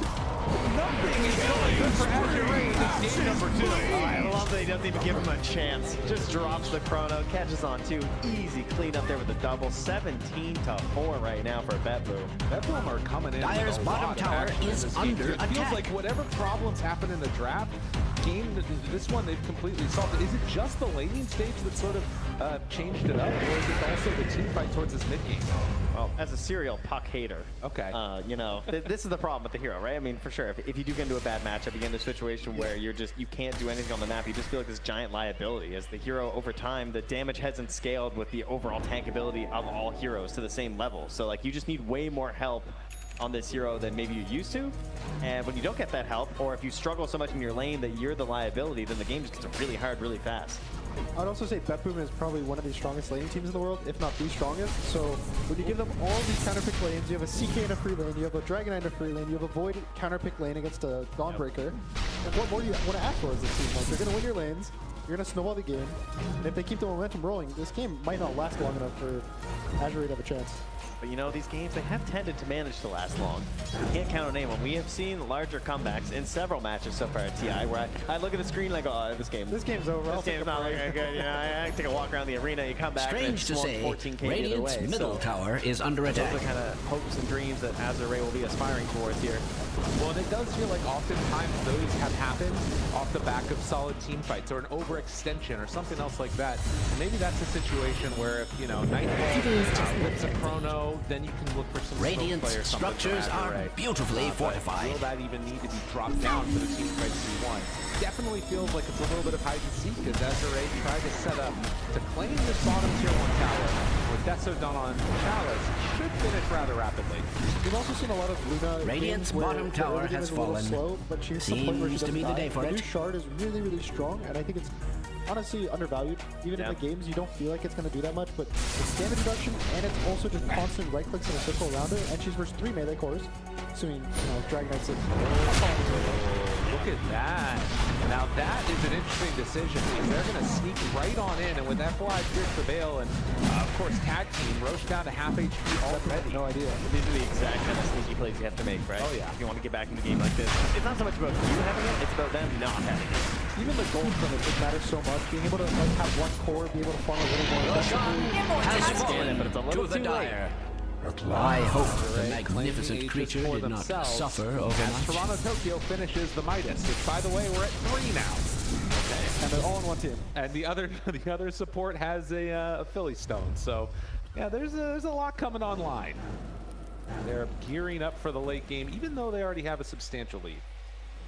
And as they start moving forward, the smoke's well pure, of course, having this Shadow Blade. As well as a Eul's initiation here from Save 2, so anyone can be caught rather quickly. They just need to find any hero. Yeah. Oh. Why? Shows. That bounty run, it's going to cost you your life. 2 seconds stun. Max is pleased! Void might find something top if Muerta's not a little careful. But FY will be fine. Well, yeah, we gotta grab the Lotuses and stack them up. Get that block of cheese later. Well, Gunner, is it gonna happen? Are we ever gonna get a block of cheese? Have you ever even mentioned it in one of your games? Has anyone been like, yo guys, I'm going block of cheese? I think we were the first team in DPC to make a block of cheese in a game. Oh, okay. All right, that's good. I don't want to quote that, but we made it in one game. Right, in one DPC match. I don't think we've had one on LAN yet. I don't think so either. It just hurts too much to be able to not want to use them. Oh, that's true. Yeah. Because using them matters a lot in these fights, especially for the supports, where you don't want to get everything and they pop the cheese or the Lotus and you feel like you just wasted everything. So it ends up just being unrealistic to save your Lotuses for that long. Dude, and when the you're game crushing dreams right now. Okay. I know, it's so... Yeah, guys, give it like 10 more minutes and we'll get like 3 of them. All right, I Okay. like that. Thank you. It'll be Appreciate it. Just it'll be lie really to fun. us. Yeah, That's what we want. Okay. All the Lotuses. By the way, we are now going to quickly be approaching a 4th Midas on BetBoom. Save had 4-step queued up and decided, nope, we're going the other way. He just clicked around. I know. Saw his ally. It's like, oh, you guys are doing that, huh? All right, I guess that's the play. But another objective, knocked down here. Nobody dying to the Tormentor as well. Very well played by 𝙈𝘀𝘿𝘄. Okay, So they got the experience room. Yep. So, you know, it's usually in these situations where a team is really far ahead. At 20 minutes, they'll make a move. They'll take Tormentor, take your XP, and that's when the game feels almost over. You lose so much. You lose all the gold experience. You have nowhere on the map to go. They're outside your base. But thankfully, they actually take those objectives for themselves. So they keep moving the game forward. And that's what they need to do. Just make small steps, keep playing the game. The longer until you lose, the more chance you have to win. And it has felt like it has been like almost a little passive there from BetBoom in some of these moments. Like that's the idea of how long GBK spent farming just the Midas in his own jungle, not rotating up top, and then not going for the super aggressive play of like trying to punish the Tormentor in the Wizard Room at 20 like we have seen several teams do. It is really interesting. Like, they kind of just like controlled. You're seeing them buy all these Midases. Feels like they kind of have this mindset of just like chill. I really don't want to give them any opportunity here on 𝙈𝘀𝘿𝘄. Oh yeah. Well, and the other thing too is that, I mean, yeah, it's an 8K gold lead. In terms of fighting strength with 0 Midases on the side of 𝙈𝘀𝘿𝘄, I wonder if there actually is going to be a window where they take like a middle solid tower fight is with under Luna attack. Aura and all this other stuff. Where they Radiant's bottom tower is down on Midas under gold attack. in that sense, and they have the aura. Oh no. Whoa, we didn't see it. Nightfall knows. Nightfall, he knows. Radiant's Kratos, bottom leave me tower alone. is I don't want to under be attack. here anymore. Has that FY ever tries been to cause jump for away celebration? from the veil? Okay, he called down bottom. Cool, they try and turn this. Fear. The timing of that one was so nice. They run it with a They have the perfect answer. Somnus tries to get away. The save is all on top of him. Pure tries to run out also. As they focus their efforts on the wall, pull him back in. Kill that hero too. But FY lived. FY did look. FY So we're going for the positives here. Forced to 4v4, and they tried their best. And no chrono. Yeah, some opportunities. Unfortunately, not able to connect on what they need though. And it's immediately back into just choking up the lanes and pushing up here. GBK is closing on Aghanim, extremely close. Just like 300 gold away now. It's also going to be perfect timing at level 18, which is really, when you really want the ag. Before it's okay, you get the frost, but once you it feels terrible. Yeah, once you get level 4 dragon, that's where it starts to be really strong. Giant guy, he's ready, about to have it done, and that Aghanim Scepter. Of course, the other thing to watch for here is going to be that next Aegis. So 3 minutes until it's capable of respawning. Still a ways away. I don't know what it's going to be, but yeah, it's just been all BetBoom this entire game. It's felt like Chalice, along with Tianmei, decided to go for the easier kill, and he died very quick.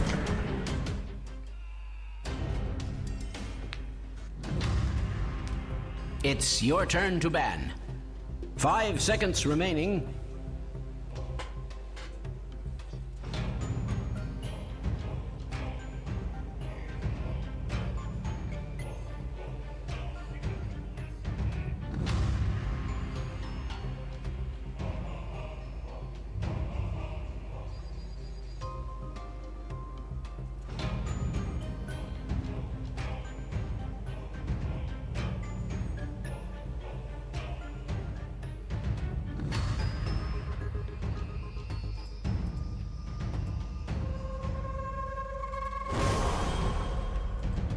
Ten seconds remaining. 5 seconds remaining.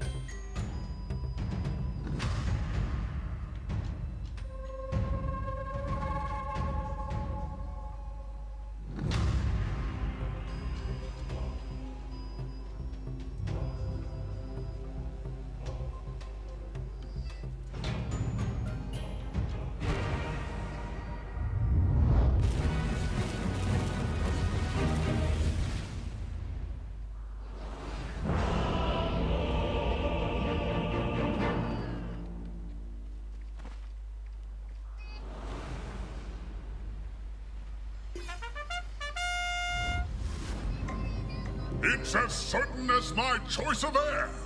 This one is in You the really bag. should prepare for battle.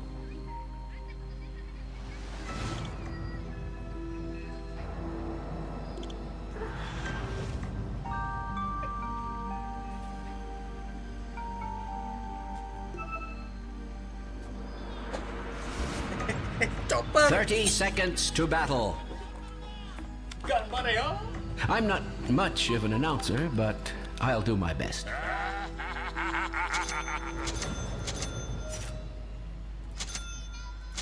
Burn a path. First blood!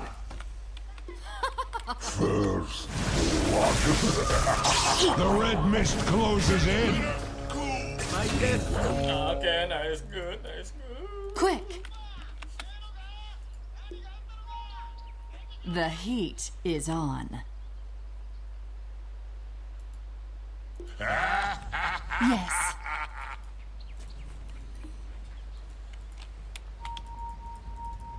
On it.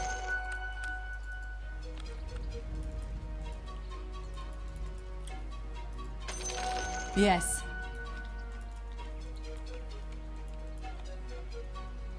To battle.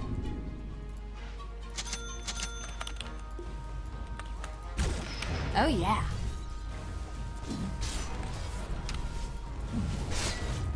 Like a wildfire.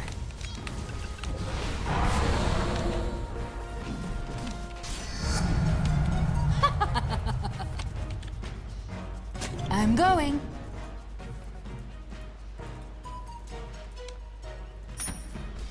I go like the blazes.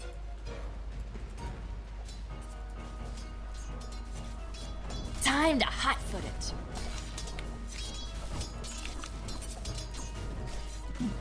Burn a path.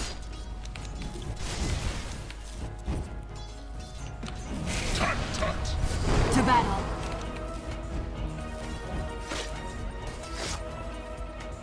Heat wave.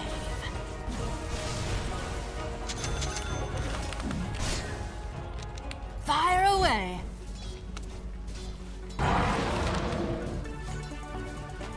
Burn a path.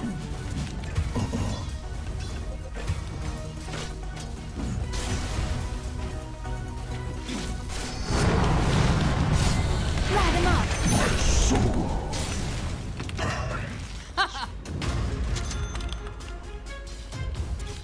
Time to hot-foot it.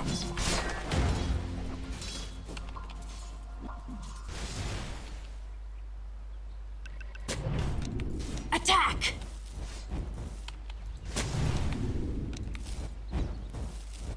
On it. Killing spree!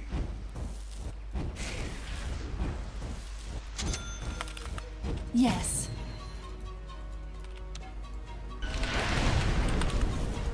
I'm going.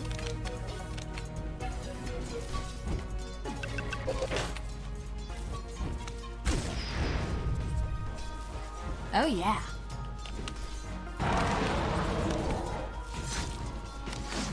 Ah!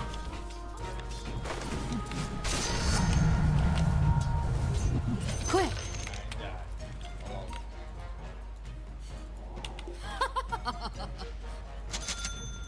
Yes.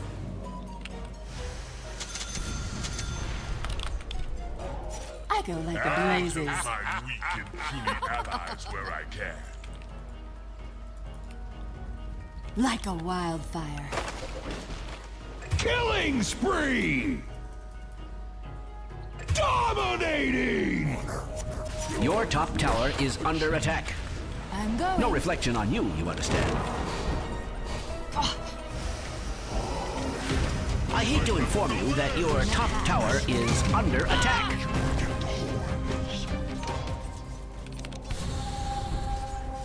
Heat wave.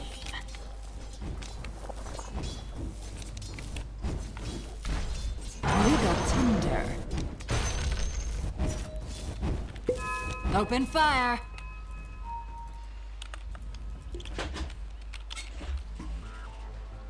Quick. Dire's structures are fortified. I go like the blazes. Mega kill! Slash and burn. Denied. Your top tower is under Burn 'em attack. up. Getting warmer. Time to hot foot.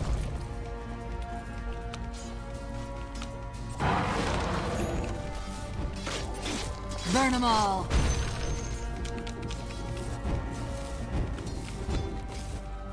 On it. Unstoppable! I hate to inform you that your top tower is under attack. Wicked sick! Double kill! Yes. Your top tower is under attack. Money to burn. To battle.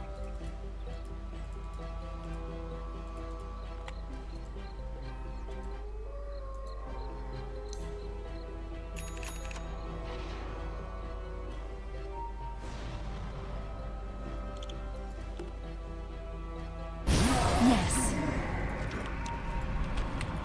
Your top tower is under attack. Like No reflection on you, you understand. Oh dear, your top tower has fallen. Monster kill! Regrettably, your middle tower is under attack. Helter Swelter.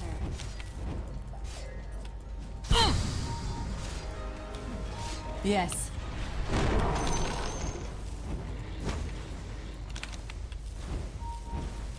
I go like the blazes. Your middle tower is under attack. Just thought you'd want to know. Yes. Your top tower is under attack. Oh yeah.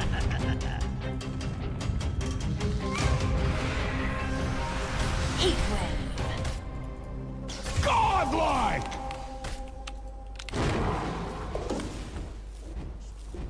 Burn a pack.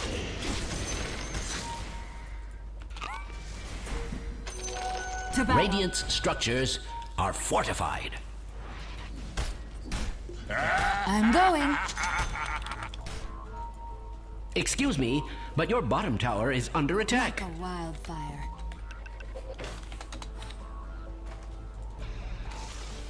Time to hot-foot it. Your bottom tower has fallen.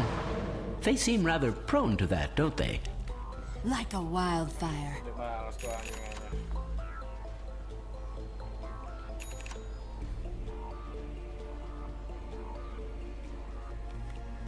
I go like the blazes.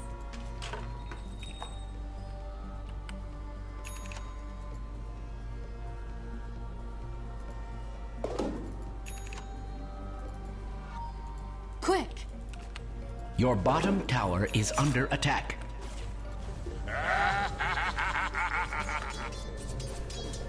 A slow... Your bottom tower is under attack. Does this happen a lot? To battle.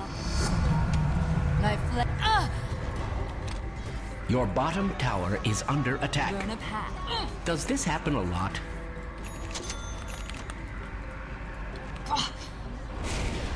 It would appear that your bottom tower has fallen. I'm going. Radiant's structures are not only fortified, they are positively Your middle tower is glowing. under Attack.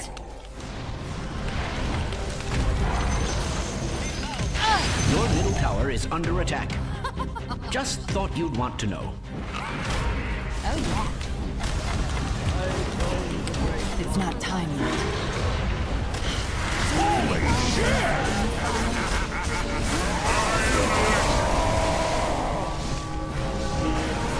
Axe like!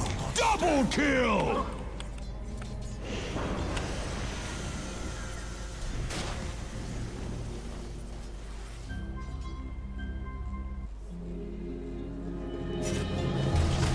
The young firebrand returns.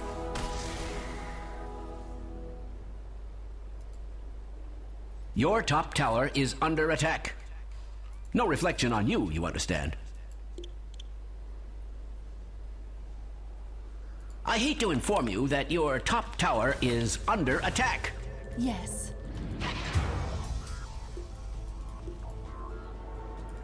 Heat wave. Your middle tower has fallen. All fired up. Bringing the heat. Regrettably, your middle tower Yes. is under attack.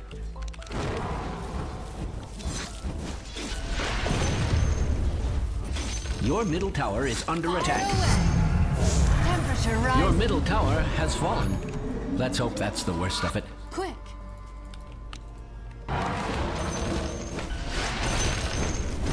Open fire. Holy shit! Yes.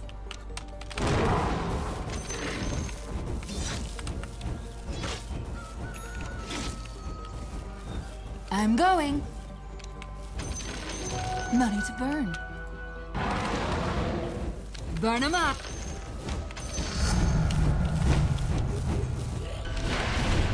Helter Swelter.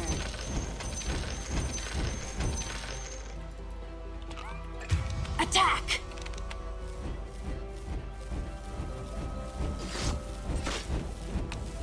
Scorch 'em.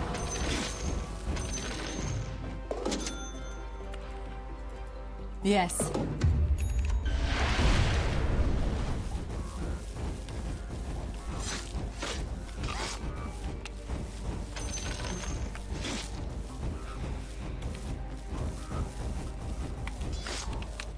Slash and burn. Not yet. Oh, that's hot.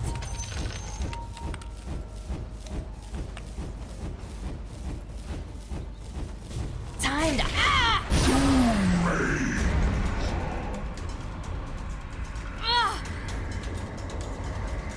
heat wave. Hot or not? Your entrails festoon my horns. Oh dear, your top tower has fallen.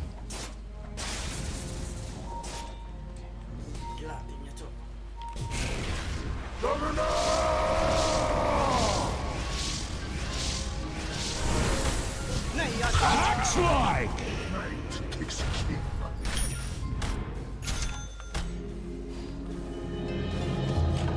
Looks like it's gonna be a scorcher. Let's not dwell on the past. Get right back to it.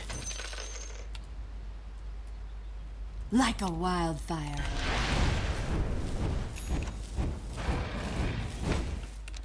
Burn 'em all.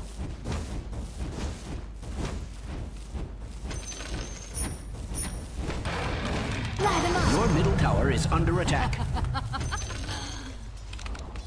Your middle tower has Bring fallen. the heat. Let's hope that's the worst of it. You should know that your middle barracks are under attack. To battle. Your middle barracks has fallen. Your middle barracks are under attack.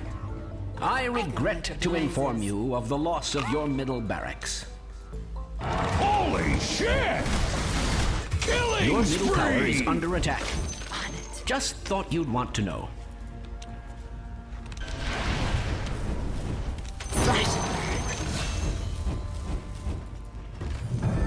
Killing spree! You can't escape.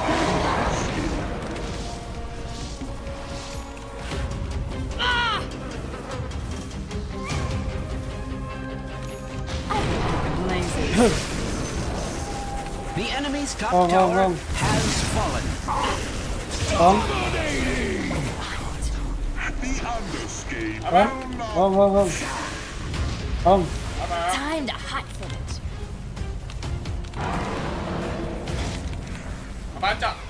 Helter Swelter. Excuse me, but your bottom tower is under attack. To battle.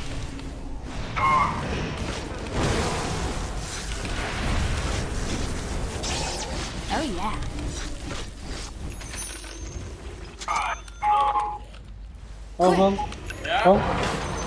Bercanda lu ya.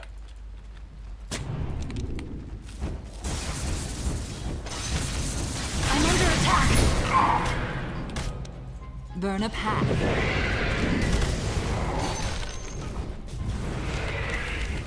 Burn 'em up.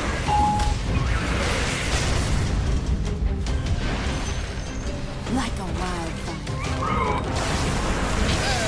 Mega kill! Yes.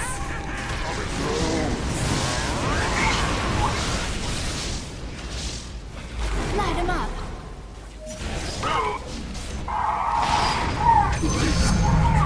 All fired up. Hot enough for you? Yes. Your bottom tower is under I'm attack. going.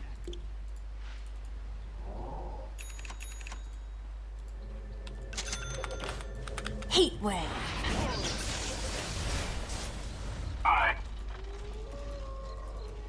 I go like the blazes.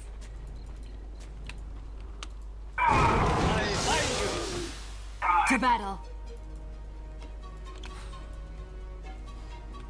I'm not ready. Attack! Oh, that's hot. Radiant's structures are fortified.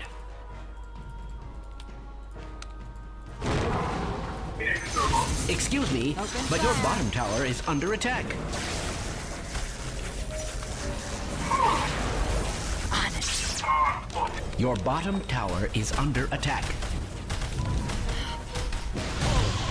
Your bottom tower has fallen. Your bottom barracks are under attack.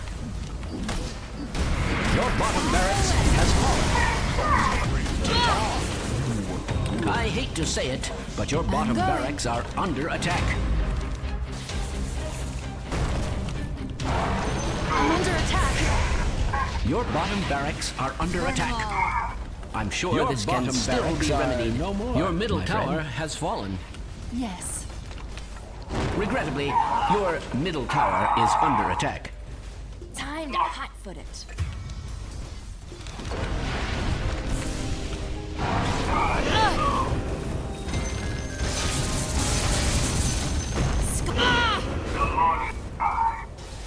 Your top tower is under attack. Your middle tower has fallen. No reflection on you, you understand.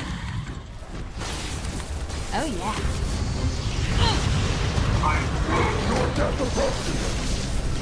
Burn a path. Good grief. Your ancient is under attack. Scorch 'em. Killing spree!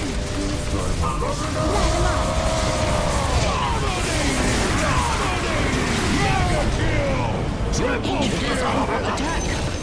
And I'm not feeling so well myself.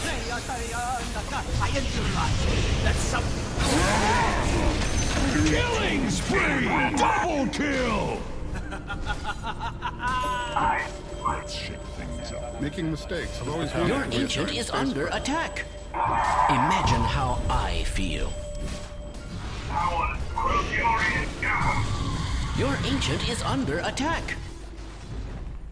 And the dire sees the day in the direst possible way. Don't be discouraged. It only encourages them. You're all fired.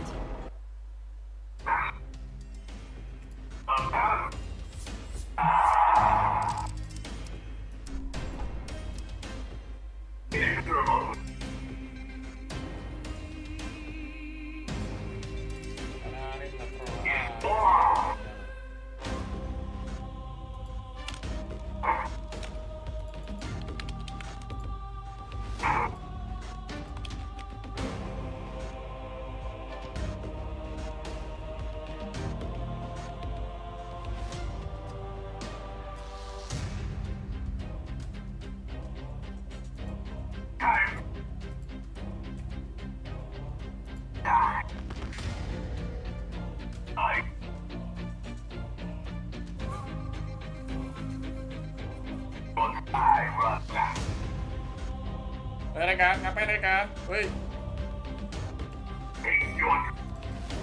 Woi.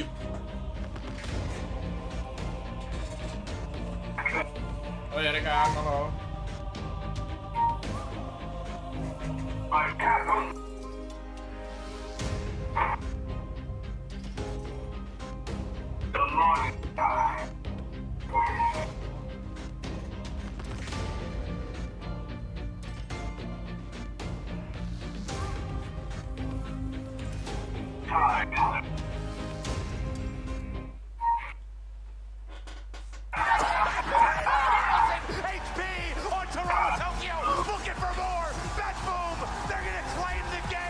They usually have like farmy side lanes that carry like known to not die and not pressure too much, like rarely show, but be there at clutch moments, and usually it's their mid and both supports. So you know that Nightfall has the highest pings, you know, on the map, right?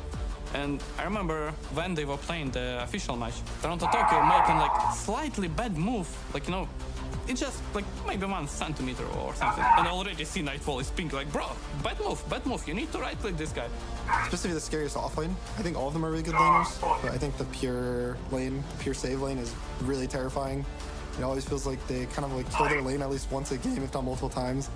And so it's always versus that team, like make sure the safe lane isn't a disaster, because there's a lot of games where the safe lane just a disaster.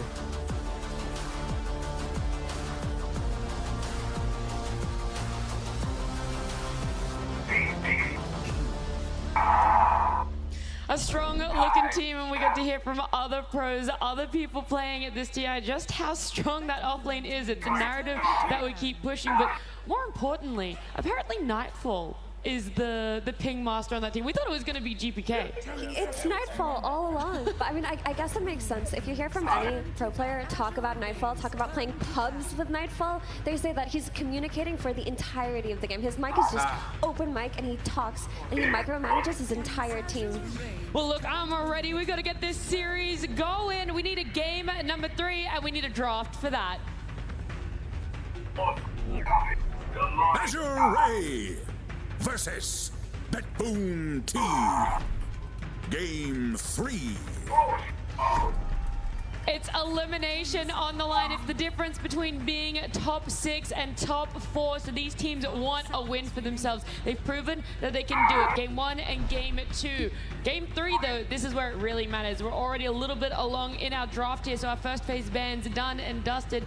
And actually now I see this like Chaos Knight. That importance has been placed on it, but still a Centaur banned out. Spearbreaker in the pool. Yeah. Also, what you were talking about, Ali, about them lacking damage, they fixed this with the Phoenix, right? They kept going for that first phase Muerta, but it just wasn't working out for them in terms of a support that scales. So do you like this adjustment? Yeah, I think the Phoenix is for sure a good adjustment. I think they need something like that in this series. I feel like when you have heroes that have damage, you just have way more options on the map. Right now, how the map sort of works is it's so large that if you have to bring too many heroes to do like kill one hero, it's not worth it. Like, you either bring a lot of heroes or you want to make plays with just like 1 or 2 heroes. High damage supports generally lets you do that, and then they all scale into the mid game. Yeah, you guys were right about targeting the Pure. First 4 buns are dedicated probably to him, and they were taking all his best heroes. But I do want to mention like about Nightfall as well. Like I've been with this team for a while, and this guy, like, he's genuinely want to help his teammates excel and like be better. So he's like very active, and he's like very smart about the game, and he's not looking only from his perspective, from his role, but he's also like trying to help his teammate as much as possible. So I think like he was talking a lot with the Pure and like sharing his experience from the offlane. That's why Pure transitioned to the offlane this fast, right? And I have to say that role swap between Nightfall and Pure, where they decided to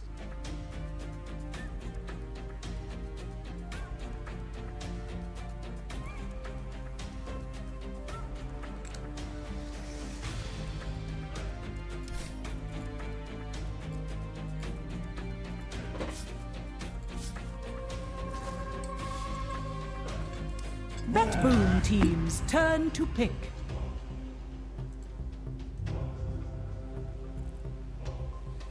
Dire team's turn to pick.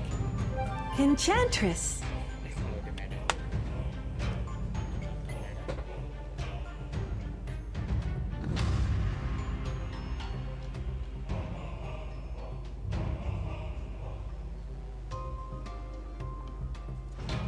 Seconds remaining. 5 seconds remaining.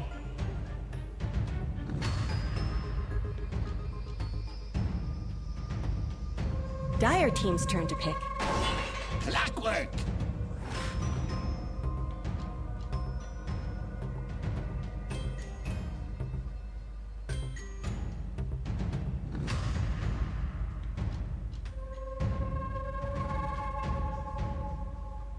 Ten seconds remaining.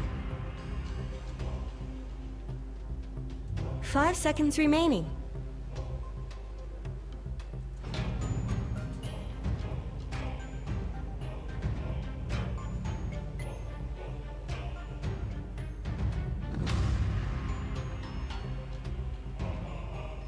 Radiant team's turn to pick. Brewmaster!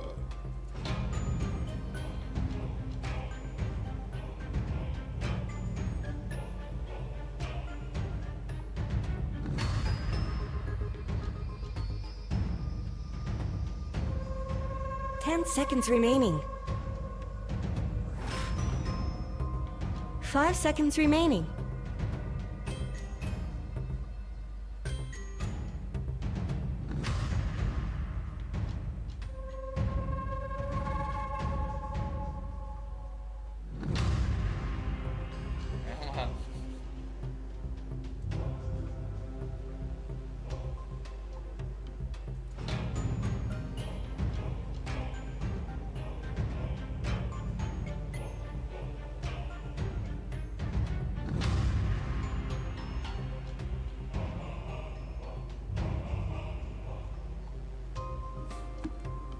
Radiant team's turn to pick.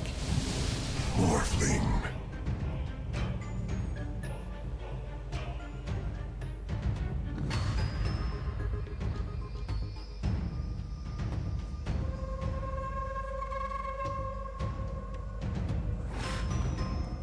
Seconds remaining. 5 seconds remaining.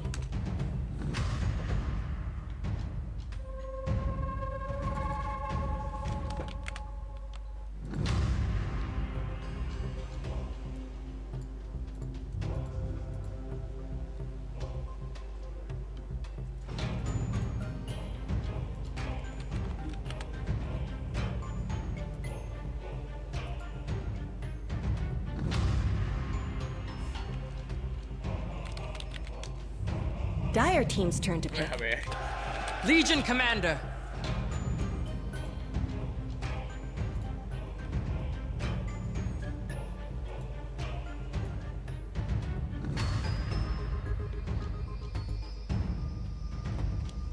Dire team ban. 𝙎𝙊𝘾𝙄𝘼. Radiant team's turn to ban.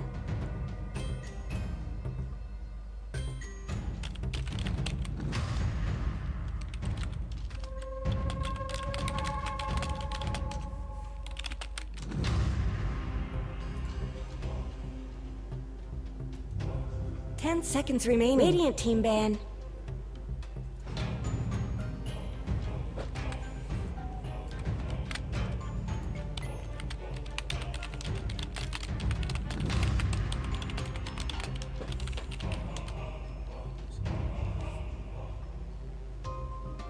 Seconds remaining. 5 seconds remaining.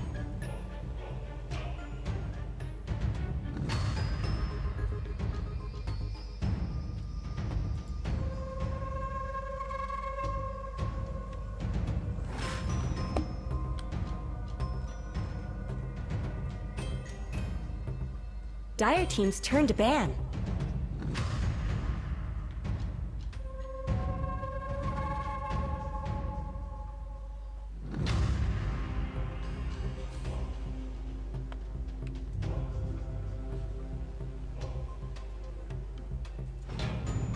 Seconds remaining.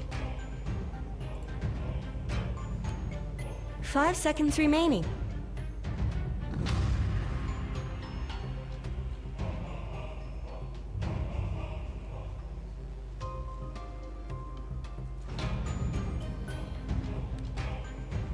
Dire team's turn to pick.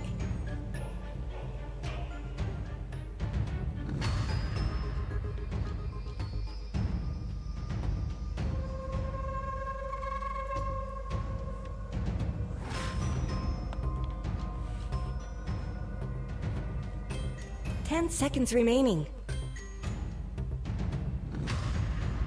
5 seconds remaining.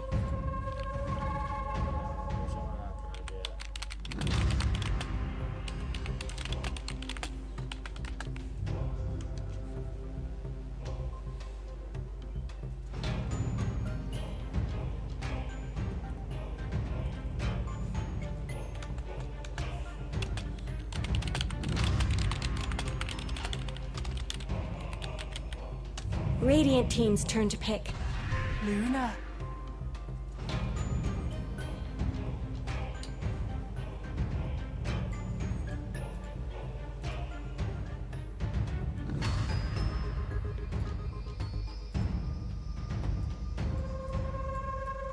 Seconds remaining. 5 seconds remaining. Invoke. Choose your hero.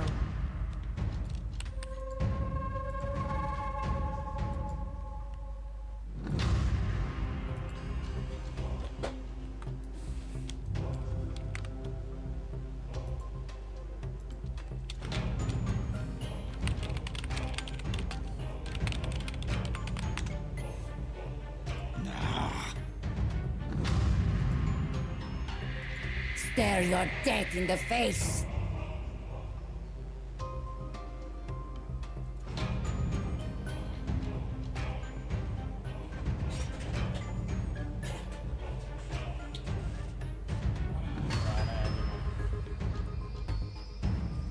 Seconds remaining.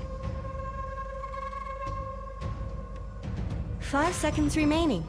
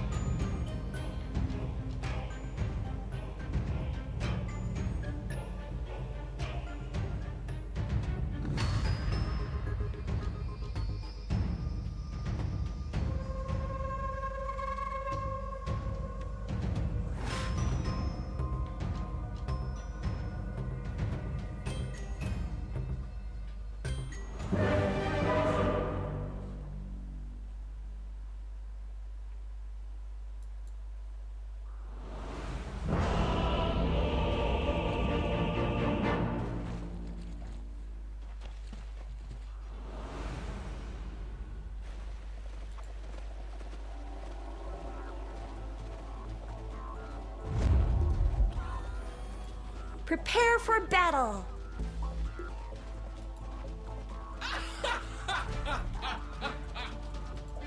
Sound strategy. And like, we're gonna outplay you no matter what we do.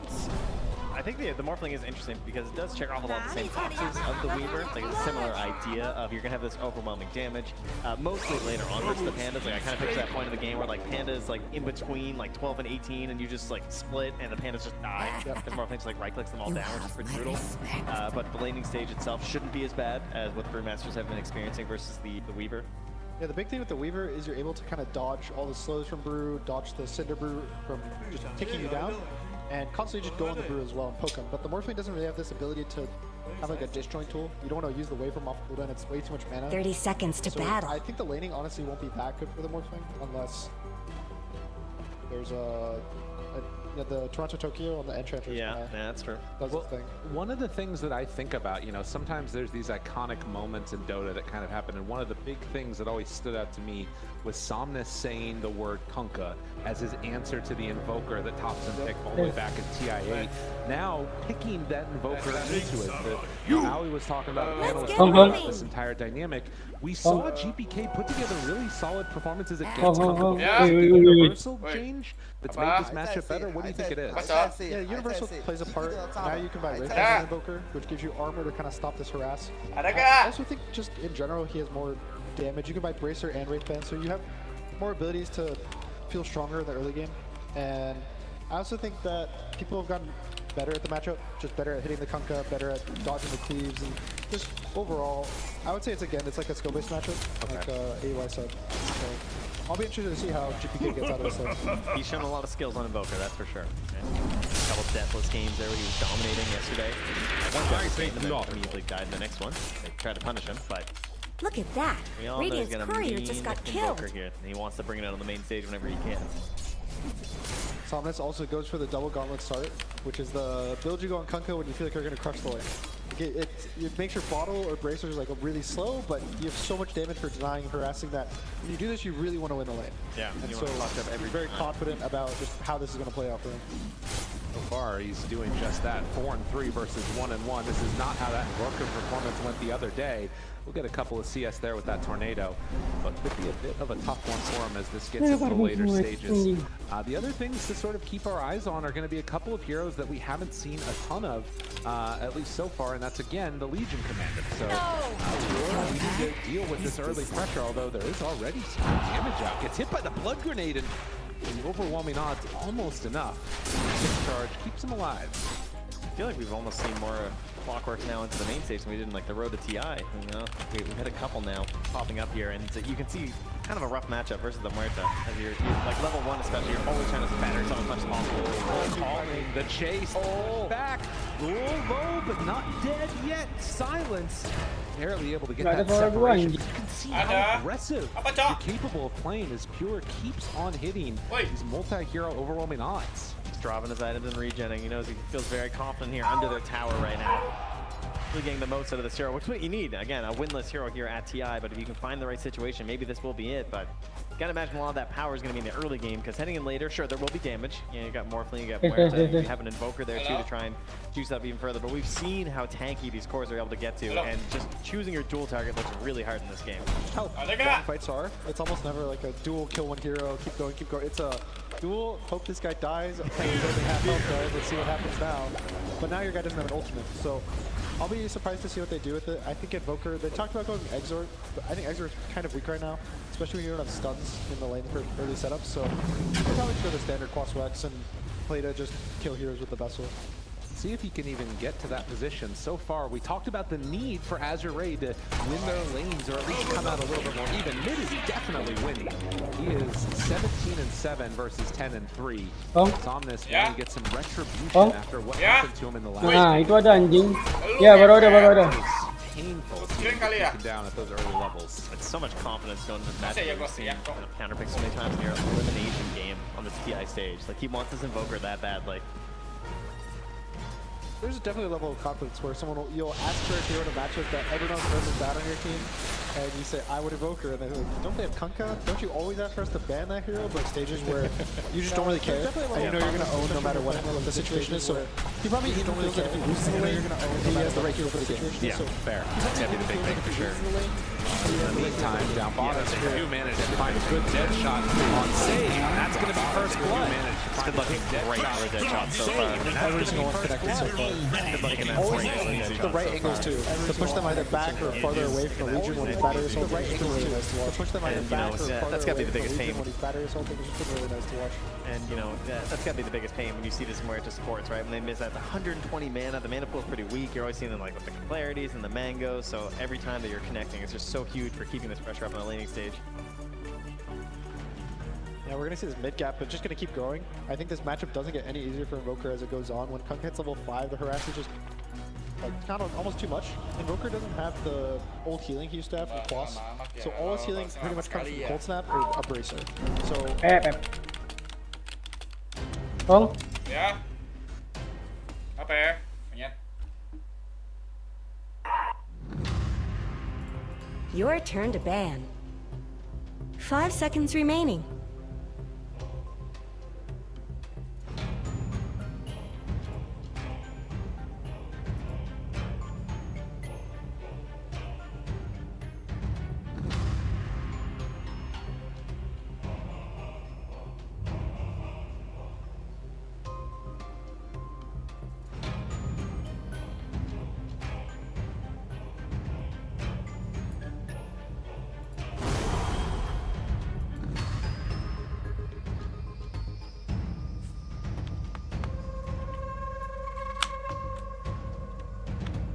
10 seconds remaining. 5 seconds remaining.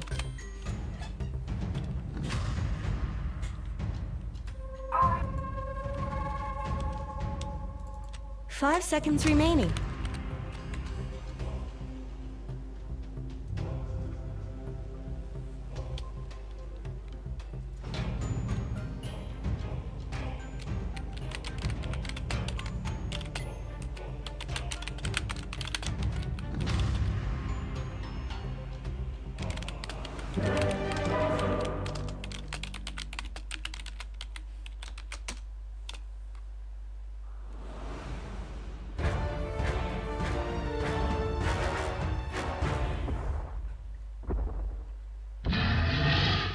Lena here.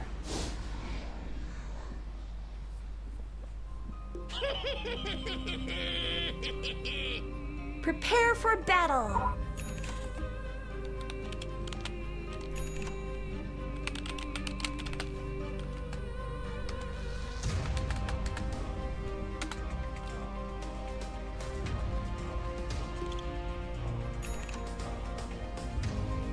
"30 seconds to battle." Minta permisi semua ya, Someone's anjing connection anjing. dropped. Honorable path.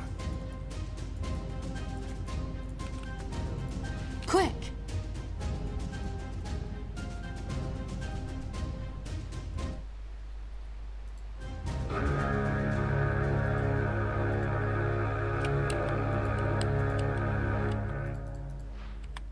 This ain't no Yes. snowball fight.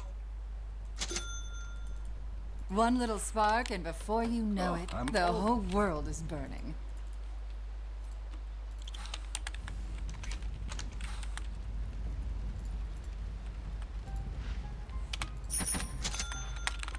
Yes.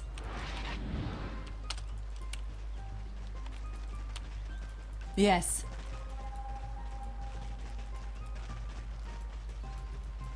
Quick!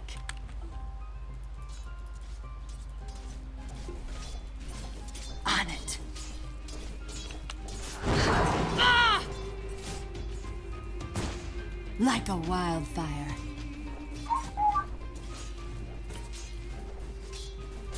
Time to hotfoot it. I'm under attack. I go like the blazes. Ah! First blood! Warmed over. First blood.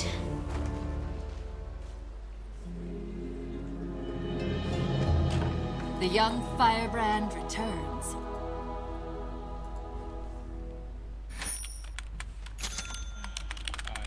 To battle.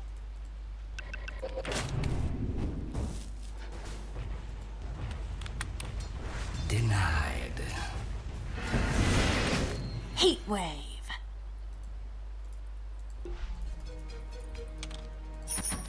Oh yeah.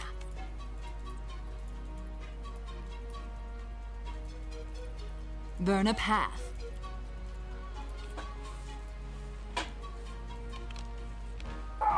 I'm going.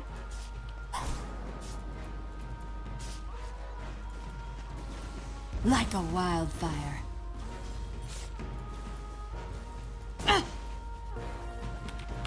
Quick!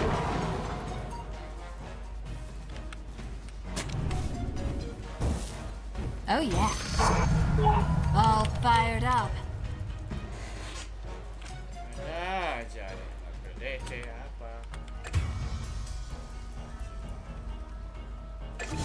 Burn a path.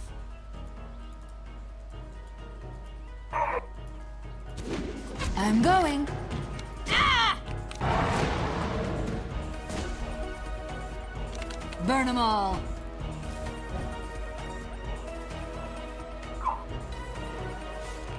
On it.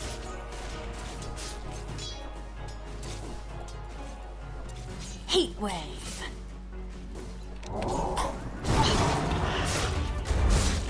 To battle. No! Something in your eye? I like where this is going.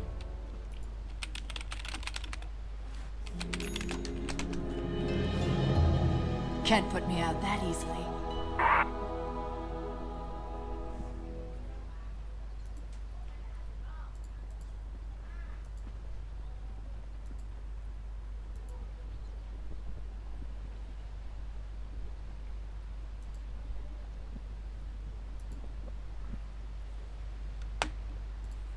Yes. Whoever bought those wards is my kind of hero.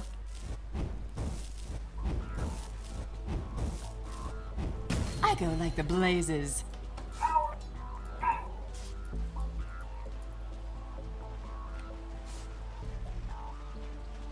Time to hot-foot it. Your middle tower is under attack.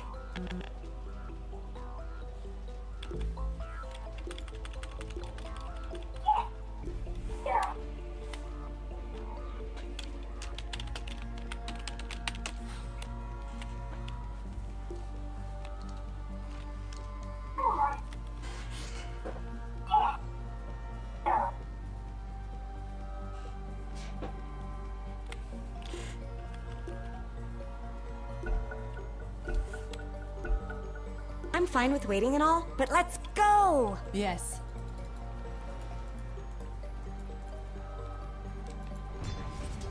I'm going.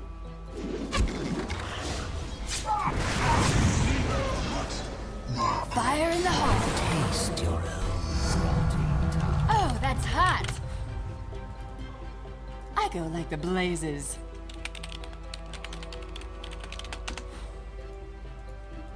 Yes. Money to burn.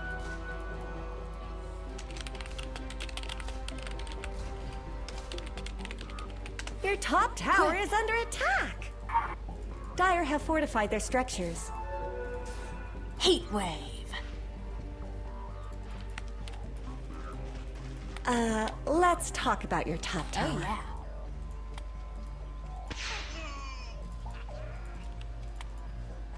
Burn a path.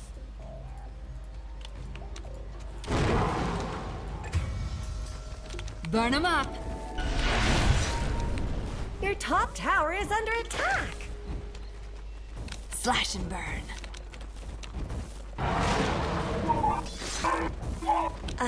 Let's talk about your top tower. Helter Swelter. Stop them!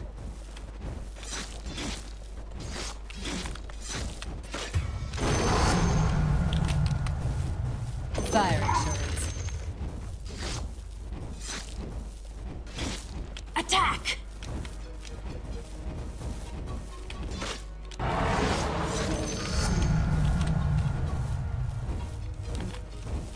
On it.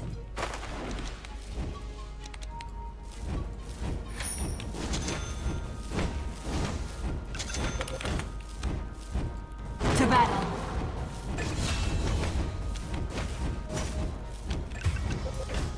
Yes.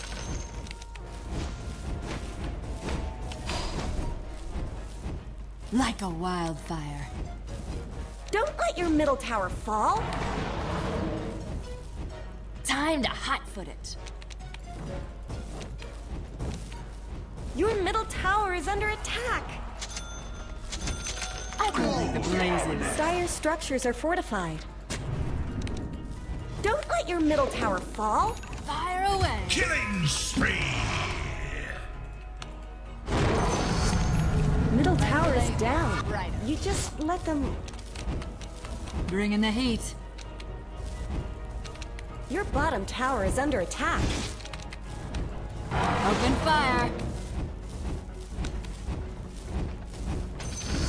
You really should look at your bottom tower.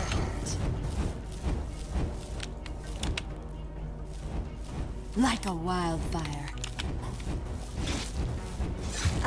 Let's talk about your top tower.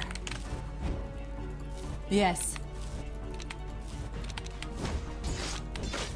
Your bottom tower is under attack. Bottom tower is gone forever. Getting warmer. Yes. Your top tower is under attack. I don't think you want that to happen.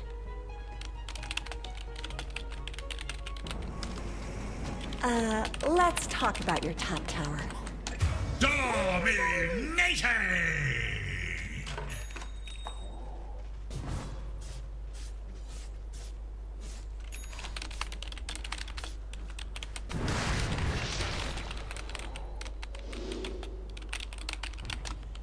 Your middle tower is under attack.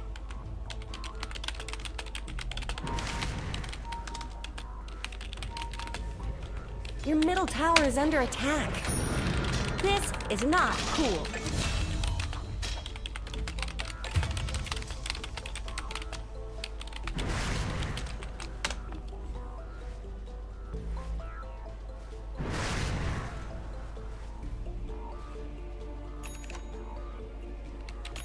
You really should look at your bottom tower.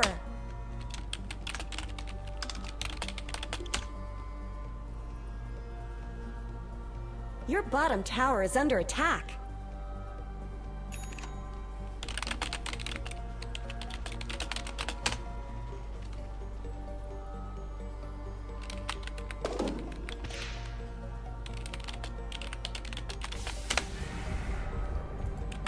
Time to hot-foot it.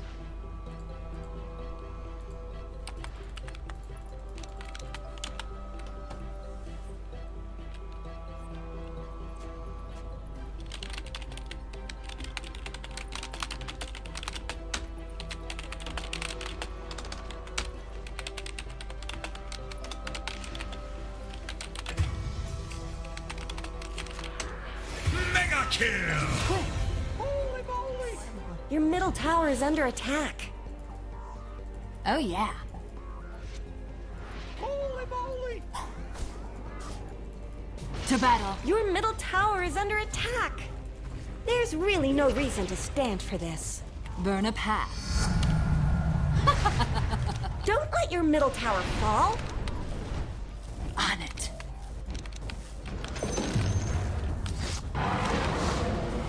Fire away. Killing spree! Temperature rising. I'm going. Your middle tower is under attack.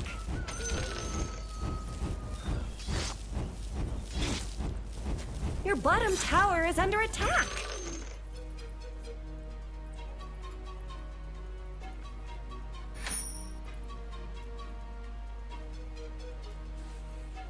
You really should look at your bottom tower.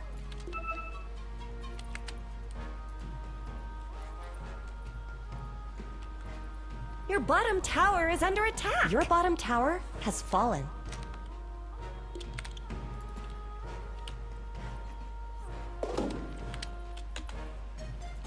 Heat wave.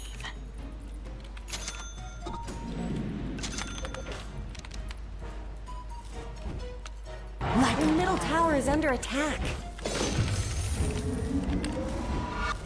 Your middle tower has fallen. Open fire.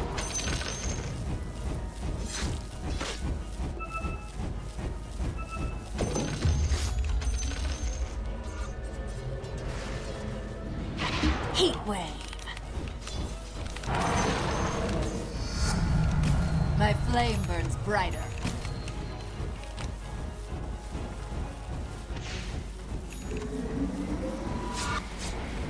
To battle.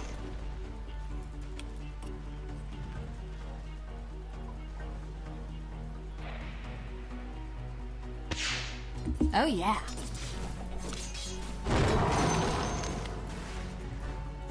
Quick.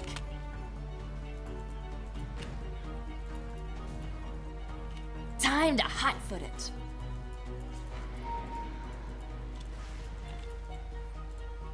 Helter-swelter. Your top tower is under attack.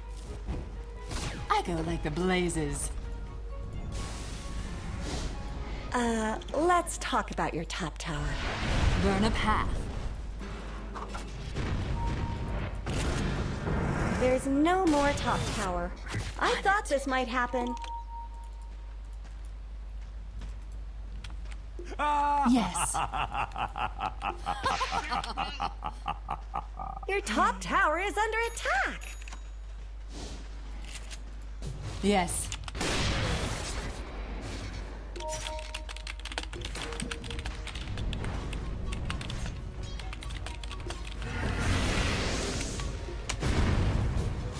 I'm going.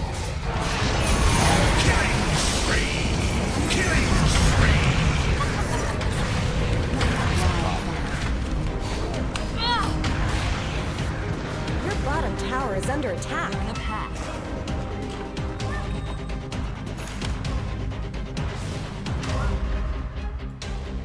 Quick. Dire Snow fortified their structures.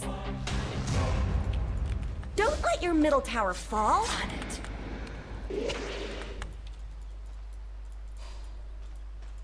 I go like the blazes.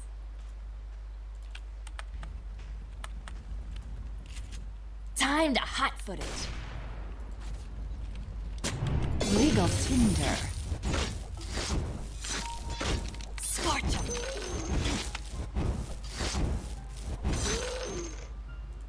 Yes.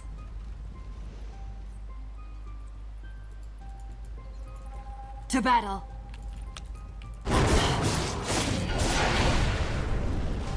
Heat wave. Dominating! Away. I said yield.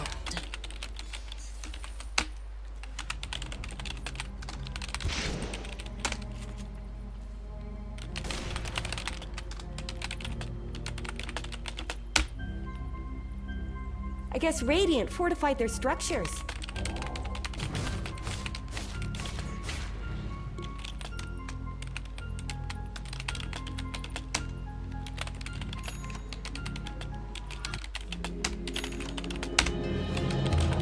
Looks like it's gonna be a scorcher.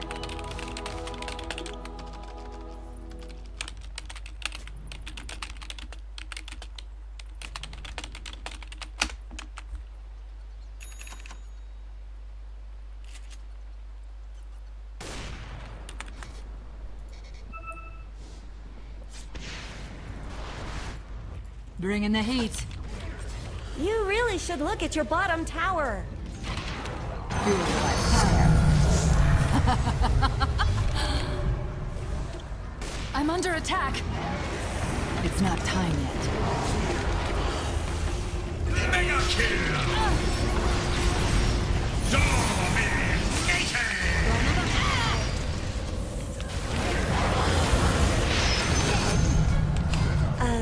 Let's talk about your top tower.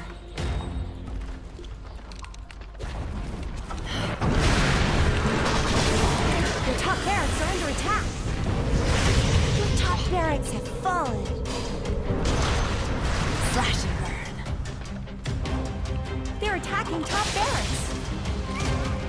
Oh yeah.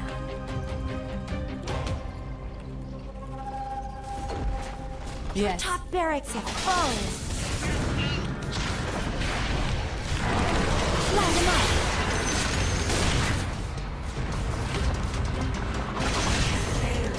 Temperature rising. On it.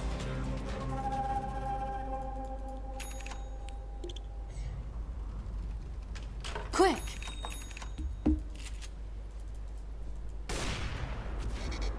Burn a path.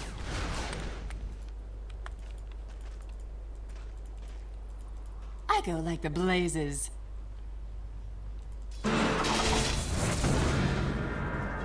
I'm going.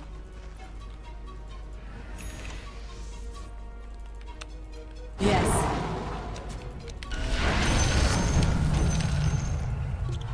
Like a wildfire.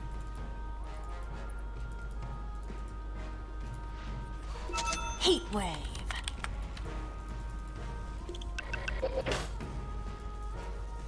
To battle. Your bottom tower is under attack. Oh yeah.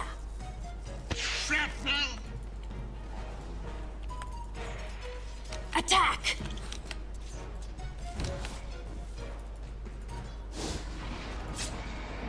Time to hot-foot it.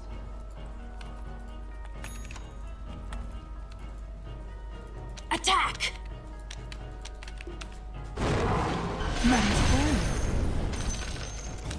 Yes.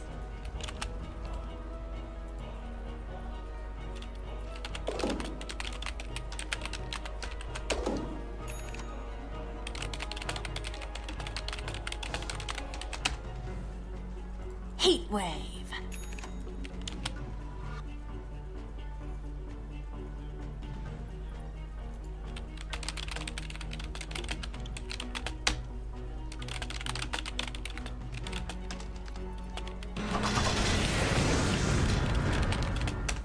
Roshan has fallen to the Radiant.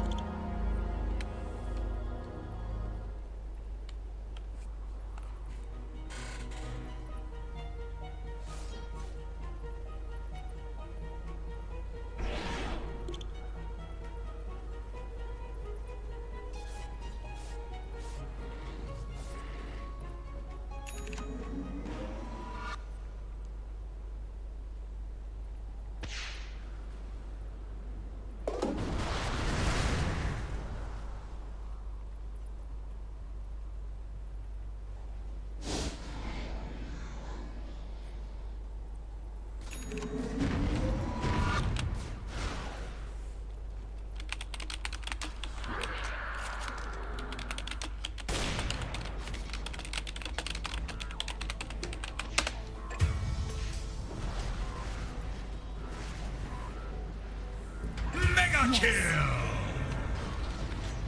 Double kill! Your bottom tower is under attack. Your bottom tower just fell. Maybe you shouldn't look. Your bottom barracks have fallen. It could have been prevented. Getting warmer. Burn a pack. Don't let your middle tower fall. Like a wildfire. Your middle tower is gone. Try to warn you. Your middle tower is under attack. Your middle barracks have fallen.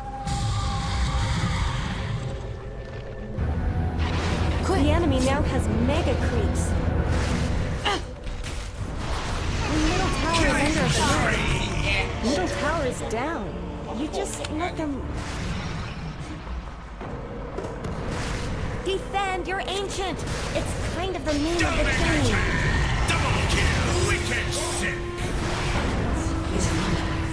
Are you even watching your ancient? Radiant wins! Called it.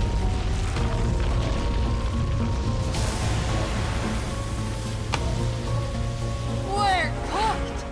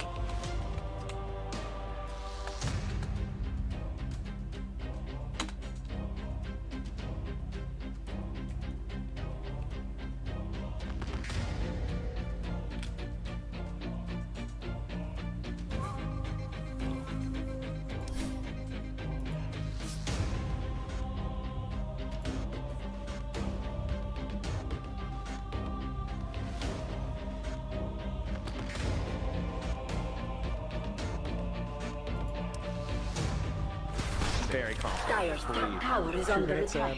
17 seconds. You want the long one. Yep. Already we've had 2 games. There are 2 series that have gone to 3 games. Long Roches. And, oh, you were close. That's 5 off. Someday I'll get it. That's a win. Right? It's a 1/180 chance. So one thing I really like how Beppoom is playing is pretty much anytime they get a small advantage in the fight or the map, they constantly keep looking for more. You saw after that fight, they get the brew, they kept chasing.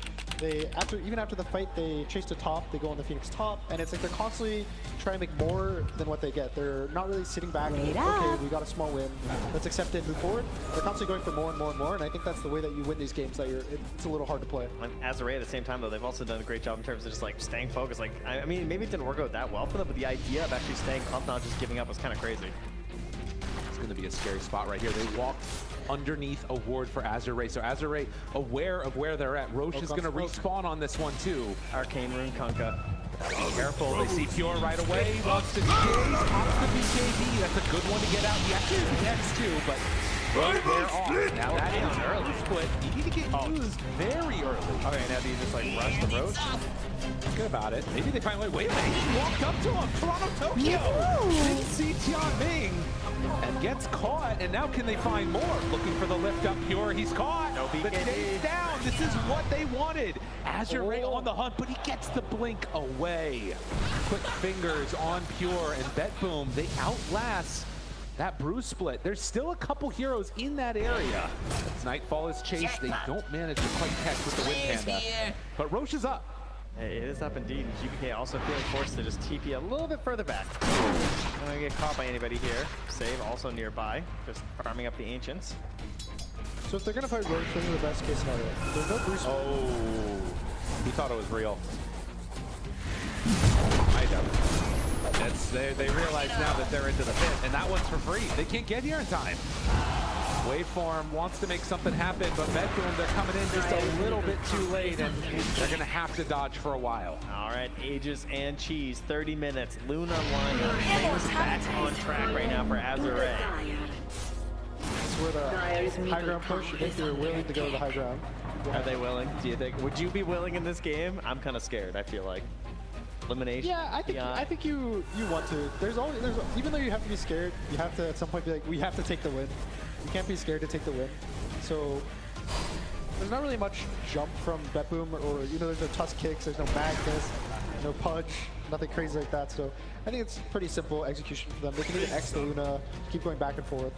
The Kunkka copy seems very scary though, I guess, right? That'd be the big Yeah, one. Like, with the X's, with the shard. Oh yeah. Well, I guess this is the other question, is that if 𝙎𝙬𝘼 do decide to go high ground for BetBoom, how do you try and contest that for themselves? Do they step up and fight? Do they let a lane of racks go? Like, what's sort of the call for their fighting strength right now? Never let the lanes get there. Yeah, it's probably going to be pushing out the lanes with the Legion lurking, trying to get a pick on the lanes to delay the Aegis timing. And then if they end up getting there, it's on the Invoker to just delay with Tornado, EMP, Deafening Blast. And at some point, hope you duel the guy and burst the guy. And outside of that, there's not much, not much more you can ask for. If you're going to force that high ground, it's probably going to be Clockwork. Yep. You get this crazy flare in the back line, which is a lot good. He's about to complete that on Tianming.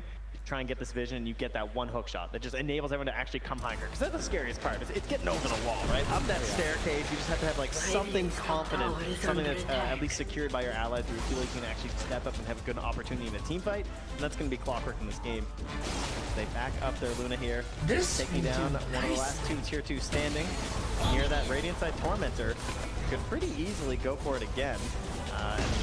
Tianming's missing a shard. Put a guy out here, but time is of the essence, I suppose. They have 3 minutes on the Aegis. They get their butterfly, and what else do you need? Go?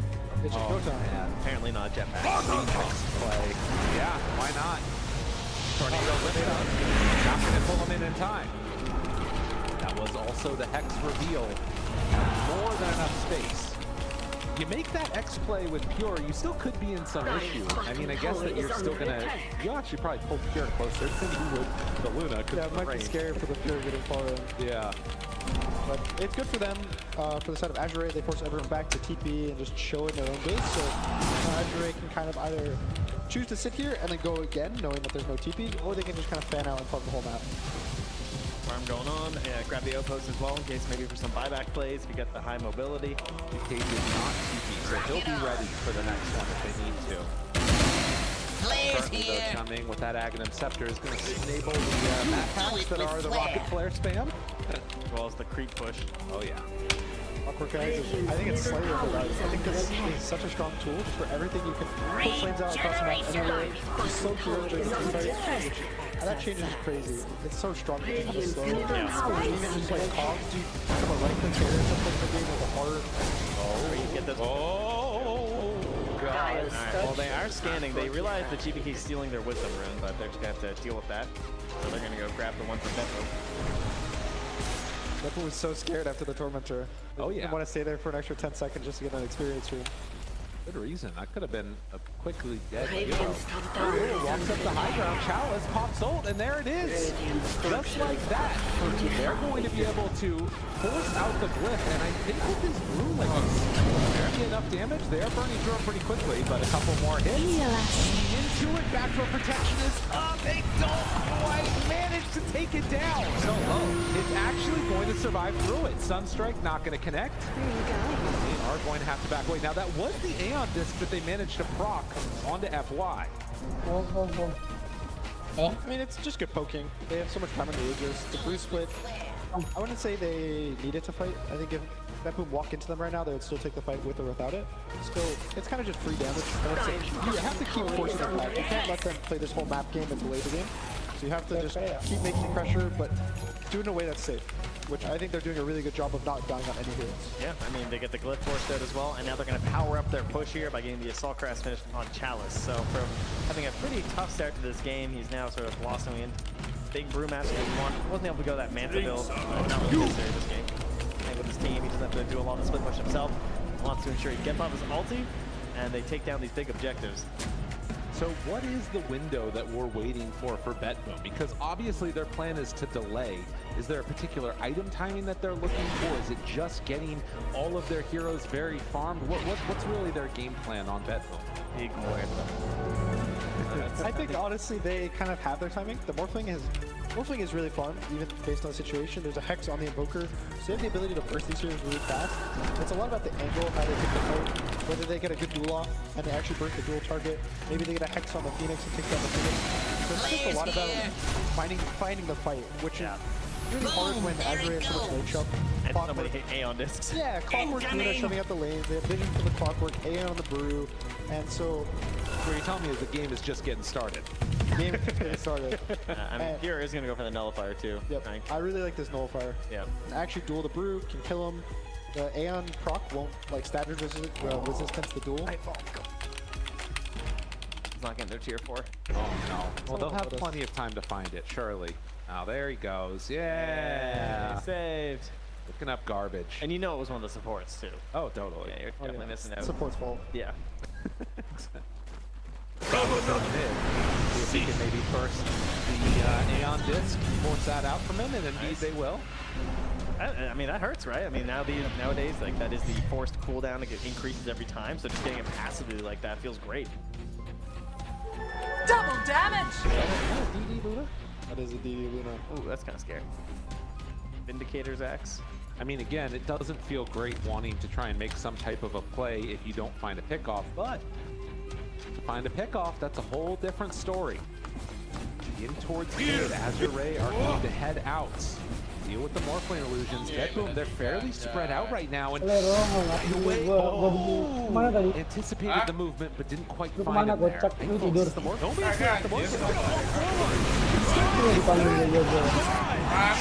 Oh, that can't happen. And he's dead for 70 seconds without a buyback. And immediately the Pandas. Oh no, oh no, oh no, 𝙎𝙊𝘾. They get gifted a freebie. The decision to walk back in, that is going to haunt Nightfall. Will it be for just a couple of seconds or years? We'll see in just a minute if AR walk up high ground. Toronto PUBG almost died just as the blade is bouncing around. The fear, it's all falling. They've got 40 seconds of freedom. Dave is caught there. Do they keep going for more? That's going to be a second set of racks. All it takes is one pickoff, and it is so much damage done. 𝙎𝙬𝘾. They move from tower to tower, building to building, then BetBoom. I mean, all they can do is watch. You can't initiate here. You don't have your Morphling. 20 seconds, they try and look. Save is out there. Tough to hit on the Somnus. The X-Mark, the play, the ghost ship. He gets a little bit of separation. There he's going to pull it over. Save is gone too. He doesn't have buyback either. Creeps have still in the mid lane as well. Oh. They had enough on 𝙎𝙬𝘾 though. It looks like they have. Wow. They hold. I mean, it could have been worse, but a huge opening for 𝙎𝙬𝘾. I mean, they're going to bring her back, you know. Roshan had an instant spawn as well, so they might just walk into the Rosh pit, and it's third Rosh, so there's gonna be an Axe. Oh, jeez. Yeah, there is no vision, at least to see like the walking Roche. The Sunstrike comes down, but it's gonna fade in time. Oh, he Sunstrike right before Roche walked in. Yeah, Roche was making a trek across the map here. And there's the flare. They know. Clockwork. Letting them know. They know. 𝙎𝙊𝘾𝘄𝘼. I mean, that is such a huge, unbelievably monumentous moment in this game. That's going to be revealed now, and they're not going to get here in time. Third Roche to 𝙎𝙊𝘾𝘄𝘼. All it takes is one mistake. Coming out here now feels like going through the motions right now at this point. So definitely, do you really want to make your way over here? Walk out there, farm a few camps. Yeah. Just walk backwards, and it's all gonna be this high ground hold. It's how do you take this fight, and who do you focus? How do you cast your spells?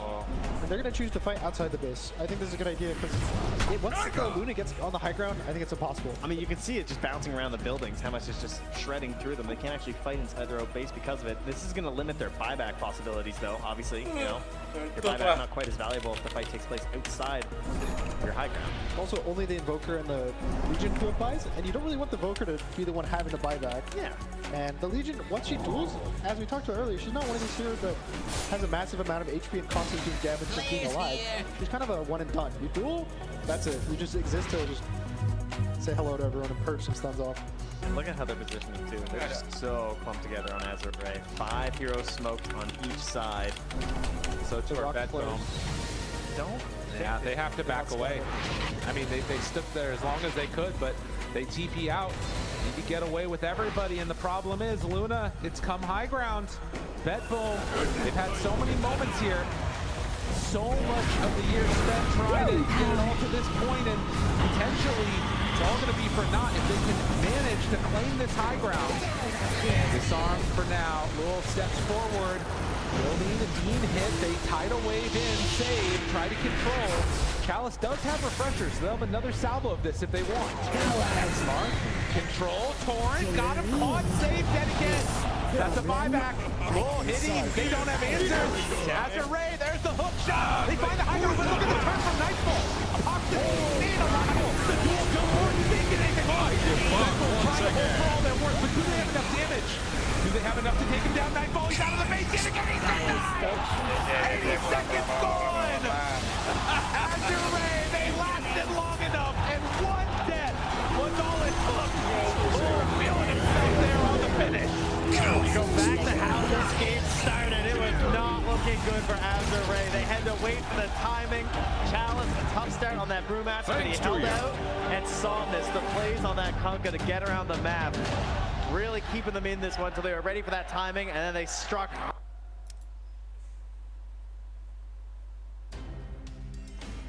Pulang weh, anjay. Apa bilang apa anjing? Ini. Sampai besok nih gua. Here, the series going the distance, and one of those moments again.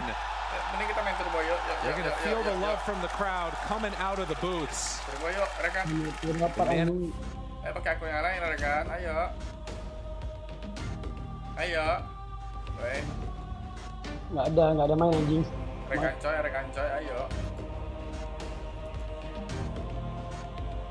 Walah ya, wes. Oke, susah. Lu tadi nonton apa? Ini bad bomb.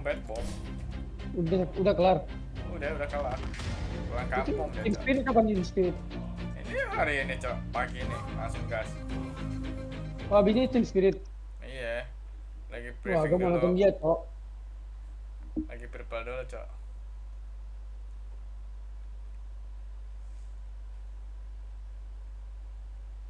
Nonton dia. Apa? Gua mau nonton dia, Cok. Nonton di siapa? Spirit. Jangan. Jangan kok lu melarang gua ini. Jangan. Lu kayak akun apa, Cok? Hah? Nonton, Cok. Masih nonton dia, Cok. Mana Masih ada nonton anjing gua. gua kata apaan aja. Goblok. Blok. Ini yang goblok. Lihat dong, gua kan lagi live nih, Cok. Lihat dong. Bodoh kali kau ya. Kali lu ya. Bodoh kali kau ya, Lapet. Udah gue cerita. Sebelum ya di stream. Iya lagi chat ya. Nih salah he.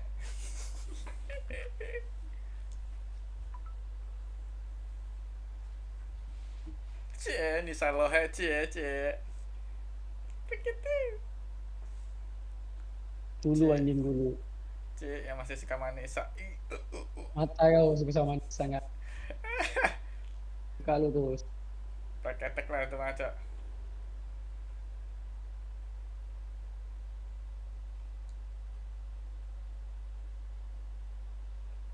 Pakai tek.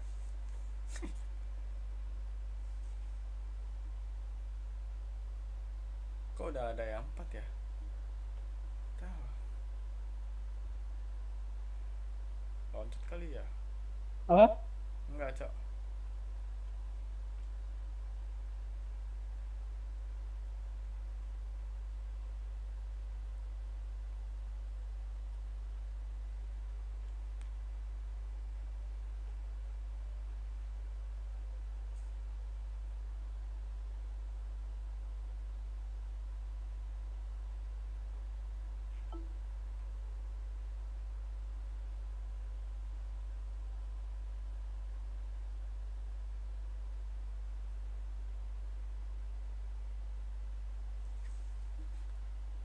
Spirit lu nggak mau nonton ya? Nonton Spirit gue cepet. Lebong. Weren't going to overextend. They didn't feel the need to go all for mega creeps on that first time that Nightfall died and didn't have a buyback. Absolutely. Everything was so calculated. It was so textbook. I mean, it's just what you want to see coming out of 𝙈𝙀𝘿𝘄𝘼. And on these main stages, I do feel that the closer you get to that potential finals day, the more and more the nerves start to kick in. Even for teams like BadBoom, who we've praised consistently for how confidently they've been playing, you can see even the strongest carry players like Nightfall fall victim to those nerves, but 𝙈𝙀𝘿𝘄𝑼 did not do that. They played the map perfectly. They got every single Aegis that they could. They never overextended, and in the very last fight, they knew when to use their buyback on 𝙈𝘆𝑘𝑎𝑖. It was not bad for them at all. Yeah, all their high ground pushes were very like methodical, and they didn't really overcommit, because like many players say that it's really hard to break the high ground this patch, but they managed to do it like very methodical and very nicely. I hope all the 𝙈𝙀𝘼 fans are still in the arena, because right now we're going to be gifted with a Chalice winners interview. Hello everyone, I have Chalice standing right next to me. 感谢 Chalice 来接受我们的采访，先自我介绍一下。大家好，我是 AR 战队的3号位查理斯。Hello, I'm Chalice from 𝙈𝙀𝘼. How does it feel to move into the next round? And did you guys predict the victory? 能够晋级到下一轮的感觉怎么样？因为败者组赛前有没有想到这是今天的结果？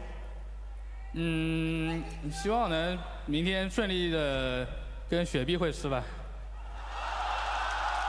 I hope we can successfully meet Team Spirit tomorrow. 那其实第2场的话，比赛很一边倒。当时的话，我想你们也是非常有经验的选手嘛。当时队内的一个氛围是什么样的 ？So the second game is a little bit one-sided. As an experienced player, you all are. I want to know what was said during the break and what is adjustment being made. 其实兄弟们早就想打GG了，装模作样的打了一会儿。我再说一下，就是中路早就劝兄弟们要不投了吧。但我们就，毕竟TI嘛，就多打了一会儿。During that game, maybe always try to make us GG earlier, but I feel like it's TI, so we have to drag the game longer. Now, you have many fans in here in the arena, and they are very happy to see you moving to the next round. Is there any word? Can I have a round of applause for our Precision 3? Any words to the fans? 有什么想跟粉丝说的吗？谢谢大家的支持吧，然后等一下我们努力把GG给干了吧。Thank you, fans, for all the support, and we will try our best to get the next victory. Back to you, panel. Thank you so much. That was a beautiful Chalice interview. He's already looking at what he wants to accomplish tomorrow, let alone the series that he's going to be playing later today. That's going to be up against Gaming Gladiators. It's the 4th series. I loved hearing the confidence from it, and I loved hearing the roar of the crowd for Chalice. every time he finished talking. And the confidence in his colleagues, right? Because he said we'll successfully meet Team Spirit tomorrow. So he's saying that LGD will beat Team Spirit in the next series. There was a double whammy right there. That's what he was saying. We do have to quickly look at the other side, though, to close out the rest of this series is the Bet Boom. Okay, they're coming out 5th, 6th. I know Toronto Tokyo in a content piece that we saw earlier, he really wanted to hit top 4. That was his goal for this TI, especially with a massive position change. So he falls just a little bit short of that. But Rezo, words for the teams out there, at least definitely for Bet Boom in this hard-fought 3-game best of 3. I mean, I think this team is like keep improving, and like they're very young, so I think they're gonna just continue together, and like all out work from their side is just like on the mental game, like find some psychologists and just keep grinding and work on more on the mental state, like, you know, find some routines that help you both gameplay and the mental state as well. Yeah, I think when the team formed, they mentioned it was like a project they want to play together for 2 years, keep improving through that. I think this year was phenomenal for them already. We could already see how much stronger mentally they are, and I think, as Rezo said, if they just continue along that path, like they keep improving the mental side, you know, maybe a bit more stable in the picks, I think they're looking really bright for the future.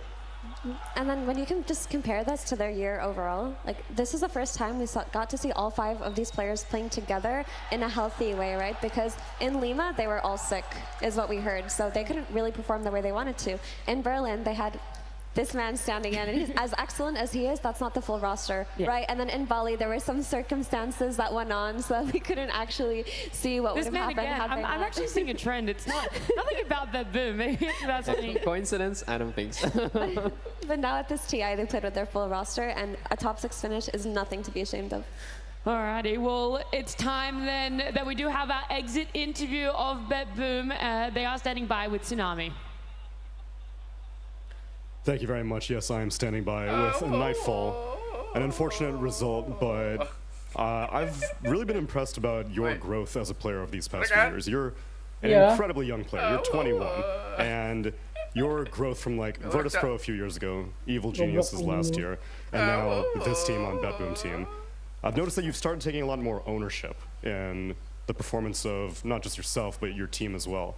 So I was wondering, after you can look through this entire year, what are some lessons that you've learned about what makes a pleasant team to play with, what brings success, and what do you look for in teammates or your own performance?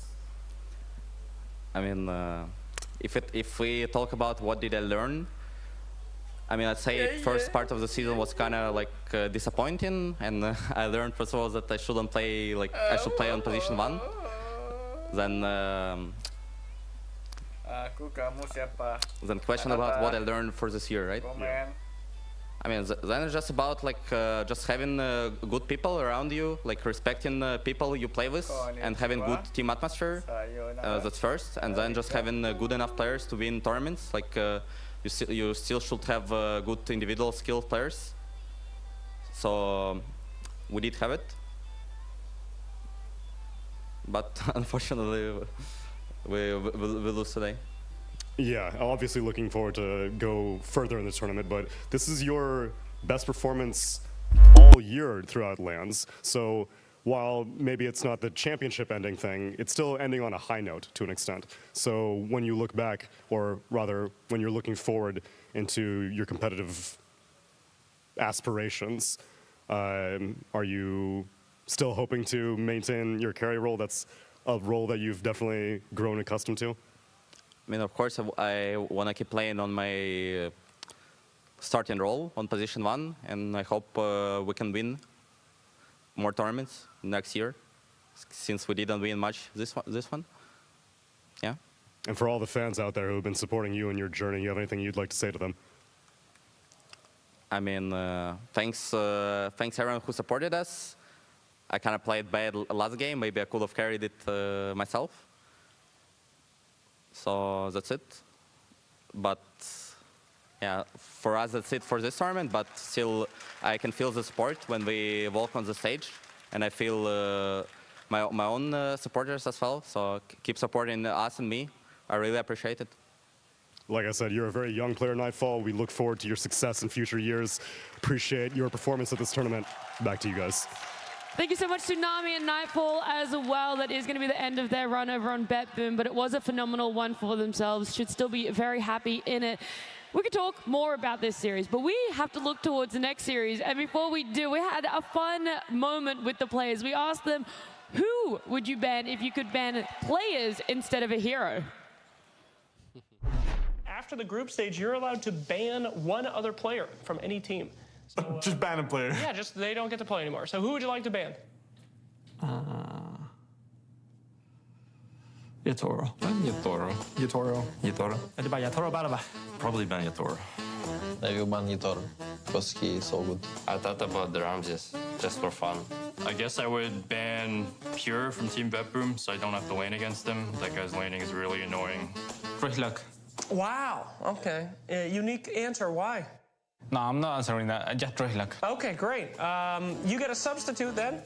Who would you like? Two Whispers. Can I ban on my own teammate? Of course. Yeah, Notice should be banned. That's illegal. I would have probably banned myself. No, no. Okay, all right. Just by nature, Probably 𝙈𝙀𝘿𝘄𝘼. Ban Arteezy? Yeah. Why? He's gonna feel sad, right? So it's better to not have 𝙈𝙀𝘿𝘄𝑼 right now. Let it be Thompson. Can you explain why? He's my personal hater, I guess, because in pubs he always following me, sacrifice his soul, but he kill me and he's happy. I would like to ban Quinn for his poor behavior in public matchmaking. I'm banning Queen. Why? You know he's got it coming, nah. So you're going to ban him to save him? You're gonna save him. Wow. Of course. That is the kindest answer. Thank and you. Extremely toxic, but very kind answer. Thank you so much. Let's say Snaking from Tundra, let's remove him. I think then Tundra will have zero chance. Maybe ban like GPK for smurfing. Ban Collapse. Collapse is OP. Let's ban Collapse. Let's ban Collapse. He's like, yeah, let's just ban Collapse. Let's flip Slacks to his team. Like he can play a nice ass offlane on me. I'm banning Low, so the army can come in from China, and if army is on their team, free TI win for them. F1 deserves the TI at this point. Come on. Sorry, Lao. I'm sure a lot of fans can agree with Moonspoon at that point, at least with FY going for a TI win here. They're on the right path. They're in the lower bracket though, and it is time for a switch because it is upper bracket time, and I'm sure LGD would love to ban Collapse, but they can't. Upper bracket finals, and I'm joined by none other than Fear, Lacoste, and Tigov. Tigov, how are you doing? Sorry, this series is insane, right? It is. LGD, the rematch, you know, TI winners, LGD, they want it, they need it, and I don't know, this series is just a banger. Absolutely, I mean, this is the one that I've been waiting for the most today, and it's going to be a banger for sure. These are definitely the two best teams right now record-wise, and they're going to go against them. This might be the hypest match of the day, I would say. I will definitely say. Now, these teams, of course, have extended history, and we're going to talk all about what the players did this year, but of course, we got to say rematch of the TI-10 Grand Finals. They've met each other in finals before, and Team Spirit often has the upper hand, but LGD, maybe this time around, they're in the right place to take their place in the Grand Finals and go all the way, but before they have a chance to do so, Team Spirit, can they do it? Let's bring them on stage.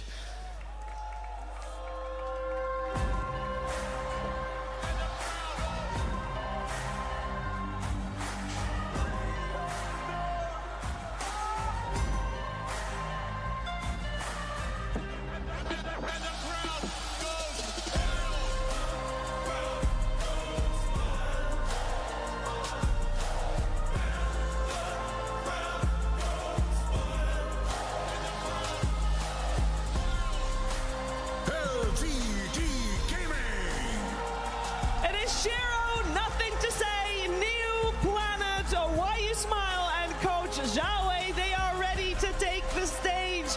They have only dropped one single game in their entire run here in Seattle, and they are not about to stop now, but guess what? Team Spirit would like to have a say.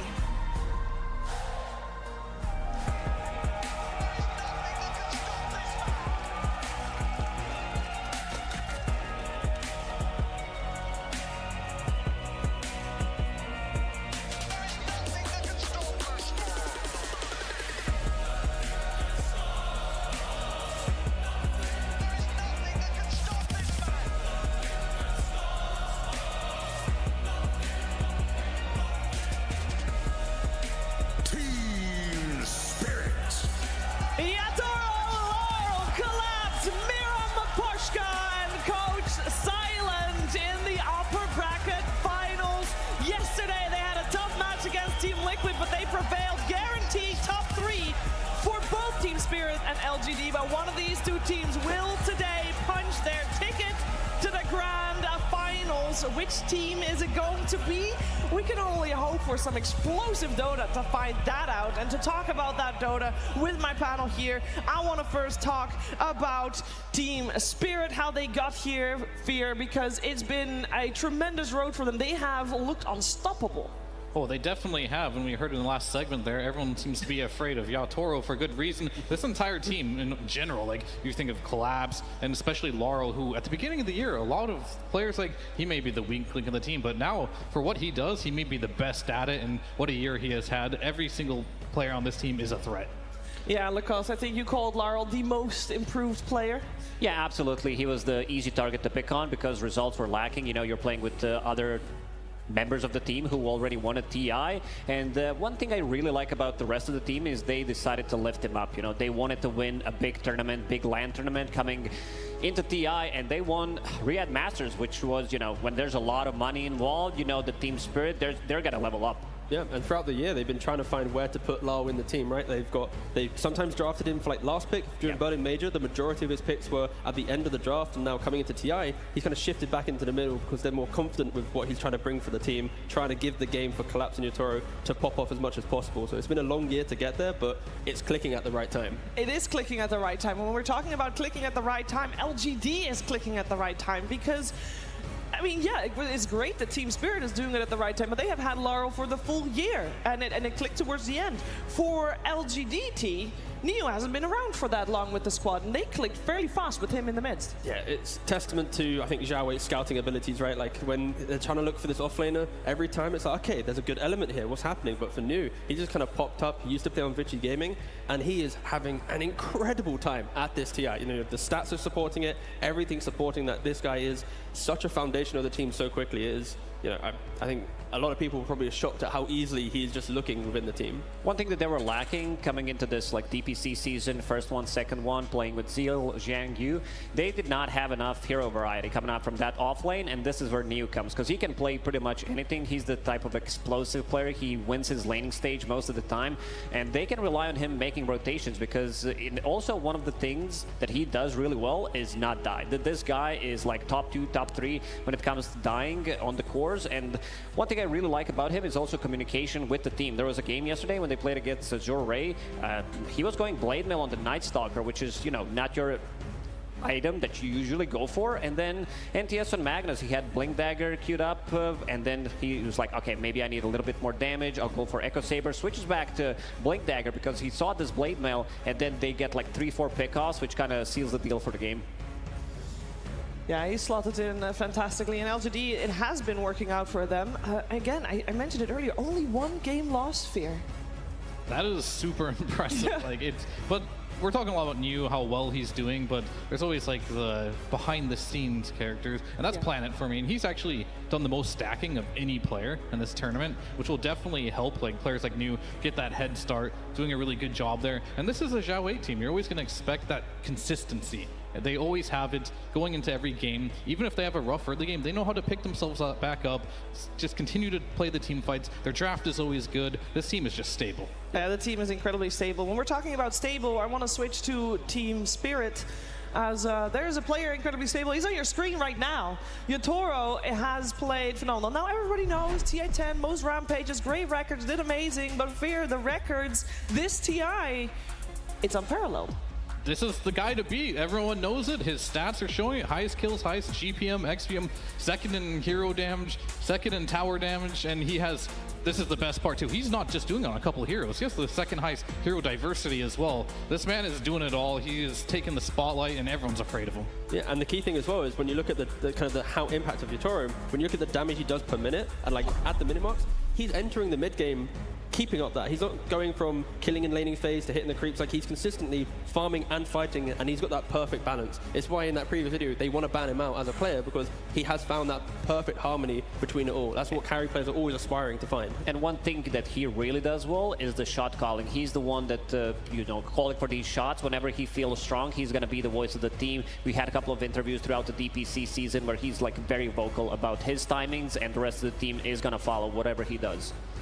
One thing I want to mention also, when we're talking about Team Spirit, last year, it wasn't, I mean, the year itself was great, but I'm talking about last international. It wasn't great for them, Lacoste. It felt like the patch might have just not fit the team very well. Yeah, I think it comes down to this heavy zoom meta that was happening, and the collapse. These are not his, you know, favorite heroes to play. Well, he really shines on these initiators, team fights that have some kind of a stun. He likes to be the one controlling the tempo of the game, going in first. And now that Zoom meta is kind of over, you can see that Team Spirit is doing much better. Yeah, it fits Collapse well, it fits the team well. And I have to ask this question, Fear, but comparing this form of both of these teams, both Spirit and LGD, versus the form TI10, how similar are they in terms of peak level?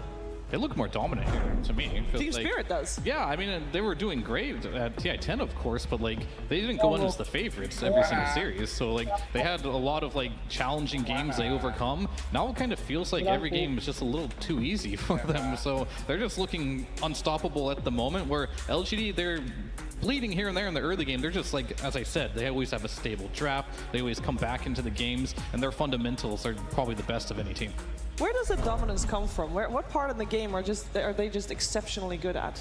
I think it also I'm going to detach from the game there, but I think these are the only two teams where when I look at a draft from them, if they take a loss, if they win in a difficult way, you know the next game, the draft's going to be completely different. Or there's going to be a whole element and shift. And I don't think a lot of teams have that ability within a series at TI to have that room, but when you have, you know, sign up for one coach 𝙎𝙊𝘾𝘄𝘼 as well, like they are teams that are refreshing in this way. Personally, I want to see these guys in the grand finals. I want to see the rematch because just they bring the most invigorating drafts of any team. It seems like everybody wants to see them in the finals. We heard 𝙎𝙊𝘾𝘄𝘼 say the same thing. He's ready for Team Spirit tomorrow. So we'll see who gets the honor of being up against them in the grand finals if they make it that far. Or lower bracket finals. You know, that's also tomorrow. That's also something 𝙎𝙊𝘾 could have meant there. But Team Spirit, LGD, there is a war of battle going on. Dota 2, great. There's another war going on while everybody else is playing Dota 2. And as a support player, Lacoste, this is something that piques your interest. It's the wards war. Yeah, pretty much PSG LGD, they're the best at this TI in terms of de-warding, also the amount of wards that they lose, the amounts of observer wards that they kill. It comes down to them picking up one of the earliest gems. They love to pick it up early, like a lot of Chinese teams do, is just to be able to like continue the domination with this gem. It's all about the tempo, and they're setting up a really high tempo whenever they pick up the early gem. Yeah. I also like the fact that now, because obviously, I say now, we've had 5 couriers for a long time, but it took some time for pro players to feel comfortable buying an early gem, having that courier out on the map ready to snipe it away, because if you do die and give away a gem, it's going to feel pretty bad if you're buying it 20 minutes. But just these pros, they're so much better now, microing the crews, making sure that the gem is at the forefront of their ideas, and when you have heroes like this, like Night Stalker and stuff that can utilize it so well, you can just choke out your opponent in both vision and gameplay. I would say you kind of need it in this new map change, because the map is so big now, right? And there's not enough sentries to cover the whole map, so if you want to choke players out now, you kind of need that gem, whereas before you could just de-ward certain areas of the map and feel pretty good about it. There was this one guy on Reddit yesterday that could be on the analyst desk. The question was how to beat Team Spirit. Number 1, don't get outdrafted. Number 2, don't get outplayed. Number 3, most importantly, don't lose. It's so smart. Good advice. Do you have his username? Because he might be needed right now. You don't have it. I don't have it, no. Shout out to him, though. Yeah, shout out to that guy on Reddit. Team Spirit has lost more games than LGD this TI, though. I can't deny that one. And one thing that we often talk about, but when it's in upper bracket finals, it's something different. We talk about momentum a lot. Both of these squads come fresh off of the win in the upper bracket semifinals. They have all the momentum they can wish for. The only thing they've got to go on where they might be faltering a little bit, we'll see. How much did their opponent learn from their series before this? Fear, we watched both the series yesterday. Let's talk about Team Spirit first. They, of course, dropped a game. Was there anything that you feel like LGD could really pinpoint in Team Spirit's gameplay or draft that they're like, okay, you know what? We learned from that, and we can beat them now? Well, I think for the most part, like when you play against Team Spirit, you always have to be ready for their late game, because they've shown you can beat them in the early game, but sometimes this is why 𝙎𝙊𝘾𝘄𝘼 is so scary. He can always find a way to come back into the game. So keeping Yatoro down, and also in the early game, keeping Collapse down, making sure he can get on his axe and get a bunch of kills around the map. I think that's something you should definitely focus on, but they don't have like one weakness that's consistent throughout all games. It's going to change by game to game. And one thing that I've seen from LGD Gaming is 𝙎𝙊𝘾𝘄𝘼 is amazing, slightly weaker laning stage compared to Yatoro, but he's the type of a guy that also can make a huge comeback. Game yesterday when they played against the 𝙎𝙬𝘼 on Spectre, he got dominated. He couldn't do anything, then went back to jungle, farm Hand of Midas, and he's also the type of a guy that is not too afraid to sacrifice some of his own farm for the rest of the team to be able to pick them up, because it's not all about the carry, while on the side of Team Spirit, they like to heavily rely on Yatoro. Yeah, and for me, I think Spirit, that game too, it was maybe an overreaction to the Spirit Breaker, right? They had a lot of counter-aggression heroes, but they weren't able to push out the lanes, make these early moves, and we talk about how good Team Spirit is in the late game, but they just didn't really draft themselves a way to get there. Yeah. And I think that's my main kind of concern in this upcoming series is if they Kemana? go a little bit too defensive, LGD, they're going to be able to punish that. So it's finding that balance once again, and you'd think Spirit also would identify that after quite a nice victory from Liquid in that game. Yeah, with LGD 𝙎𝙬𝘼 series yesterday, there was a very clear switch that was flipped halfway through the game in both of the games where 𝙎𝙬𝘼 was running at LGD. And yeah, LGD lost a couple of heroes here and there, but cool and composed, LGD mid-game, 15 minutes in, flips a switch and is able to make a comeback happen. Will the series be similar to yesterday? Will Team Spirit have a better plan in place than 𝙎𝙬𝘼 did? We're finding out. Game 1 draft starting now. Team Spirit versus LGD Gaming. Game 1. Here we go. We got LGD and Team Spirit on stage. LGD will be Radiant side. Team Spirit will be Dire side. First pick will go to LGD, and we've seen how important first pick has been throughout the entire international. But maybe Team Spirit has a better plan than previous teams had. Team Spirit was able to beat Team Liquid yesterday, who had first pick, so they have got something figured out. In terms of the bans, though, we're going to have a lot of the fan favorites, or maybe not even fan favorites, but a lot of the player favorites removed, T. Yeah, I think right now the only question mark is will Team Spirit ban out that Phoenix? It's been quite a regular ban, but also 𝙬𝘼𝘼's still in play. Because they pushed Spirit Breaker into the first phase of bans, the kind of classics is Phoenix, it's 𝙬𝘼𝘼, and this time around, 𝙬𝘼𝘼 is going to be let through. I know it's not the most popular hero right now, but we've seen Magnus, not necessarily a first pick material here. Like, they go way back. This is LGD against Team Spirit, TI10, 3 games of Magnus, and yesterday, nothing to say. He showed really dominant performance on the hero, so I think we might see the hero just being picked, especially if it goes to game 3. Yeah, we'll definitely have to see here. I'm very curious to see what the first pick choice will be here for LGD. There's still the Brewmaster in the pool. They do like this hero from time to time, but I think the last time they picked up was more of like a block pick. Is there going to be something similar in this series? Are they going to try to do more block picks against Spirit here, or are they just come out with something that's more comfort? I mean, LGD, they've been predominantly second pick throughout this tournament, unlike most of the other teams that are rushing towards first pick, so that is something a little bit different. We haven't got as much data to go off of them, but I think that they needed to lose more. Yeah, they had to learn a bit. Oh, they ban out a Tusk, and that means that they just leave a large amount still in the pool. They'll pick up the AA first, but it does mean that the Brewmaster is still in the pool, which against Spirit is not often the case. And it is very annoying, mostly, to be up against Collapse's Brew. CK is still in the pool. A lot of runs, a lot of usual suspects still that Team Spirit can choose from here. Yeah, a lot of options, but I think just this AA is a hero that we've seen on and off from teams, and it is so potent. Of course, in this tanky meta, being able to stop that healing is incredible, but I think Vortex is the key spell for me. Because the damage is now inside Vortex, it's a lot of blink cancelling, sort of vision that you're applying, and you set up a lot of these position 4s, these mids, to even throw out even more damage in these fights. So I think this is a hero that we probably should have seen more throughout this TI, but now we're seeing it as a first pick overall. Yeah, just go ahead and just pick an AA. All of a sudden, you're in a situation where you're just showing support. They're going to answer back with another support here. Most of the cores, we're getting pretty deep in the tournament now, so a lot of these good cores you would pick in the early phases, they're getting banned out now. And when I see an AA, we talked about, like, Collapse, he doesn't enjoy playing a lot of the Zoo heroes, but Beastmaster, Zoo-type heroes have always been good versus AA, because, yeah, it is the meta right now. You want to be tanky, you want to buy heart, but this is why AA has been popular. And that's probably why they're picking it now, too, to just kind of shut that play down. Yeah, and if Ancient Apparition is paired up with something strong in the laning phase, like another stun, CK is still in the pool. You know, behind the scenes, pros are talking about this hero as being the strongest carry of the meta right now. And this has been old school combo. AA plus CK, you get stunned for a really long time. And also Shadow Demon, he's not the best hero against the CK because he wants to be blown up immediately. He also can get the target on with his ulti. Usually he's that anti-carry.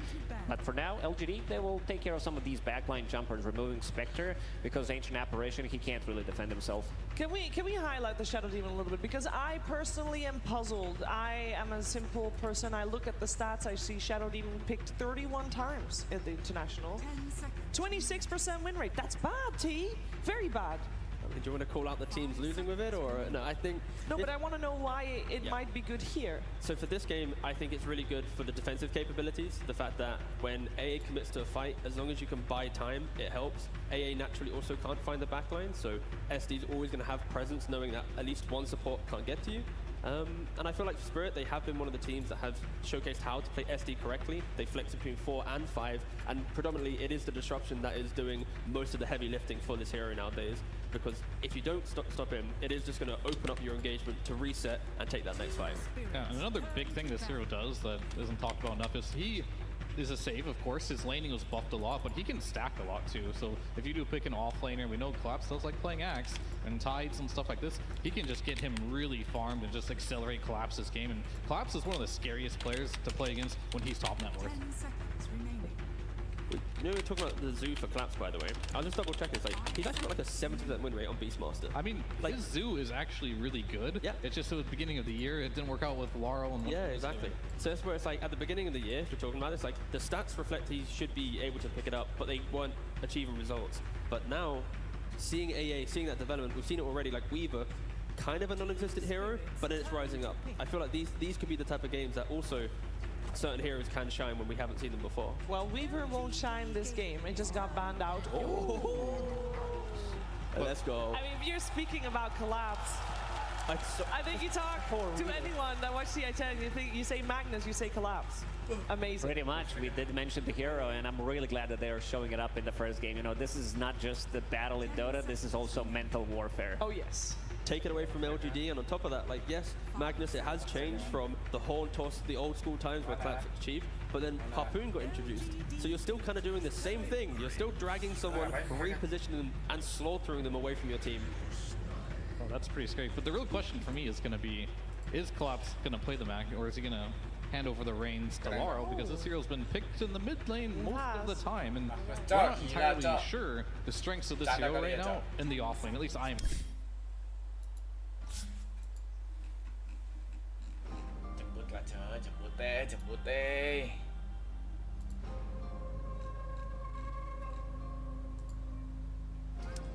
Team Spirit's turn to pick.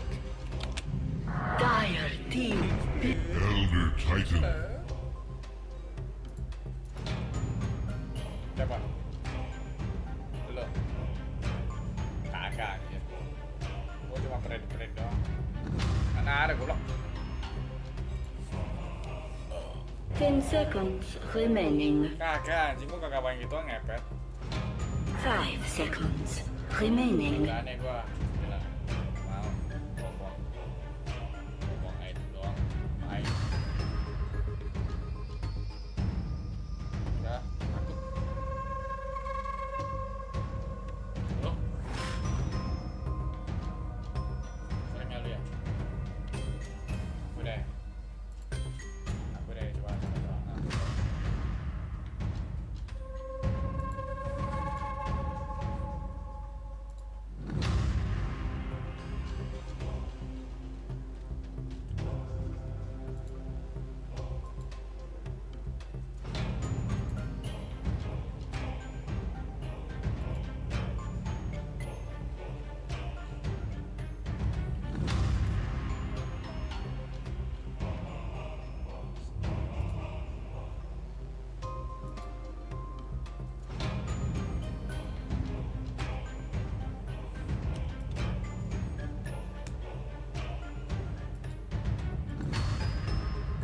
Radiant team. Ada yang masih Dota kah?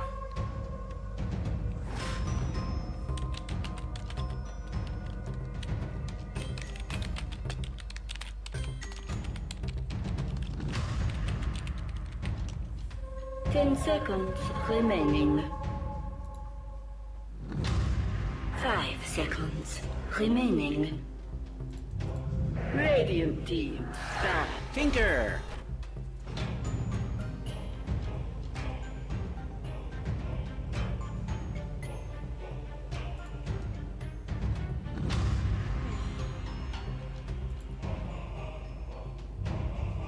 Dire team, done.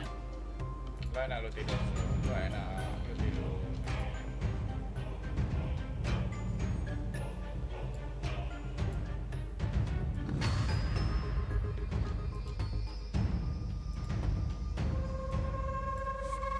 Ten seconds remaining. Dire team, done.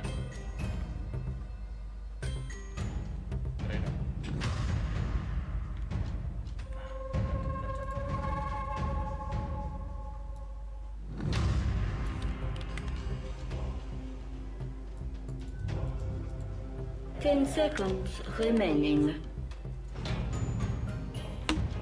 5 seconds remaining.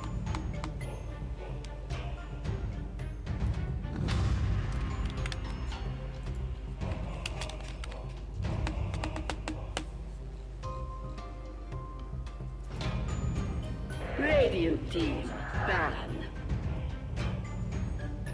Radiant team, pick. Dire team, pick. Watches.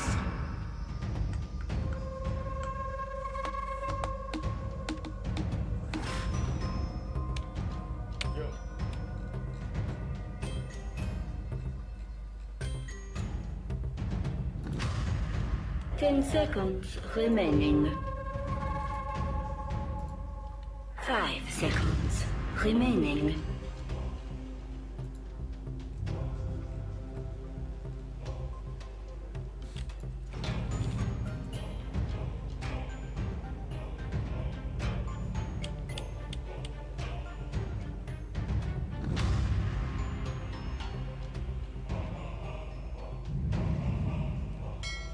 Admiral Conquer! Choose your hero.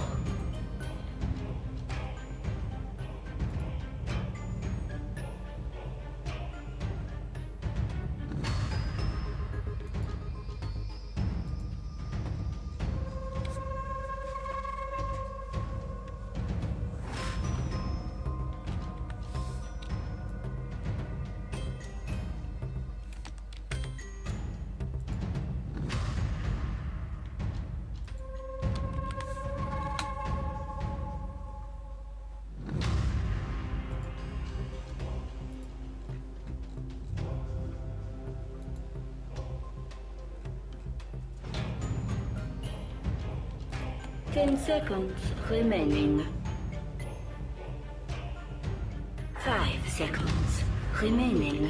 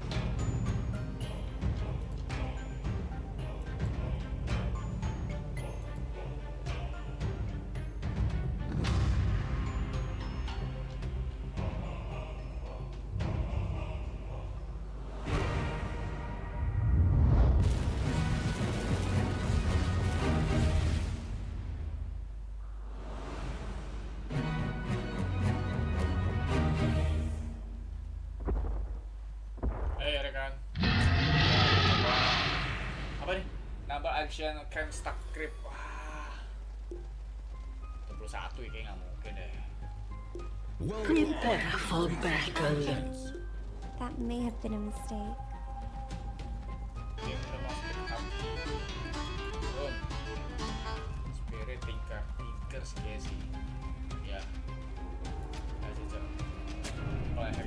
Skydiving siapa cok? Pikir.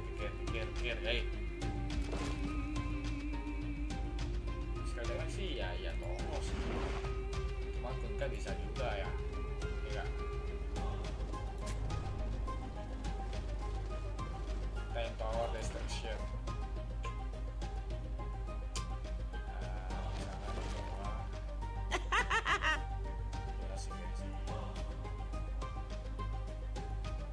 Thank you very much, Namo. Yes, ladies and gentlemen, it is time for Spirit to go up against 𝙎𝙊𝘾𝘄𝘼, and my goodness, folks, what a blessing. What some kind of hero player combinations we've got coming out. Indeed, it was hyped up, the Collapse Magnus, but over on the side of 𝙎𝙊𝘾𝘼, the Tinker. There's been so many games, so many drafts in this tournament that a lot of people have felt that maybe it was the time to bring it out. It didn't happen, but it's happening now. And folks, do they have the answer for this nothing to say Tinker from the side of Spirit? Can they deal with it? Oh, could be some limited answers, but if anything they do have is base control and base defense. There's skewers, there's an ET to hold high ground, there's tidal waves and whatnot too. I think we're in for an absolute treat. Who knows which way this one's going to go, but all I know is it's going to be a fun one. Absolutely. I mean, when you look at both drafts, what do you feel that both teams have really kind of gone for with their approach to this game? I mean, we just heard it right there from Salam. I think it's a lot of comfort, right? Comfort, but also definitely a lot of heroes that are really popular currently at the moment. But you see 𝙎𝙁𝑖's bringing out his 𝙬𝑊�blade, which he hasn't been playing as much as some of the other carries. And of course, NTS playing his Tinker. I think it is just these two teams. They know a lot about each other, and we're gonna see that quickly defined inside this game. Absolutely. We'll see how well 𝙎𝙁𝑿 can do in the matchup here against nothing to say Tinker. And sort of beyond the laning stage, who's going to be the hero that has the answer to lock nothing to say down and stop him from being able to freely jump around the team fights in the later stages of the game? Yeah, because overall, you tend to see the Spirit heroes used to be the answer, of course, for the Tinker. Even the Zeus, of course, would have his merit. But overall in this game, looking at Spirit, the catching for this Tinker could be difficult. They have the ET Spirit, probably one of the best scouting tools, and the Kunkka in particular to catch this Tinker, but could fall into some issues. Nothing to say. It's a nothing to say Tinker, right? If he's able to get away with it, he will take over this map. And they have a lot of aggressive potential that they can do with Global. They have AA as well with this Tinker too, so there's got to be a lot of damage that they can have in that early big game. Looking at the side lane matchups, what do you think we're going to get out of this bottom one? The classic sort of CK-AA safe lane duo from 𝙎𝙁 and �YU_Smile going up against the signature, the Collapse Magnus, which will be backed up by Mirror's Shadow Demon. Anybody going to have difficulties down this bottom lane? Is there kill potential for either of the sides? Good question. Overall, CK, I don't think has really had any difficult times. We're saying this new top. Trying to make a bit of a chase down on towards him. I just popped the meta for that one, but New's fine. Zoning him away, though. They're going to take a few extra punches here from 𝙎𝙗𝘾𝙄𝘼. Comes in from Planet, maybe just a bit of a bait as New. He's ready to turn with Planet and start to get aggressive over towards the Elder Titan. They're in with the first stop, follow with the Zeus stop. They've got the burst. They'll find first blood. It's LGD bait 𝙎𝙗𝘾𝙄𝘼 perfectly. Nice play from Planet. Sometimes you do see these 4 positions or these greedy supports. They tend to just hit the creeps when something like this has happened. Planet immediately runs to his buddy, so quick little identification, they can go for that kill. 𝙎𝙁𝑖 does get pretty much every single last hit out of it there, but a good kill for this Centaur to start off. Yeah, and that was the first usage of the meta, so there'll be this long period now where New and Planet, unlikely to feel under any sort of heat themselves, they're feeling very solid in the lane. And 𝙎𝙗𝘾𝙄𝑼 just have to be very careful with his position. A bit of an advantage if they'll get off that kill. They could look to go again if 𝙎𝙗𝘾𝙄𝑖 gets too sort of ahead of himself. No, absolutely. We haven't seen too much of the ET, right? I think it was only 9 Pandas who've been playing it too much here, but you can understand the idea what they want from it. I think T was talking a lot on the panel about just trying to stall, get that farm up. It's a very, very farm-heavy team that Team Spirit's looking for this time around. And it's a lineup that can stall forever. You get a stomp on one person when they're trying to push at some point. You get the skewers back in the base, the tidal waves, etc. So. I'm talking about stalling, this TI we've seen some incredibly long games come out. If this was one to go to the later stages, who's going to have the better job of stalling and carrying out this game through the later portions? Spirit has a pretty scary one, but it's going to be the test too, because the Tinker, if he's at a point where he's just absolutely out of control, he can just take over everything. He can 1v5. And it's nothing to say, so definitely potential for him having that if he gets off to a good start. And so far, it is pretty good. Having a very good matchup here versus 𝙎𝙁, but 𝙎𝙁 is handling it. 16-3, 17-4, pretty much dead even. Yeah, they're both basically free farming in the mid lane, pushing it back and forth. But no one getting shut out completely at that one. Top lane, the aggression here is New, trying to put the setup. They put the ink swap up with the stomp. Ooh, coming nicely from 𝙎𝙗𝘾𝙄𝑼. Hold the back, and then not able to get the ink swap pop onto 𝙎𝙁𝑖. Still bringing this terribly incredibly low. New's going to be able to close it with a... It didn't matter that they didn't connect with the ink swap. They still managed to take 𝙎𝙁𝑖 down. Great plays from New.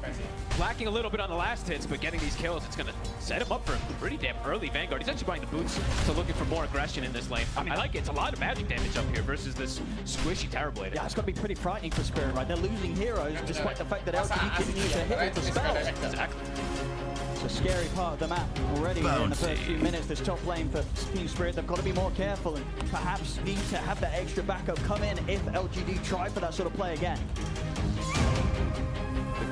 Instead of perhaps on the nothing to say, a rotation that's probably unexpected here. They've got the damage set up into the torrent. Has nothing to say. He's got the laser at the ready. Lars still at the X mark, but backup's in from X-Mark. Gets the drag back with the X mark. One more poison. There's a lot of damage that's going to be coming in on this Tinker. It's not enough to pop him though. Nothing to say. Manages to escape. The attempt unsuccessful by Spirit. I think the blood grenade was off the mark there. I think it didn't. I don't think it connected. I think if it hits, it's very likely to get the kill. It would have been very close. Yeah, it would have been close. Good attempt there from Mir. Not expected gank. I don't think they saw that one coming, but that's the beauty of the Shadow Demon. I think that's maybe also part of the reason, besides, of course, 𝙀𝘖𝘶 being so popular, but this hero stacks. This hero's good to gank with most of his cores. I mean, yeah, with the Magnus and with that 𝙀𝘶𝘶, it's definitely set up. A close start. Despite the kills that LGD have been able to pick up, as you can see on the last hits, it's not shaking up Team Spirit. Team Spirit 3 cores, slightly ahead at this stage right now. Collapse. He's more than happy to be left on his own down here. Mira can continue to roam the map right now. This Magnus in a position where he'll be under no sort of threat really from this laning stage unless they bring in additional members, which is unlikely. And the focus from LGD very much going to be towards this top lane, getting the pressure on the 𝙎𝘶𝘶𝘶, and just making sure they have that backup when required. Hey, look at this. Hey, it's big damage. Set up with the combo of the Yatori. Eventually enough. As New takes him down. Not an easy lane as we're seeing here for the 𝙎𝘶𝘶𝘶. You know, Yatori, absolute master on this hero, but getting caught out by LGD's combo.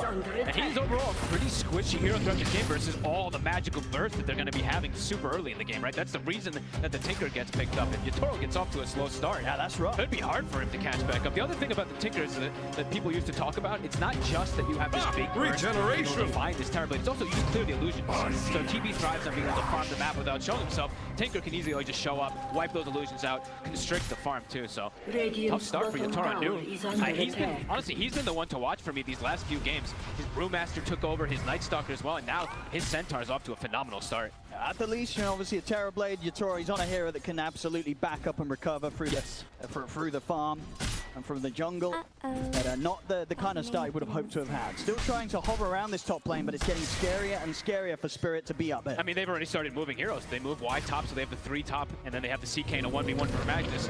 That's fine for CK. They're going to try and step in from the Poshka. This time TP backup will be coming in. Lal ready to try and help turn things around, but New, he's doing those. He still gets the kill. Yeah, but he just takes the kill. There's nothing they can do to stop New in that attempt. See if they can hold him back at all. I mean, Lal's looking towards him, but New, he's just walking away. He's going to be able to walk it off. Lal's not going to be able to throw anything down onto the Centaur. He's just getting away with everything in this top lane New. And it's a cool approach. I feel like in almost every one of these games, people just default right. Say, oh, I'm having good lane, I go Vanguard, you can't kill me. No, New's like, I'm going phase boots, I'm going ring out, I'm playing the aggressive Centaur, and so far, look at that differential. He has 1,000 gold over. Yeah, I think an exciting start to the game. You can see already in the net worth. This is very much going to be down to the off-laners to see what both of them can do. New coming in with a hot start through this early laning stage. See in a minute, they'll get the setup. Stomp into the fight. Did it enough though? They're going to turn and get the laser off onto Lal. No further hits coming in, but the X mark is still there. Now the TP backup comes into play. LGD wanting to try and do their best to keep nothing to say safe, and it will work. The Spirit can't go in any further. See Collapse also swung across, but the silence was there immediately. Stampede comes out from New. LGD able to separate themselves from Team Spirit's attempts. All the little things mattering. Raindrop and a brace, or maybe not something you expect to see on the Tinkers too much, but nothing to say he knows. Be a little bit tankier first this burst as Laurel. Should be alright, yeah, Planet. Just throwing out a blood grenade for a bit of fun. And as we know, there's a lot of aggression going on so far for LGD. Lanes are looking good, but as Candle said, and as we see, it's a greedy draft that Spirit is setting themselves up for. And looking at the stacks, they're getting them prepped. I think this is what, a quad hard camp stamp or something like that at the moment, set up inside that triangle for the 𝙀𝘶𝘶𝘶. So they will have these recovery outlets. No, for sure. Spirit can calm things down even just a little bit. Very likely that you're going to see Yatoro's 𝙎𝘶𝘶𝘶 get back up to the top spot in net worth. As long as they don't lose these stacks. I mean, they might have to go clear them pretty soon just in case of anything, because if a Tinker walks over there, gets cleared in no time. Yeah, lanes, they've kind of broken the lanes a little bit here. LGD, with this dominance from New, they're going to force 𝙎𝙊𝘾𝙄𝘼 a bit to the jungle there. The supports are having to make these moves around to get these stacks around to try to fix things. They're going to work on those stacks. In terms of Collapse's progress, he's of course going to go straight for that Blink Dagger, 1300 towards it, so should be on in trouble though. Having a good timing there, and with the silence with the three of them, there's a huge amount of damage that Collapse he cannot withstand. LGD clean, taking kills wherever they want right now, 5-0. Planet making it happen. All 5 kills are at the back of this Grimstroke so far. 𝙎𝙊𝘾𝙄𝘼 connecting perfectly. He's got level 3 𝙎𝙊𝘾𝙄𝘼 already too. I mean, this is very scary how much magic damage they have. I mean, New's gonna have such an early Blink Dagger too. He's just he's like, screw it, I don't even need the Vanguard. I'm gonna have it at such an early time for these early aggressive moves. And they're just continuing to pick up the pace here. It's gotten to the point now where Spirit, they're not gonna be showing any faces up in this top lane. Unless they bring a lot of numbers. But Collapse, he actually did port down bottom, so TP will not be available for the Magnus to be able to join if there's a big battle committed up top. So Galaro was able to sneak into the enemy triangle a little bit here. I think he stole a double stack, it looks like. So a little bit extra gains for him. He's got to be careful. Hiding in the trees, trying to soak up some XP. He's got to be so cautious. Stampede's at the ready. They'll slowly but surely siege this top tier 1 tower. LGD, Miposhka, he'll start to back off. He does not want to be around here. Too much of a push, they've got the vision on him. Alright, that's pretty much the Blink Dagger going to be finished up with you right after that tower goes down. Trying to give levels, the AA. Why? Trying to get a little bit in the mid lane, but seems like he knows something's up, having that ward on the right side. Does see the Kunkka and the Shadow Demon set up. Playing far left, trying to get this level 6 online. Well, it's got the DD in the bottle, so good amount of bursts if he can find some sort of setup around this mid. Close to 6 on AA. Oh my goodness. So close. If Wise 6 there, that just is probably a dead Kunkka. Oh, has to be a little bit careful. He's going for the player by himself. By the Stampede, he's able to close it onto Miposhka. That's going to be Miposhka going Look down. at him go. Another kill here for LGD as a whole. They just 6-0. Spirit still struggling to find anything so far in terms of kills from this early game. Yatoro, he's getting bullied out of this top lane, has to TP out of there. News just bringing the action to him. Him and Planet, right? The 6 kills, they're involved in 5, and then 6 on the counterpart, their Planet. Super active so far. You see the scans are coming out already. LGD, they're taking notes. They're like, all right, well, Spirit, they're going to back up to their triangle. Could see some early contests come out here. They're actually just going to throw a casual AA blast to scout, potentially snipe someone. Won't connect, but nice attempt. Yep, they're going to need time, and Yatoro, obviously, with his build, he's approached that, has the Midas on the Terrorblade. He just wants to be hitting the creeps without any interruption. Well, we'll see if the rest of Spirit can create that sort of space for him. Collapse has got the solid timing on his Blink Dagger. He's keeping it hidden for now on the Courier. We'll see if they try and make some sort of move around this reveal of this pickup. It does feel complicated though, especially with Yatoro going down full greed route for Midas. All of the heroes on LGD are going to be ready to fight at all times. They're going to try and get something mid. TP over to the mid lane. Blink Dagger at the ready from Collapse. Puts the jump, gets the skewer back. Straight underneath the tower. Oh, will miss, but it doesn't matter. They'll still get the kill. A solid Blink Dagger reveal there from Collapse. He is the one who kind of has to bring back that early game a little bit for them. 6-1, he finds the biggest catch he can. Another one potentially too. Yeah, should manage to find this one here. 𝙎𝙊𝘾𝙄𝘼 straight back into the boat. There'll be a couple of kills for Spirit. They start to get themselves on the board. Nicely done.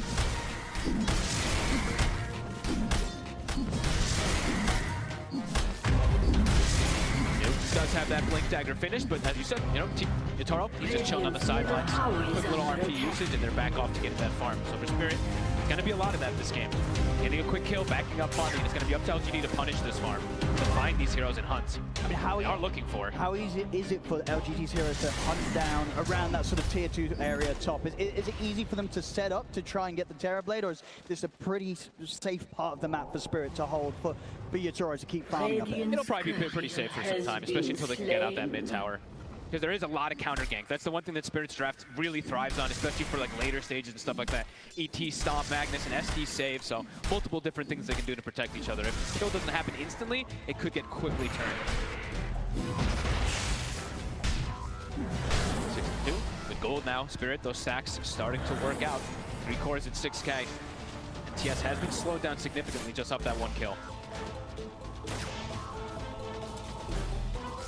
Fully set up around this bottom tier 1, really, Spirit, just in case LGD were going to group up and try for a tier 1 tower push. I mean, they're going to have RP back up in about 20 seconds. Yeah, they're ready very to ready respond. with this fight. Yep. And they will have pretty decent damage, at least because the ET does have okay levels. Mipushka has hit 6, and Laurel is 11, so they do catch anybody near tower. Very likely they will just pop. For sure. I mean, they may have got that tier 1 on the top lane pretty early, LGD, but finding any of the other towers, it's not going to be an easy ordeal. No, they need to fight for it. They need to get a pick off first, ideally, or get some vision behind tower. They can't just go straight for these towers versus this Magnus. It's going to be down to if New can get the jump here. Smoke up from the 3 of them, New. Needs some more down. And the 2 support. They've got the X12 buff. They'll go for the jump on the Posca. Quick and easy.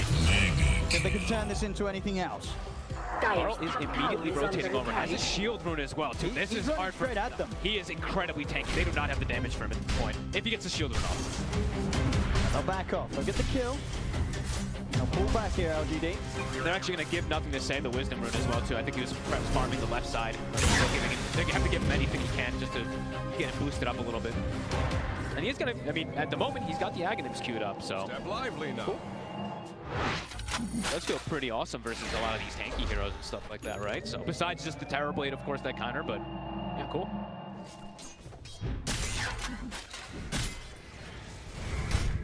The game resuming at this sort of pace, I think. They'll be happy. 𝙎𝙊𝘾𝙄𝘼 that is indeed going to be in a very happy place.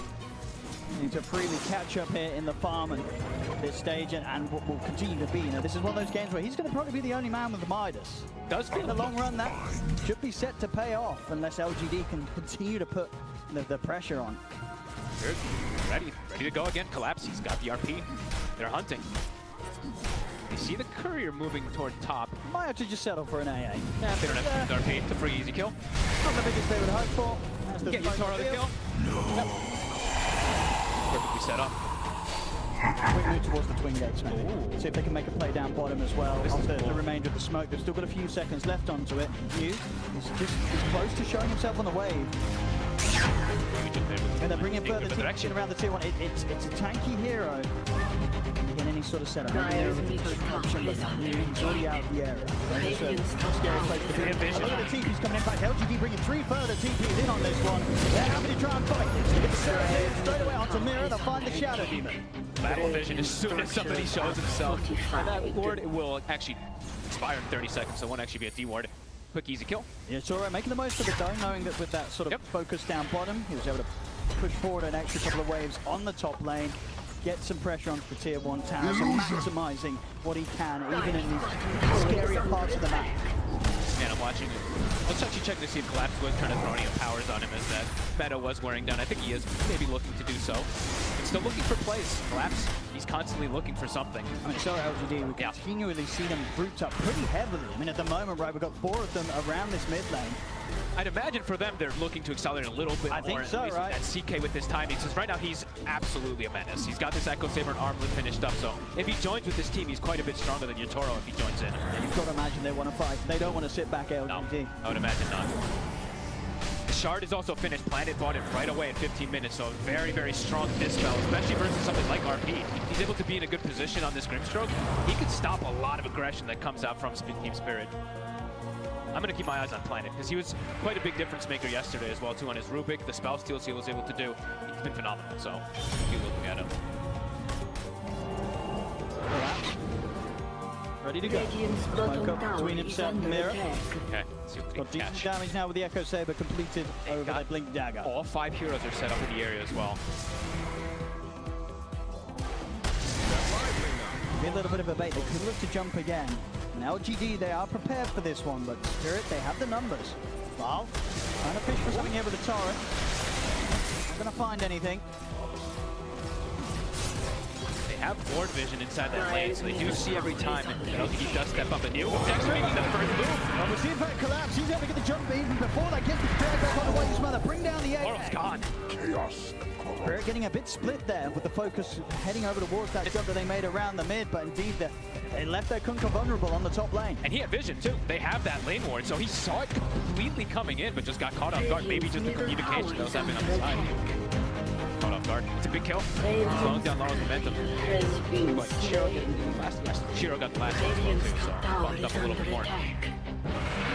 CK, 𝙎𝙁 hitting fantastic timings. He's huge. He really is. Quite large. And he's always going to have that buff up, of course, from that Grimstroke. LGD, once again, everybody to the mid lane.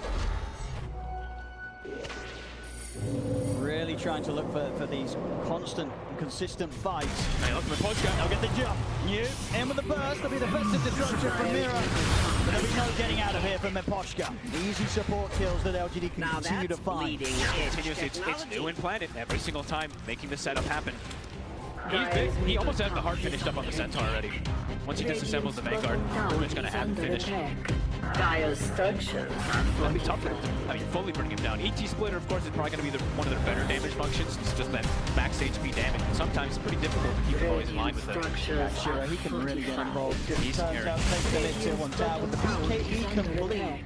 Okay. Very little chance that Spirit can take him down unless they catch him completely on his own and with pull down. Yep. And immediately just rebuys his Echo Saber too. He's having a phenomenal start here. This is the timing for the CK. We'll see how much LGD can get done around this. Right now, I mean, they're not playing like super rushed by any means. I'm sure they're like, we also scale really hard. They always will have this Tinker versus that TB matchup. So he is getting closer and closer to that Aghanim. Maybe that'll be the call where they start taking over the map a little bit more because it's pretty even in terms of gold. So Yatoro can find Yatoro here with the opening. They're going to have an Ice Blast flow. Well, straight on top of the tower, but Yatoro, he's going to be going down. Uh-oh. Did not expect LGD to be there, Yatoro, but they find him as he walks straight into them completely on his own.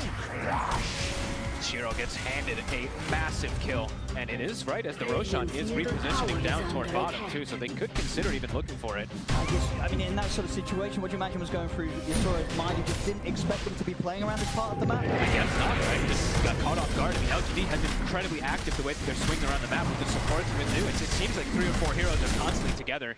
Just gets caught off guard, and now, yeah, that Roche is gone. Yeah, that was gone in seconds. And it was sort of the first time he'd really left his half of the map. Yep. I think Yatoro won't be doing that again anytime soon.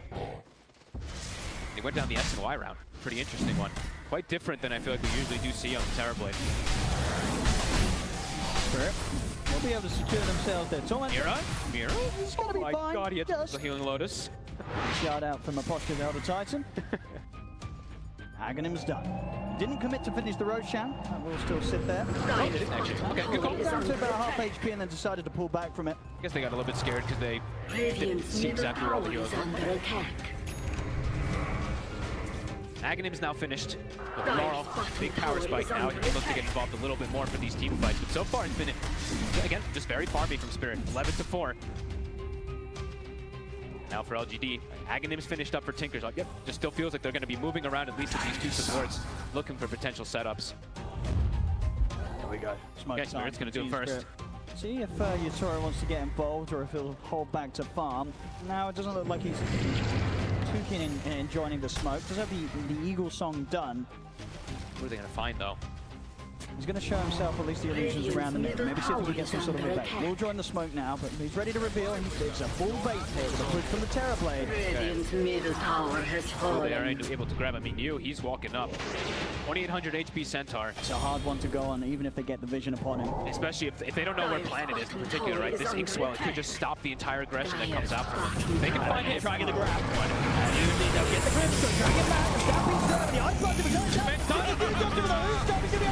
collapses out, and now he's going to get a whole world of trouble as well. The BKB, they push up for the mark and take him down. And lose near in return. 2 for 2, and it is LGD. They're able to take down 2 cores. Yatoro gets time to farm though, right? So it's always like these positives and negatives they're going to get out of these smokes, even if they do lose some heroes. Closing in on the butterfly.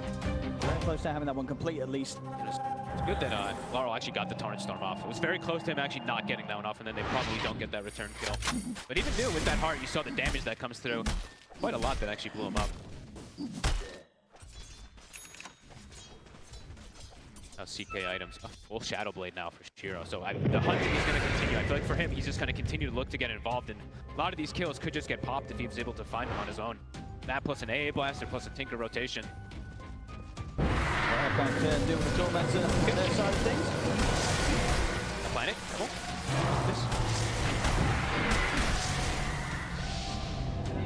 Get a pretty nice one there. Why you smile, able to finish it. On top of also now having his Yule Scepter.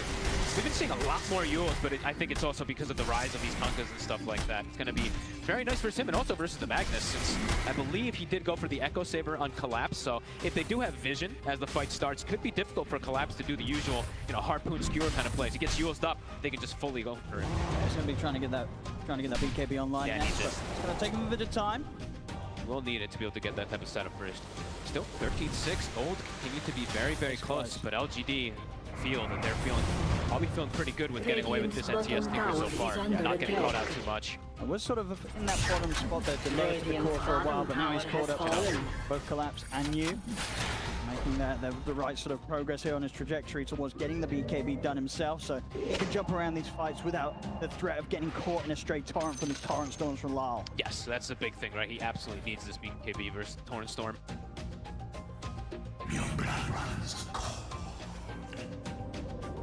DD in the river here. Beneath the ward of Spirit, so I'm aware that he gets picked up if they go for a play with this one. Shiro swinging around for it with the Shadow Blade. They're instantly smoking with it too. They want something, but it got seen. Like you said, Spirit, they were completely aware of it. So everyone positioned around the area. At least, even if he was invis. If LGD can still catch them by surprise. Oh, the big clash looks like it's going to happen here. Planet, he also buys a Blink Dagger for positioning on this Grimstroke. Gold for my forward. We'll get the big jump. Spirit, they should be full defensive right now. They know that LGD is going to be looking for this sort of move. They get the scan. Know where they are. Poshka in position to break it. Yeah, maybe they'll just allow support to get caught here. Laurel, be careful. Got Tidal Wave. They have a ward on the high ground. Perhaps they could fish for somebody. Not getting the vision set up for themselves. They're going to go for it. They're going to shoot him back as well. On towards you. Instant swap. He'll be able to pop the Stampede still. Gets himself back up to the high ground. Both teams holding back from one another. Is there any further catch? Lyle trying to close the gap over towards New. They get a reflection out on towards the center. I mean, Spirit wants to catch something here. It's hard to so much. He's going to be able to wrap it up the back lines. He gets straight in on top towards them, but the Stew is there once more. Collapse getting Shiro under the town. The BKB popped by the CK. Shiro steps back. Soulbite. He's stuck. Holding together. Big stun. Able to lose up the double leg on the bottom of the belt. He gets thrown down over the defensive position. Comes out from there. That's when he's in the cook. Oh, God. Gets blown up here by the burst of the laser. Nothing to say, finding that huge kill, taking out the Terrorblade in the midst of the fight. Both teams to lose two. The mind games from these fights too. Spirit had used so much. They had meta pop. They used literally all their ultimates. They keep chasing forward. But LGD able to get the big cleanup on these two cores. Even around some of their own tier 2 tower, it's so hard for Collapse to get that kind of start to the fight that he hoped for. You know, he's getting these skewers onto New, he's getting these skewers onto Shiro, but neither hero feels good to start the action off. I mean, the way it started was awkward too. The X comes out, they skewer, but the Ink Swap was already put on New right at the start. So the Dispel comes out, things get very, very weird. And yeah, at this point, Spirit, look at how much they've already used. Meta was used, RP was used. Quite a bit was actually used before that. Full chase on towards New, and at this point, it's the fact that they've kind of forgotten about Shiro. You know, he just is able to get this opening immediately on towards Maposhka. We'll get that extra bit of time with the fact that Collapse drags Shiro away, but at this point, Soulbind down to the two of them. New, he's hitting these hoof stomps every single time. Huge connections, and even the double leg, of course, connecting on both there with that Soulbind. Nice.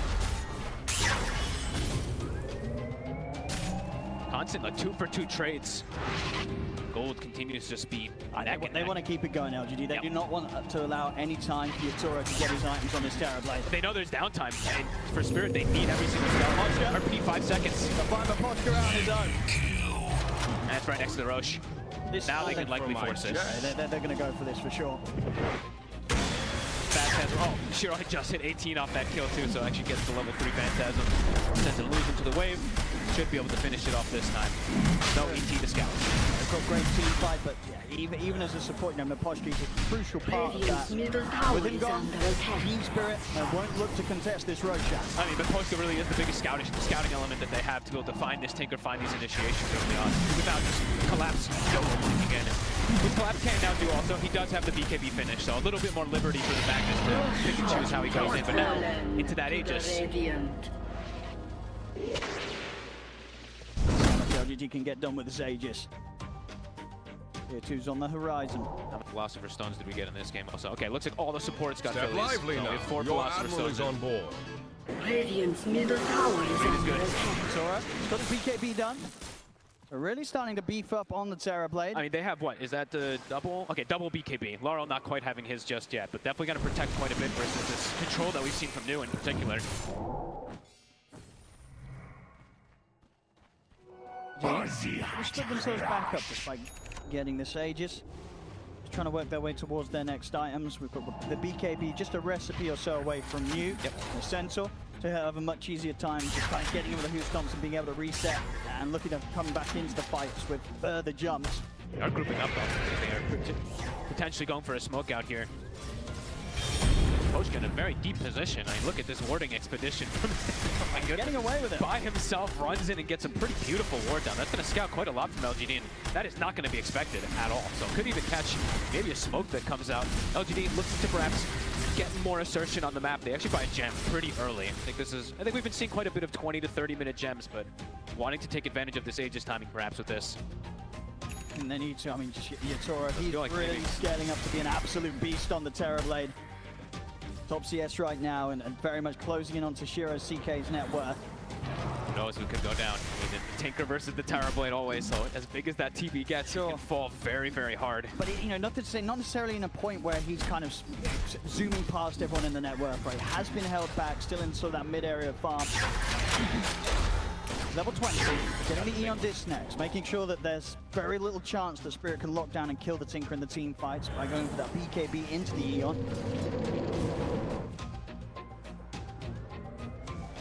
Of course, the team fights will be one thing, and the high ground push, that's going to be quite the other. We don't see a lot of Tinker. We have the first Tinker appearance that we're seeing here at this international.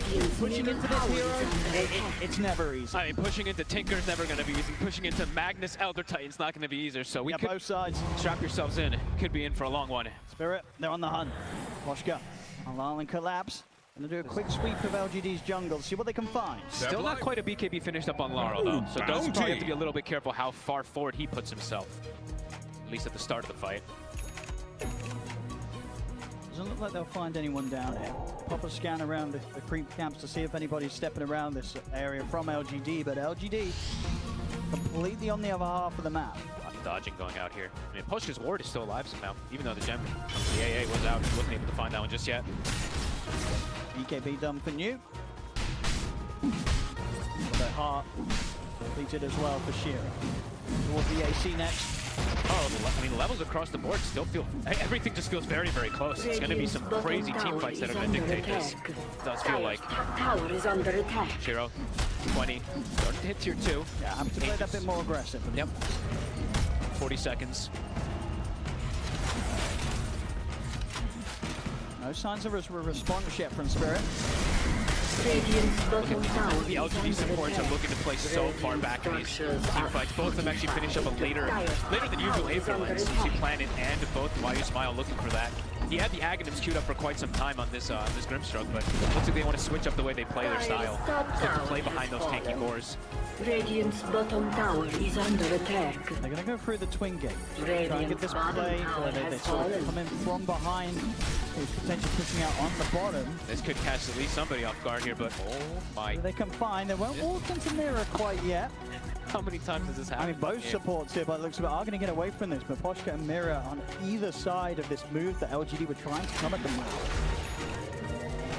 Passing in the night. Yatoro's in that top spot now in the network. And unless LGD finds some further fights, Yatoro, he is going to start zooming ahead of everybody, Shiro included. Yeah, their greed is definitely starting to pay off big time here. Yatoro.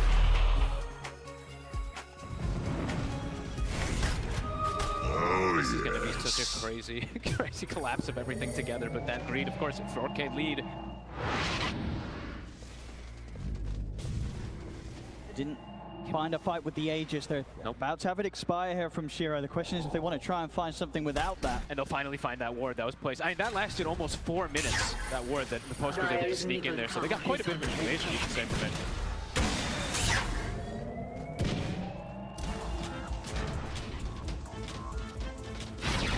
Where do they go? What's their plan? It's been pretty calm for him. When was the last time there was a kill? It's been, what, like 6 minutes or something? Who is feeling more calm in this sort of situation? Is it Spirit or is it LGD? Or do you think it's pretty equal? I think they're both probably feeling pretty good, right? I mean, they have an NTS Tinker scaling versus 𝙎𝘊𝘾𝙄𝘼, but Yatoro's probably telling his team also, guys, I am fast. You know, I'm getting away with murder. I'm getting away with so much farm on the map here, but it's really going to be up to how those fights will be dictated. Who gets the jump? And even then, even later on, are they going to be able to even break base out of it too? Not easy for either side.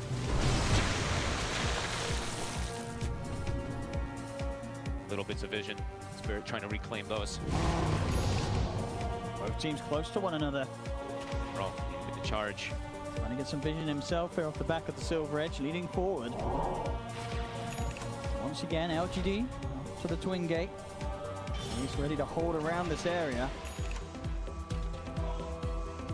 Jam just now here. All of it really does feel good, so it's going to be down to that one big jump. Whoever gets the vision, whoever gets that control, whoever finds one of these squishier heroes, is nothing to say going to be able to use a rally of team fight with rally of spells in a long duration team fight, or is he just going to die right at the start of it? These moments, you know, Yatoro just item after item, getting very close to being able to get the nullifier. Now pretty much as his 6th item. Step live, here, 34 minutes on the Terrorblade. Sort of laning stage, nothing more than distant memory here. So the full recovery has been made by Yatoro. They're just running as a unit. Look at how they're just running together across the map. All 5 heroes of Spirit. Wherever Yatoro goes, they go. Radiant's middle tower is under attack. LGD. Shiro. What sort of catch he can get. Mira is pretty far up right now. Diana's hit. Can't get a ton of illusion. Indeed onto an illusion. They're going to be aware of that by the looks of it. They won't try chasing, but Yatoro, he's going to walk into the midst of the action. We're ready to support to be caught. Just Mira for now. Yatoro can try and find it, trying to lead onto a support. Sentinel, let's talk to the bomb. He's isolated. Wants the BKB, but the physical coming in, he never returns, gets the Thunder off. And to be able to bring down one more, he's still being completely focused up by Shiro. The stun comes in, Yatoro is ready to try and back away as he gets out with the infinite. Shiro controlled by the top. Going down. Going down for Collapse. They take down Shiro, and Yatoro survives. Oh my. What actually did so much damage? I guess it was the ET and everything in combination, but it feels like the ET actually did so much for his hero. You sort of seen that there was a point towards the end of that the rest of LGD, they sort of bailed out on that. They knew that there was no saving Shiro. I think after that initial attempt where they weren't able to 100-0 Yatoro, they sure they hit him with the blast, but of course that Sunder, it's still going to be there. Gets himself back up to full HP, and at that point, the whole move, it starts to get a bit tricky for LGD. They end up losing their carry.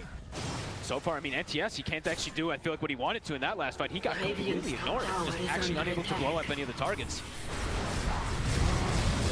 Who was actually holding the gem there? I think, okay, Neo actually kept it, so LGD did not lose their gem there, but pretty decisive fight there from Spirit this time around.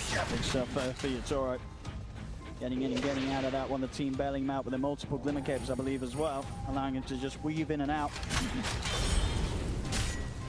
That was what I think is first BKB reveal too, right? So that long duration one where they can't actually break through him. The money for the nullifier, and now well on the way to being able to pick up that blink dagger. Playing it cool and calm on Spirit, waiting for the action to come to them. They have such a good lineup to be able to go for those counter initiation plays, and they're ready. They're ready again. 30 seconds till that RP is going to be coming back up. Still positioned around Yatoro. Middle tower is They might under still attack. be able to burst this Terrorblade, but they have to stop him from getting the Sunder off.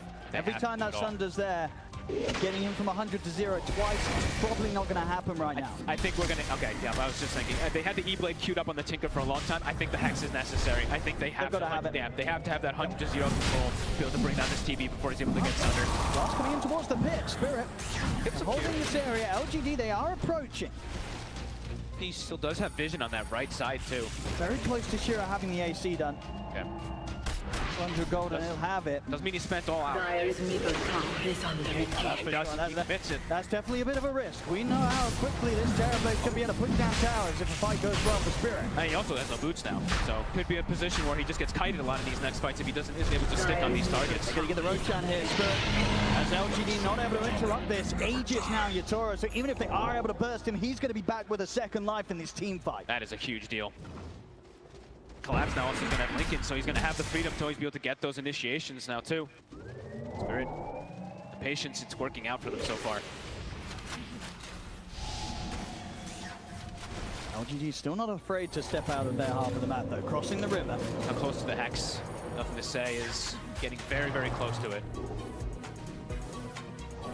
Definitely going to be eyes on him. 2, 1, and 4.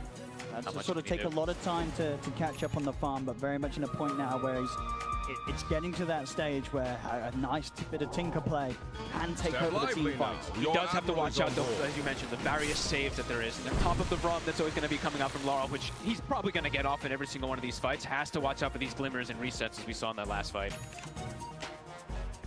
And he goes straight for the E-Blade instead. Okay, just wants to get some real burst damage. Okay. I mean, maybe feeling, as you say, even if he's able to have the lockdown of the Hex, because of the fact that the saves are there, having that control, that's not necessarily going to get the job done. Maybe better to just focus on bursting the rest of the lineup so that they aren't alive to save and back up the Terror Blade. The push is going to start commencing, though. And they have a lot of ways to poke. And yes, he gets caught. He climbs into the trees, he gets dragged back straight into the RP. The big heavy off the RP's there. The damage is there for Yatoro. Nothing to say is caught. It takes 90. One little catch, collapse, no hesitation. I think going to Torrent to scout the tree line. It was, well, setting things up, and now the push is going to be coming in. And it's going fast, these towers. I mean, no Tinker, there's no way to slow down. At least there's tier 2 still up in the other 2 lanes, and they just let this Rex go. I mean, it's so risky. If they buy back and he dies, that could just decide the game. So they're just going to sack the Rex. But Spirit, they're lingering around. They want to go for another catch here. Collapse eyeing his opportunity. He is. You've got to be careful if you get close to the walls of your base here. Collapse will be ready to tear you out of it. So many different ways for them to reposition on top of that tidal wave too. LGD. It's definitely starting to look like that maybe LGD just weren't able to get enough done in the mid game. Spirit taking over, and they get any sort of catch like this, especially if it's nothing to say, they're going to be on the verge of taking another set of racks. He needs to be way more careful with his positioning here. Just not easy. A lot of repositioning as we see. Toro looks in. Meta is wearing off, but they'll get the tier 2 and they'll be able to back off. Pretty damn good usage of that Aegis. It really is. 9k lead now for Spirit. They've broken one of the hardest things you can do in this patch, of course, breaking that high ground. First step. Radiant's top tower has fallen. I respect the fact that Nothing to Say is respawning in a few seconds. Spirit heading back to their half of the map. LGD, they're trying to chase. The cooldowns are all coming back up, though. Meta is still on about 30 seconds. They're ready. Shiro, he's looking. Getting pulled back into the scan. The Sea-Lost throwing down the fight. The defensive disruptions there to try and help Yatoro out of the combo. But the forest zone comes in. Jump on. The door's coming. Can't get the thunder. Right out the side of the door. He's able to get back on the full HP. Shiro's trying to keep out the BKB. He's caught by the Alpha for command. Shiro's going to be going down. They've lost the ZK for 85 seconds. News surrounded him by Lara and Collapse. The tidal wave pulling him back over towards Collapse. In the river, Nothing to Say manages to finish off Mira. Losing 2 of their claws. Shiro and you taken down. They keep Yatoro up. He gets the thunder. Well, Nothing to Say will manage to get out of that one. But why? Looks like he won't. I mean, they were so close to potentially being able to burst Yatoro at the beginning of that fight, but I think sort of the straight target for Yatoro, so it caught the Tinker at the start of it. Nothing to Say tried to get a position, but as soon as he was there, he's up in the air. They get another kill on a YE Smart. It's 3 dead on LGD. Spirit can look to push in. I mean, so clutch by Mira. That disruption there, it makes him actually lose. He dodges his own teammate's run buff, but it gets the same potential. It's well worth it so he get that Sunder. Just beelines into Shiro and gets it off. Very close towards the end of that. Maybe Nothing to Say. He nearly didn't get out himself. Did not. And now Meta's back up. That was without Meta this fight. Yatoro didn't even need it. Now onto high ground. Collapse 40 seconds till he's got RP, but they're still fishing. Sorrow. All the damage they can do at Spirit.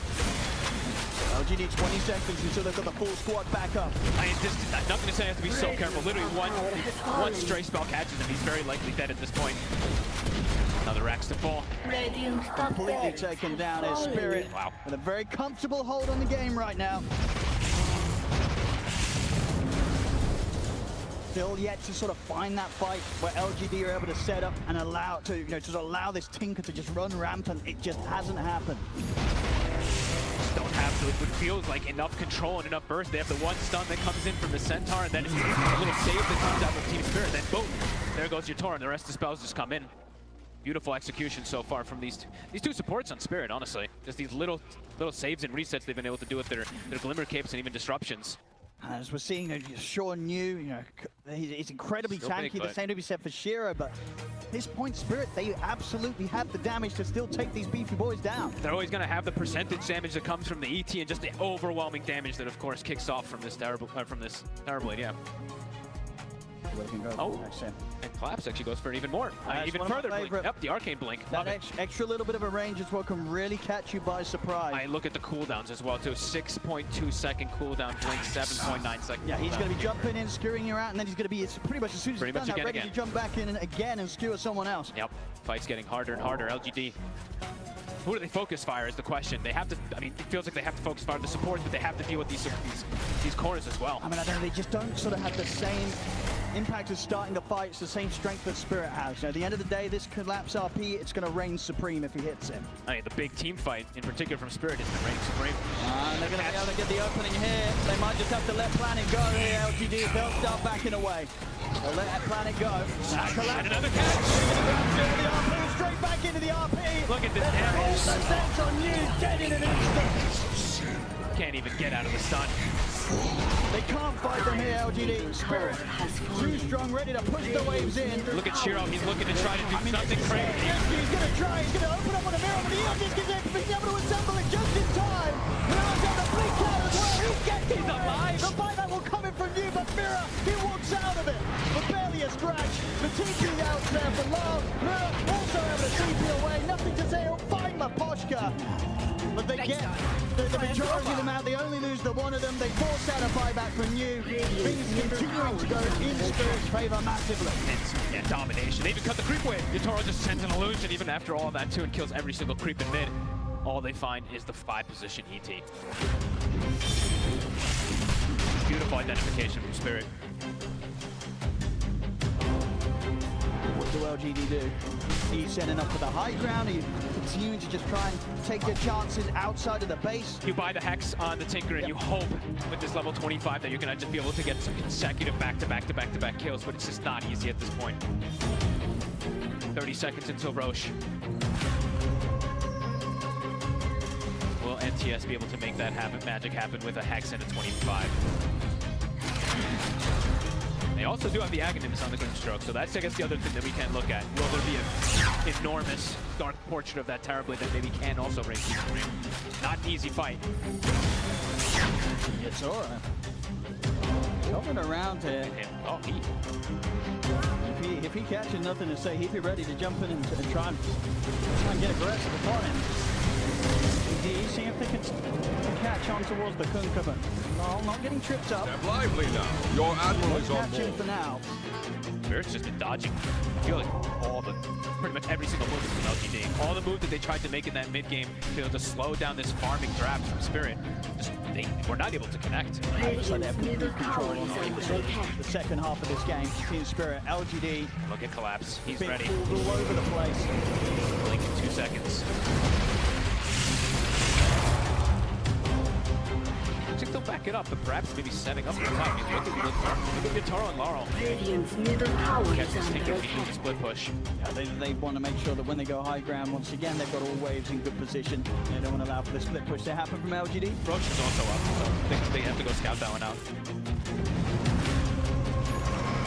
It looks like they should be able to claim this one, but this is maybe LGD's chance to go for the fight here. I mean, they have to try something. Are they aware that it's up, though? They do have a scan.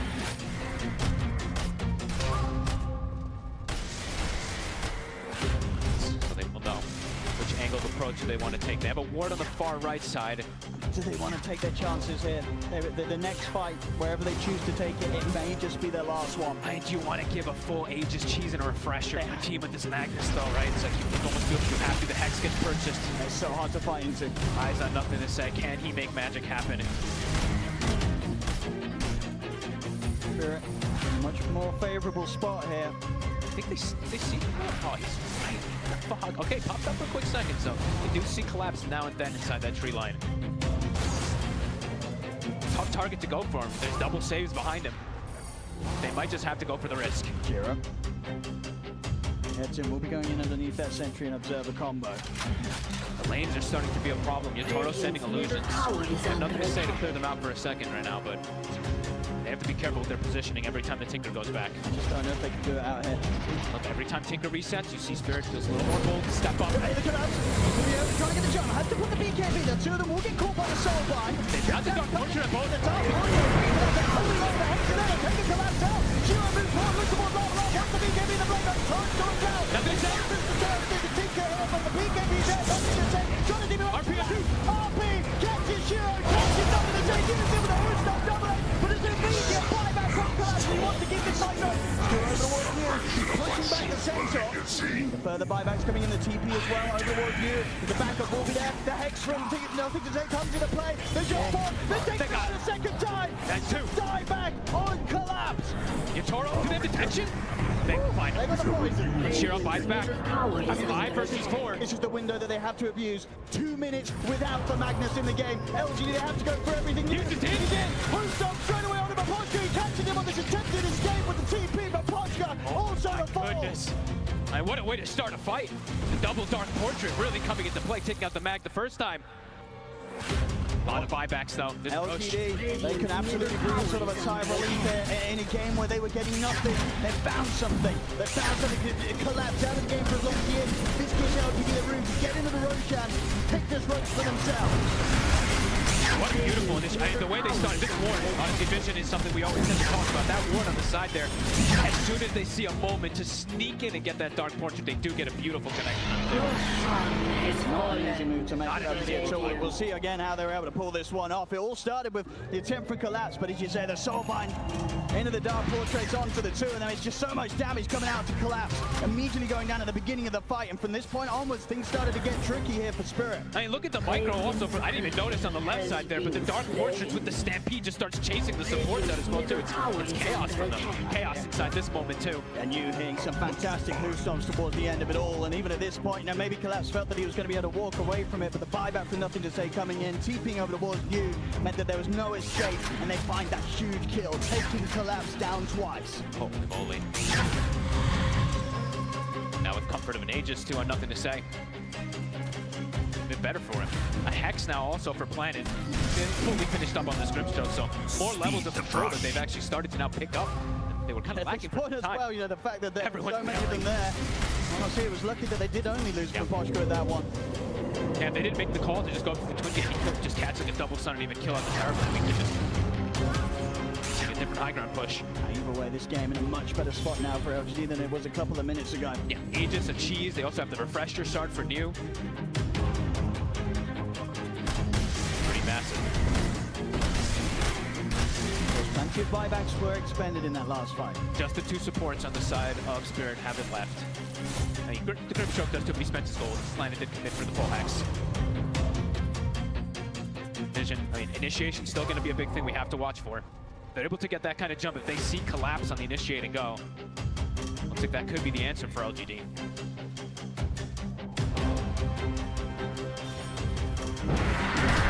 The Sages, but with the state of the game, likely that LGD do hold things off until they get their next round of items complete.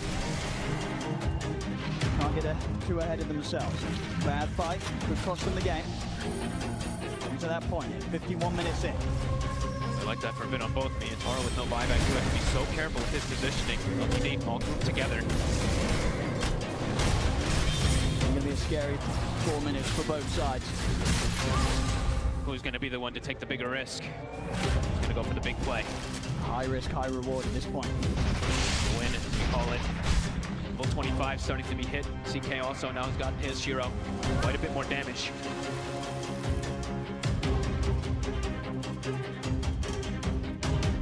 Spirit just staying completely away from this. Right up in their base right now. Even the Pochka just sort of stepping out here and there, trying to get some vision out for the team. Wow, that was great. The rest of the squad making sure that they do not leave their high ground. How many ways that LGD have to set up with the invis, with the jumps. Setting up all over the place too, just with the Tinker. They can just, they have to stick as a unit on the side of T-Spirit or they will get outnumbered and caught outside the base. Minutes left on the Sages. Shiro just consistently on the hunt. This is why Spirit is staying as far back as they are. Just with the DD on this CK, Shiro, if he finds someone, caught in a pretty bad spot. Hexes, the Dark Portraits, their own allies turning against each other.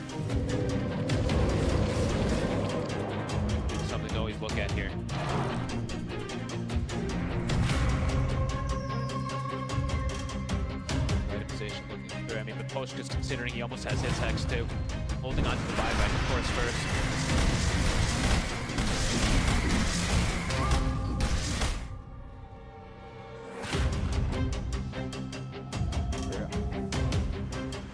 Closing in on the Aghanim's on Yatura.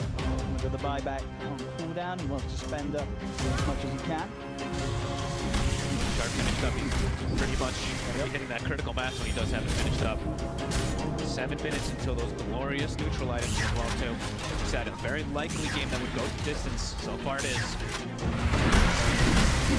We'll be watching out what the scene is, what the mirror shields, the unsnackeners, then maybe the Seer Stone for some of these heroes. It's now for nothing to say, an extra bit of protection for him. Centaur buyback available. I think for the Grimstroke zone soon too, on the side of LGD. Difficult for them to force anything though, still playing into this Magnus, playing into this high ground defense that Spirit has. Just looking to control the map, sweeping across side to side. 2.5 minutes really, until we see the majority of these buybacks come back up. They're looking to time the hit with the Aegis though, going down 20 seconds, nothing to say. They're ready to take this risk. They find the Tinker. Stand lively now. Your Admiral is on board.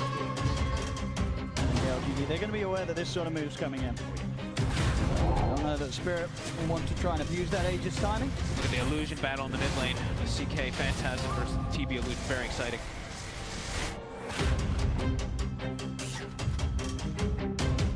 Not to find anything here, Spirit. Just checking to see who has more at the moment. Not seeing any on the side of LGD at the moment. I didn't see many couriers have one. Okay, they have one other courier. Okay, one other one also. So each of the supports have got one to pop it while you're smiling back. Two folks on the side of LGD, and I don't see one on the side of Spirit though. So for the next upcoming engagement, it'll be difficult for them to get that angle if they don't have the initial vision to be able to get the jump. Aghanim Shard now from the Tormentor out onto nothing to say, which could be quite something still against Yatura right when he's kind of used BKB. So that reduced attack range. Yeah, it's something. I don't think I've ever seen more player use Mira and jump here. So the end is going to win. Continue to follow this up on the side. He's at the top. Maybe to find more here. Also, they have the illusion. What an angle. Get the torch on the BKB on side. Get back. He's in the midst of the fight. The torch on the BKB. Nothing to say down! They're taking at you! Buyback available for nothing to say! And he's out for 2 minutes! Yatura also has a buyback! Yes, well. They don't have buybacks! They don't have buybacks! 50 seconds until Juras is back up! And nothing to say, he's not even got the money, even if it's right there. You trying to hold them out! He's in with the he's doing a pretty good job! There from Mira, buys a chance for Yatura! He's just dead! What my goodness! He's keeping this game alive here for the squad collapse! He's trying to find Planet for the big cap! The Dark Portrait! The Dark Portrait's done the damage! Planet takes down collapse! Holy cow! I can't believe they held on! I mean, New and Planet! They lost their carry, they lost their mid, both without buybacks, but it doesn't matter! The rest of LGD pull through and keep this game alive! I knew and Planet have been doing it for a lot of this game, but holy crap, they just actually killed Yatoro. That was a wild fight. I mean, we'd have to see it again, but this was pretty much Yatoro and Collapse versus the world, killing 3 heroes, and then they just get turned on by the Centaur Grim. Oh man, Planet having a hell of a tournament. Let's see this one again. The angle of approach there from LGD at the start too looked beautiful. It looked good. The jump in from Yatoro, I mean. And they weren't afraid of anything here, Spirit, at the start of this fight. They knew how strong they were if they could get this Terrorblade into prime position. But pretty much the 80% of this fight, it looked fantastic, right? Yatoro's here, Collapse has got the hold and control. They take out these 2 huge cores. You know, New and nothing to say to start things off. Of course, New's got the buyback, but as I say, Shira and nothing to say, they did not have the buyback ready. So at this point, Spirit, they've got to be feeling fantastic. They know that these buybacks are still on cooldown. So Yatoro, of course he's going to push onwards, but New and Planet turn it around, and Yatoro's caught absolutely by surprise by the potential for LGD to do so. It's these split-second things too. If you saw that, we hovered over Planet for a quick second. It was like 1 second until that Dark Portal hung back up. So every little thing matters at these points in the game. Yeah, Team Spirit, they could taste the victory there, but it's very, very swiftly knocked away from them once more. LGD keeping this game going. Oh man, we're getting the last 2.5 more minutes until those neutral items come out. Everyone's buybacks soon coming back up. Gold, of course, still needs to be acquired for some. Fresh on Collapse now. Okay. Salvo of that ult. They're going all out. It's still a little short on the buyback off that purchase. Only 1,000 gold. I mean, that's the thing, of course. Same thing for nothing to say. I mean, they're both. He'll have it shortly as well. Yep. And indeed, in terms of overall buyback situation, definitely in a better spot for Spirit. It cost the buybacks from you and Planet to pull off those moves in that last defense. What run do we get? Children bottom. See this time around. Such tense moments for both sides. Vision, dumps, everything. All important. Trying to kill off these supports seeming to be a very big answer as well, too. They're very difficult to bring down with all these Aeon discs and protections. Planet, even now having a Shadow Blade of his own to try to hide himself into the back lines. I mean, he could be one of the most important heroes in this game at the moment. That Dark Portrait, it's a big difference maker. Double X, double Dark Portrait. It really could set any of these fights in LGD's favor, especially if you're getting it on the pit course, if you're getting it on your Toro. Still hanging on to his gold. Just seen it. He had gold for the Hex, but he's just been sitting on it, waiting for those buyback plays. Making that timing where it might not be too tempted to take risks with the new tier of neutral items. Just 1 minute around the corner. Minus is queued up. Not quite yet, but perhaps we'll see one. Roche, it's back.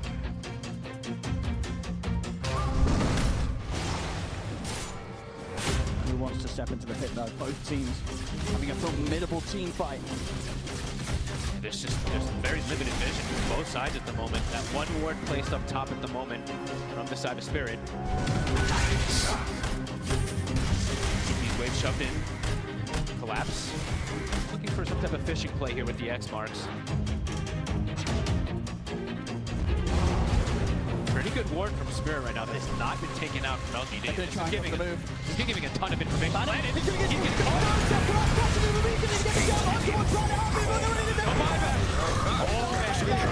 He's still got it good to go. Show the Phantasm. And the BKB will make sure the Collapse isn't able to pull him back. He got aggressive. He tried. I mean, he got the Dark Portrait of the Terrorblade, but he put himself in an incredibly dangerous position. Yeah, 2 minutes now, Grim. Bit of a bait there, really, from Spirit. Collapse immediately in with that jump.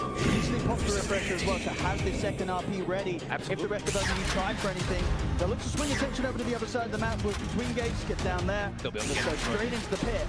The rest of the Metamorphosis should be able to take this down without any questions coming out from LGD. I like how there's just no hesitation, though. They you know, these players, they have all the timings and everything. They know this Grimstroke did not have the buy, so no hesitation to get that RP out from. I mean, honestly, yeah, and as we said, at this point, it's pretty much the biggest catch they can get. Yeah. They can get Planet before you can get any of the spells or items on. It's going to look to be in a pretty solid spot for Spirit. All right. The Roshan, Aegis on your Toro. Here comes the tier 5. What do we get? But nothing to pretty busted one on the Tinker. That's the one he was open for.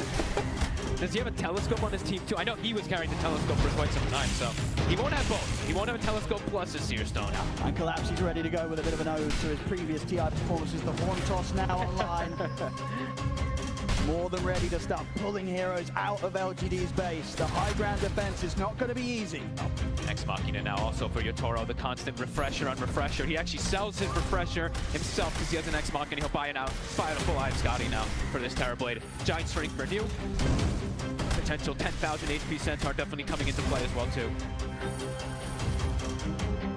See what's going to be stronger, the ability from Team Spirit to jump in with Collapse and rip heroes out of the base, or the potential of nothing to say's Tinker just to completely infinitely hold the high ground with this insane amount of spam. He's got a Seer Stone as well. I love it. He is going to be jumping in from a mile off, and there he is. Gets the grab on a Hawaii Smile, the quad AG apparition out of the game. Oh my god, this is so insane. This isn't even fair. I mean, look at the click rate. She's going to be catching everybody and anyone. She's trying to push it in. They get the jump on his chin. Collapse Stewart out the base. Down here with the road grad is new touch. What? I don't know what he's doing. Who's got down? You is killing your car. Trying down line and taking him down. Collapse also on a fall. Doesn't he say finish him off with a laser? They're in the center for Raptor. He's got up. Looking for the TP out with the BKB TP and makes it away. The Raposhka will not be. They got Mira. New and nothing to say. They chase down the two supports. They get there as well. Nothing to say as LGD hold. Oh my, New killed everybody. 12,000 damage from a Centaur. Okay, Yotoro. Okay, team up to try and get these mega creeps. That was cute. All right. Little X-Mark play. X-Mark play. They are that close to getting the megas. That does force out the fortification. This is the highest tier of Dota that you can possibly imagine. These players, this is absolutely insane. I mean, dude killed Toro by himself, it felt like. I mean, this Centaur, what an absolute monster. And that started the fight as well, but they sort of nearly got that clean start with the skewer out. I think what was the soul vine right from Planet. It caught it stuck, right? It's stuck in mid-skewer. Yeah. It looked a little weird, but I was like, wait, what is this interaction? I thought he was stuck on the lamp or something. You know, was he going to end up outside of the base or in the base? Yep. Oh, he's going for the megas, and he's got them.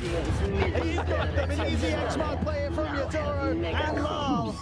And honestly, that's something to be concerned about for LGD, because that sort of move, it could absolutely come in again, going for the tier 4s, going for the Ancient. LGD, they're going to get all these strings pushed out of the base and get that back top protection back in play. Yeah, we see it again. Yeah, good. I mean, I can barely see. It looks kind of weird, right? Because it both won, but the secondary one didn't work. All right, cool. You're getting in on your He was 9 to 4. I mean, so him against the 4 here as a spirit, they could not hold back this giant string chainsaw from just slamming down the Terrorblade. And look at his target prioritization. You see the TP coming out, they stop ET, and then he immediately goes for Mira, too. The quick moves. This is incredible spellcast. Quite the push now. They're able to get this push going down the mid lane. They're taking the tier 3 themselves here, LGD. Probably not going to be able to get anything more out of this one at Spirit. They're pretty much all back up. I mean, I love that you're seeing the smiles. It's such a stressful situation, but I'm sure both teams are having a hell of a time in that booth. Still anybody's game, but there is mega advantage at the moment for Spirit. A big advantage on those objectives, and they're starting to get the Book of the Dead as well, too. ET has that one picked up. Also has changed his build up a little bit, too. He had the Hex all kind of done, switches it up for a BKB. He wants to be able to stand inside the midst of the fight. Absolutely, he wants to survive and make sure that this aura is being pumped out the entire time. Everything matters. Every little thing, as we like to say. Why are you Smara? Still holding on to what he's going to decide to go with his tier 5. Look at the Book of the Dead. Make sure they've got that extra way to keep these waves pushed out. And incredibly important to do so, as I say. You know, they have to be prepared for the fact that Spirit, they can absolutely look for these X-Mark rat plays with the Terrorblade to try and close this game up. Oh, nice. And they get a Book of Shadows. I think maybe, I'm always wondering, like, what, you know, maybe why you Smile had the Book of Shadows or something as well to run the Book of the Dead, maybe contemplating they're deciding which one he wants, but another form of saves. Mira has 2 charges of disruption, and he has a Book of Shadows, so crazy amounts of different plays he can do to protect his allies. Still, as we saw before, Collapse cannot be underestimated from how much of a distance he can jump in and grab someone. LGD, they're stepping out of the base here. Bro. They're jumping in the jungle, the hold on, straight back straight away. Into the field, puts up the entire the ball.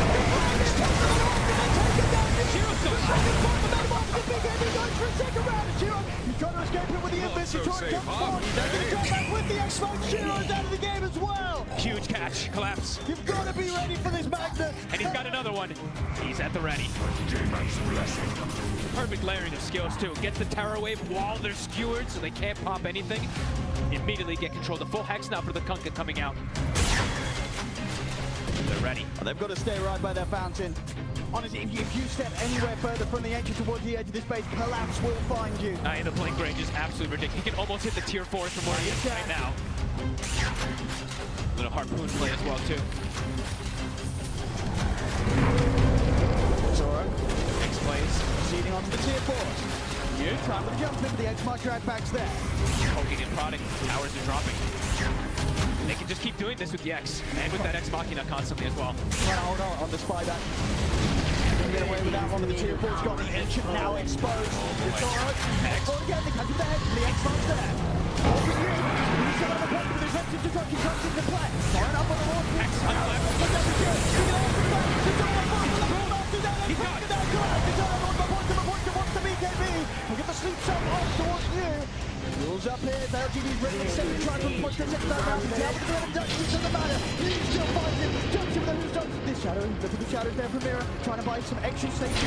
Push to get away. But you stay upon him. They bring down a second new with a double kill. They push back to the target team. Spirit damage still being done by the Book of the Dead. Oh, this could. I mean, this game could end in a pretty cunning way when they just say Book of the Dead and the Ex Machina and everything. There's just so much damage to the 67-minute mark. And there's no glyph for how long? Okay, 15 seconds. Still gonna have it back up soon. True defense of the Can LGD push out quick enough? I mean, it is a minute, but there's no Maposhka, no Collapse, but it just doesn't feel like enough for LGD. I think they're still going to just get consistently held in their base. He's got the X upon him. They can take him out every single time. They're hunting behind though. Mira. Get away. Let me find him there, but Mira indeed will manage to escape. Spirit, they've just got to keep their composure, and they should have a solid chance of closing this one up. Oh, they know that 𝙎𝘆𝘾𝘄𝘼 went all the way back to base. The Phantom actually chased him all the way across there with the X, so they know that 𝙎𝘆𝘾𝘄𝘼 is back over here.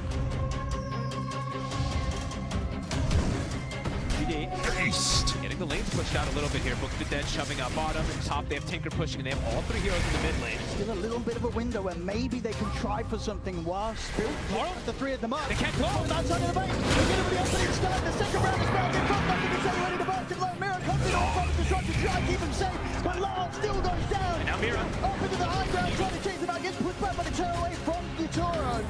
See if they can force any of these buybacks. Lars out for 2 minutes. Nice flash to Scout. They kind of hit connect on collapse. So not like they'll capitalize on to this one for LGD. They don't want to jump to tier 4 for now. But 100 seconds, no conquer. And they're getting their lanes dealt with. Smile just continues to shove out bottom. Laurel getting greedy, getting outside there for just one. A medium camp gets punished for it. Quick little scout there from LGD.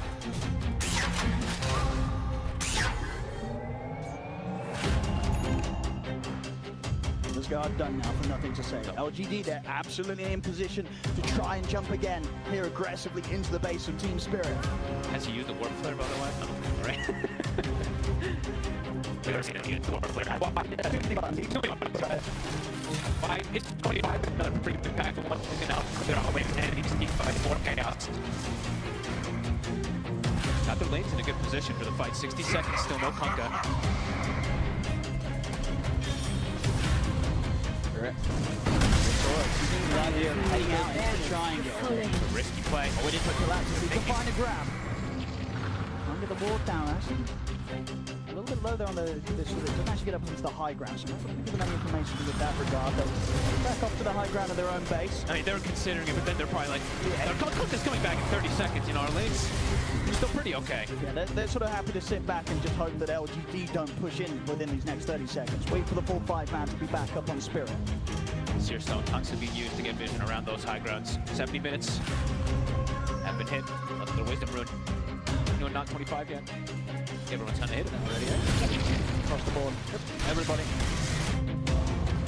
So 30, I guess, for collapse. Time on this. Just a minute. 1 minute. There's the Roshan coming up. They got a mark. Yeah, they know. That Rosh could be getting up pretty soon. Get the positioning. Initiation is collapsed. They're sort of in the king right now. This Magnus. They've got more buybacks right now. They have a lot more bodies they can throw on the side of Team Spirit. 2 buybacks not at the ready on the side of LGD. How could the apps done on 𝙎𝘆𝘾𝘄𝘼? They do. So an extra way to sort of disrupt the initiation from Spirit. I mean, Delusion's pumped out. It was in already. Right around the back. Pumps the Shiva's guard. 𝙎𝘆𝘾𝘄𝘼. Full planet. They found the Grimstroke. Planet's out of the fight. Buyback straight away. You and 𝙎𝘆𝘾 still trying to see if they can wrap around from the side. The Book of the Dead is out upon them, kind of stopping them from being able to lead them in the way that they want. 𝙎𝘆𝘾 gets the jab back. Straight away into the RP. Full focus on the one down. They're going to take the chair down. 𝙎𝘆𝘾 for 2 minutes. Buyback on cooldown. The chaos. They found it here. Collapse. He gets another. The second round. Ready to go. Nothing to say. Nothing to say. What's the BKB? Trying to keep the action from the 𝙎𝘆𝘾. Triple kill for 𝙎𝘆𝘾. And nothing to say goes down. Instant buyback for the Tinker. But Spirit now 5 versus 4 for the next 100 seconds. Khalid collapses, pulling out his magic, catching the perfect heroes back to back. Drags them all the way across the fight with that skewer. Roshan's up. Spirit, they can look to take this. I mean, actually, but. Whoa. New planning. He was not expecting to see LGD kill out at this point of the map. Law gets caught. You cannot forget about these two. They've been menaces all game. Again, fighting Laurel collapse. Won't find the catch. Makes things a bit more complicated now for Spirit. Was a buyback. Like that. Was a buyback from the Tinker, though. Should still be able to have the luxury of taking down the Roshan.